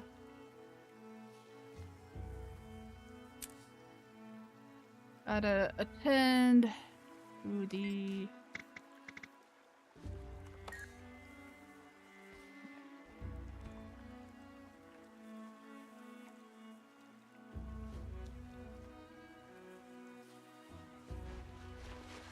cool. Let's go ahead and track that. Or no, we can just click on it here. It looks like okay. Alright, let's go get we already have a skimmer. But they're doing the same thing they did with the Warclaws and the Sky Scales, where yeah, they were introduced at an earlier point in time under a different path.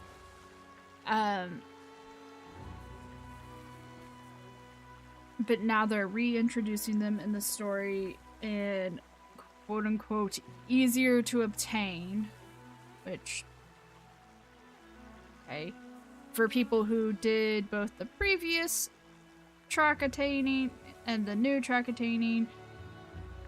Supposedly, this is for the Sky Skills, this doesn't apply to Warclaws. But supposedly for the Sky Skills and now the Skimmers, you get some bonus performance out of the things.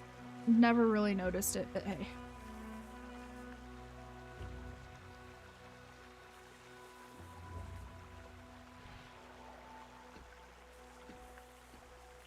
Okie dokie. Whatever. Ooh. Ooh, yeah.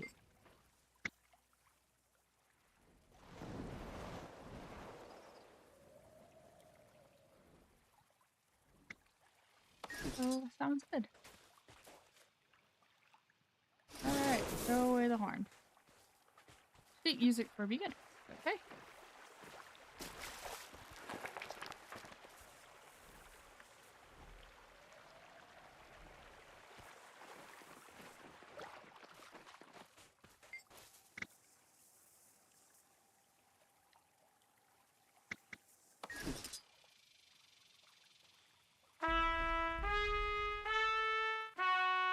Mm-hmm. Not bad. Not bad at all. This seems like an achievement thing.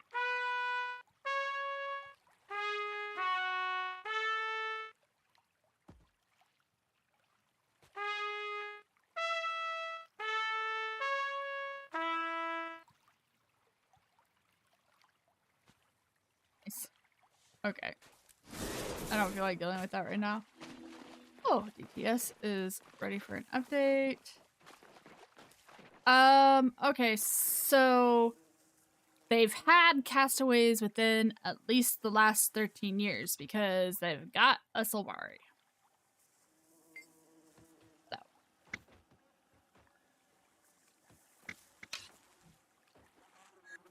I'm not gonna worry about that right now. We are looking for... Never been this many newcomers at once, even in my grandparents' time. Wasn't you the last to arrive before the Masura? Yeah. Been a while. Lost track how long. Handful of years, I suppose. Feels like a lifetime. Part of me wonders what's been going on back home. Bigger part doesn't really want to know.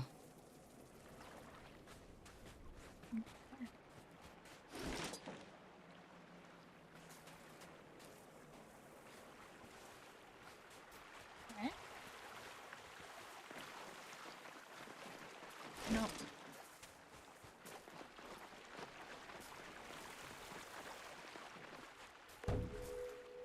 Alright. Is this part of...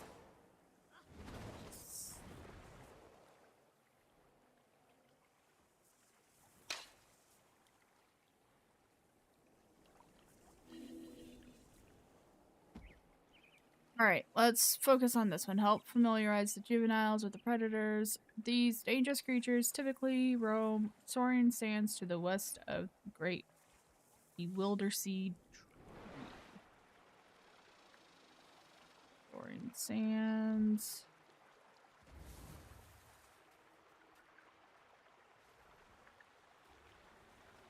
Oh, it probably wants us to come up here.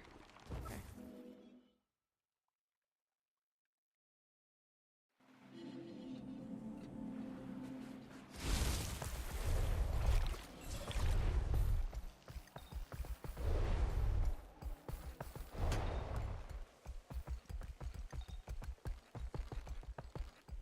Here we go.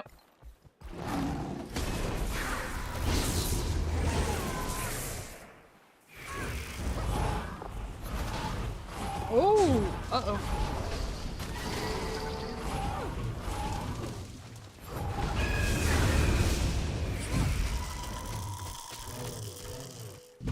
Yep.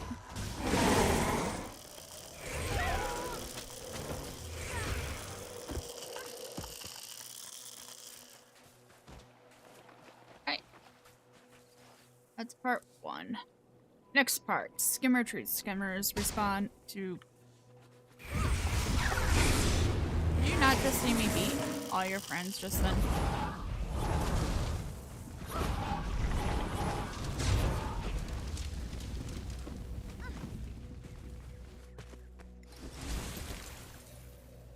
Oop.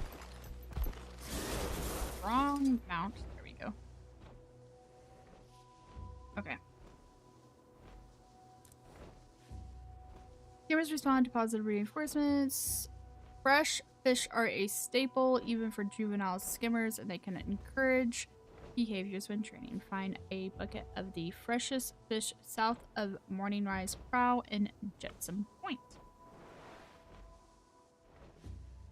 Morning Rise Prow.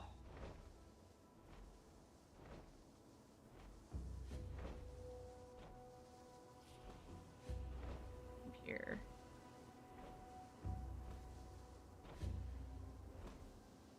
I wish it, like, gave a story indication on here where to go.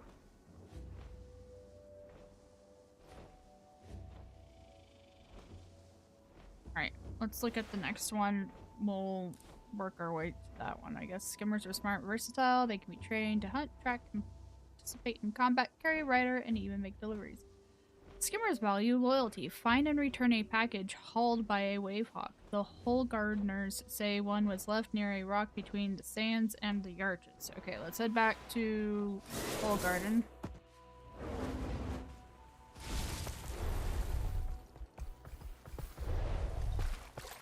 Does that say Sun Spear? It does say Sun Spear.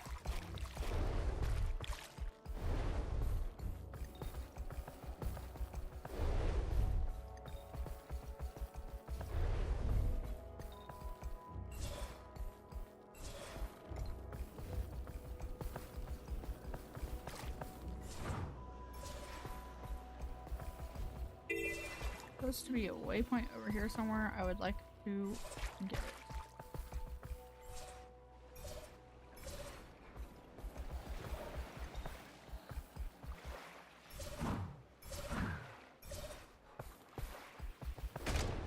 Oh, well, hello.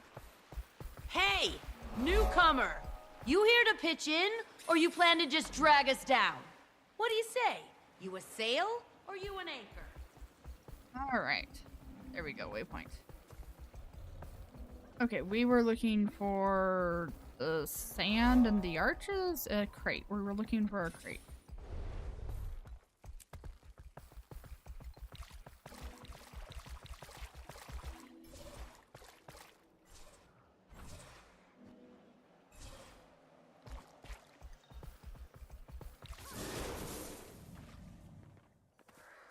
Okay. Clearly not what they were looking for.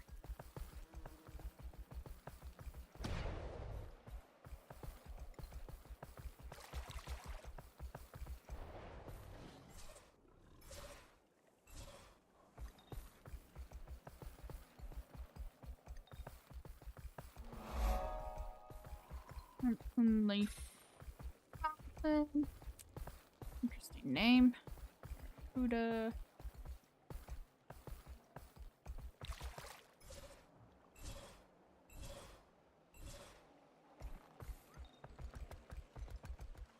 Oh, wow.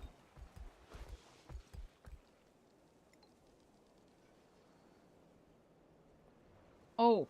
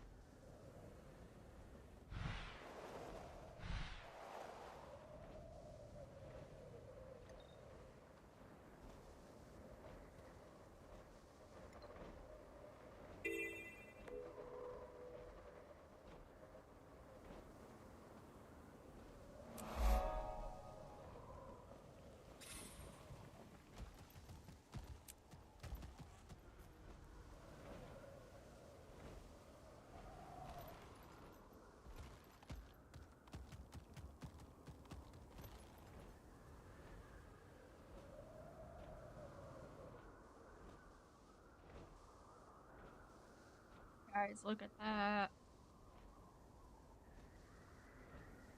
Can't zoom in enough so that you don't see me.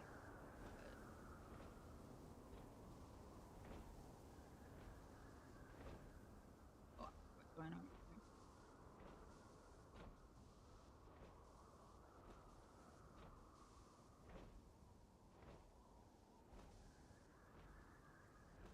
What was that? That was looking for?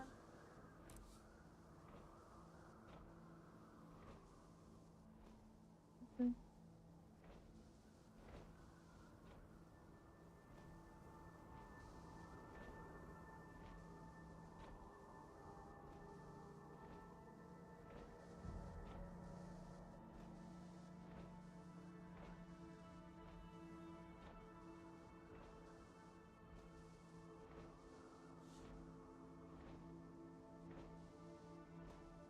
Oh, jeez.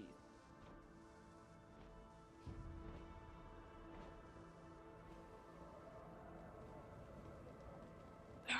I feel like... Ooh.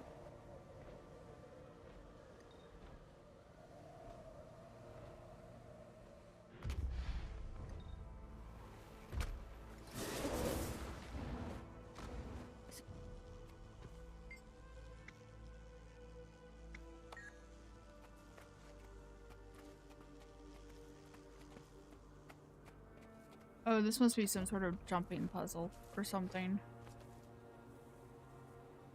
Yeah, this is some sort of jumping puzzle. Okay.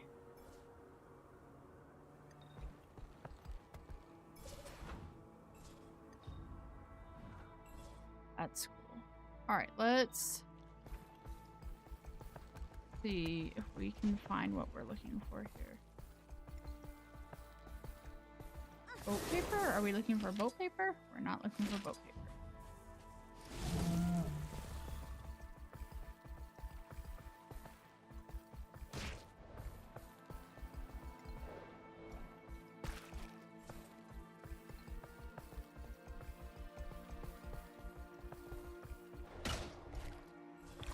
Can't imagine that what they're wanting us to find is...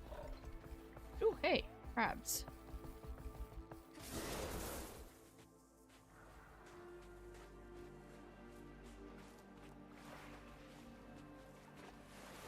There we go. Fishing net.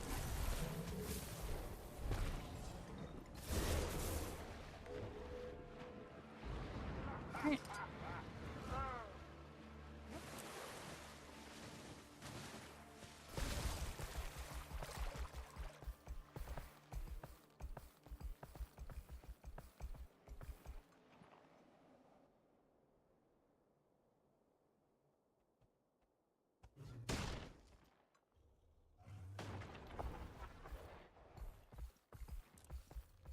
No.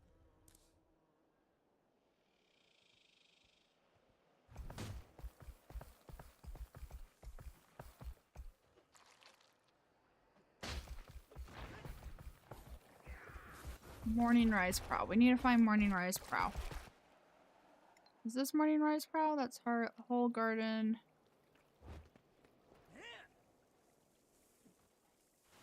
Okay. Alright. Leave me alone, guys.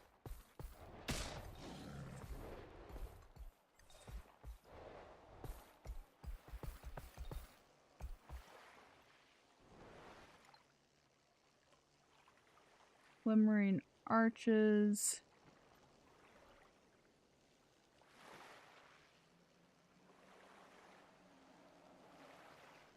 I think this is where we need to be for that one. Let's go ahead and go over there. Mysterious sand. I will poke at the mysterious sand. Oh!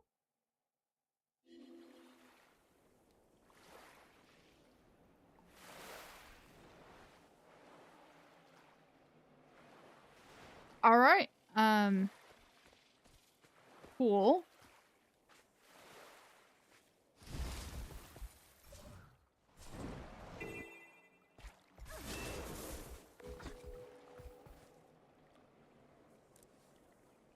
We're now looking for the fresh fish. Morning Rise Prow. And the token affection, Morning Rise Prow. There is Morning Rise Prow.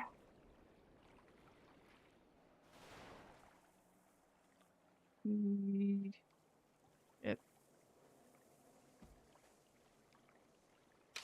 Grand. Know if this has been put up on the wiki, and it has. That's it. So we don't have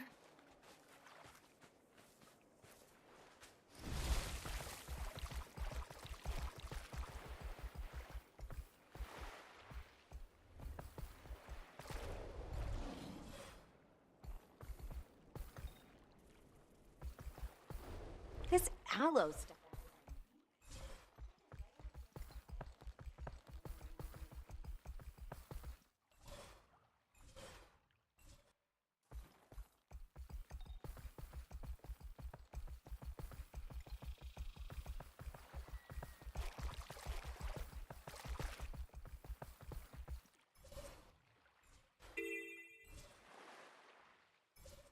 I don't think I made it all the way. I did not.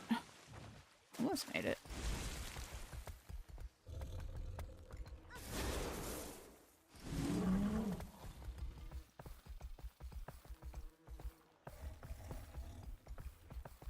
Alright, They guys. want to risk getting their limbs snipped off, let them. Either way, they bring us supplies or they never come back. Win-win. Okay. Shallow Waves chases them all the way back to their ship and eats everybody in Holgarden for good measure. So pessimistic. She never comes down here. No reason she'd start now. I hope. Okay.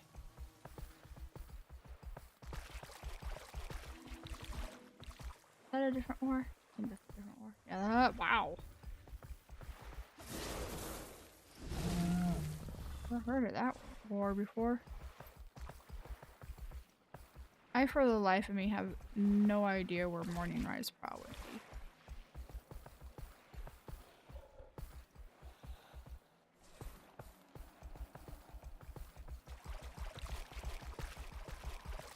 ZK. Oh, hello.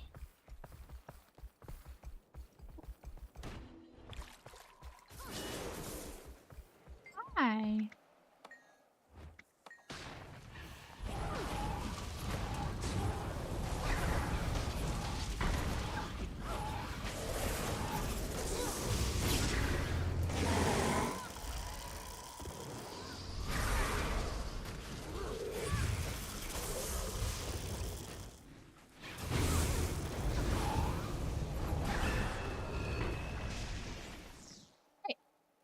To this.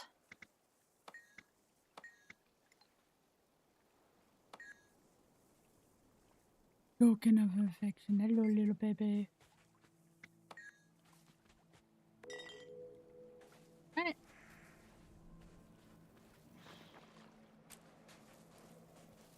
So, wait, this one was what? Northwest of Morning Rise Prow. We need south of Morning Rise Prow. That's Morning Rise Prow, so we need to keep going through. Okay. Got it. I see why it's called that. Nope, I'm ignoring you.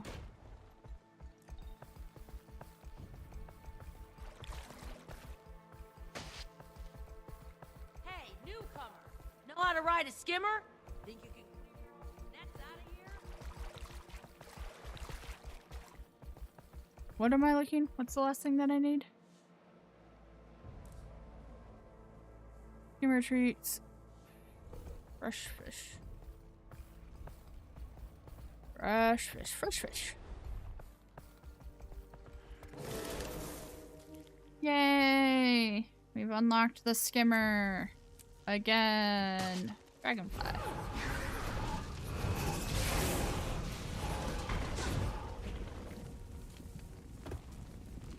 Alright, return to Wavehawk Peak to Discuss your newly acquired skimmer. I am gonna go ahead and call it there, guys. Thanks for coming along with me on a different sort of content today. Again, it was launch day today, and I really just wanted to play it and get the story started a little bit and see where we're gonna go from there. Saturday, we'll be back in Minecraft, like always. So, yeah. I will see you guys then, and I hope you have a wonderful week, and stay safe. Bye!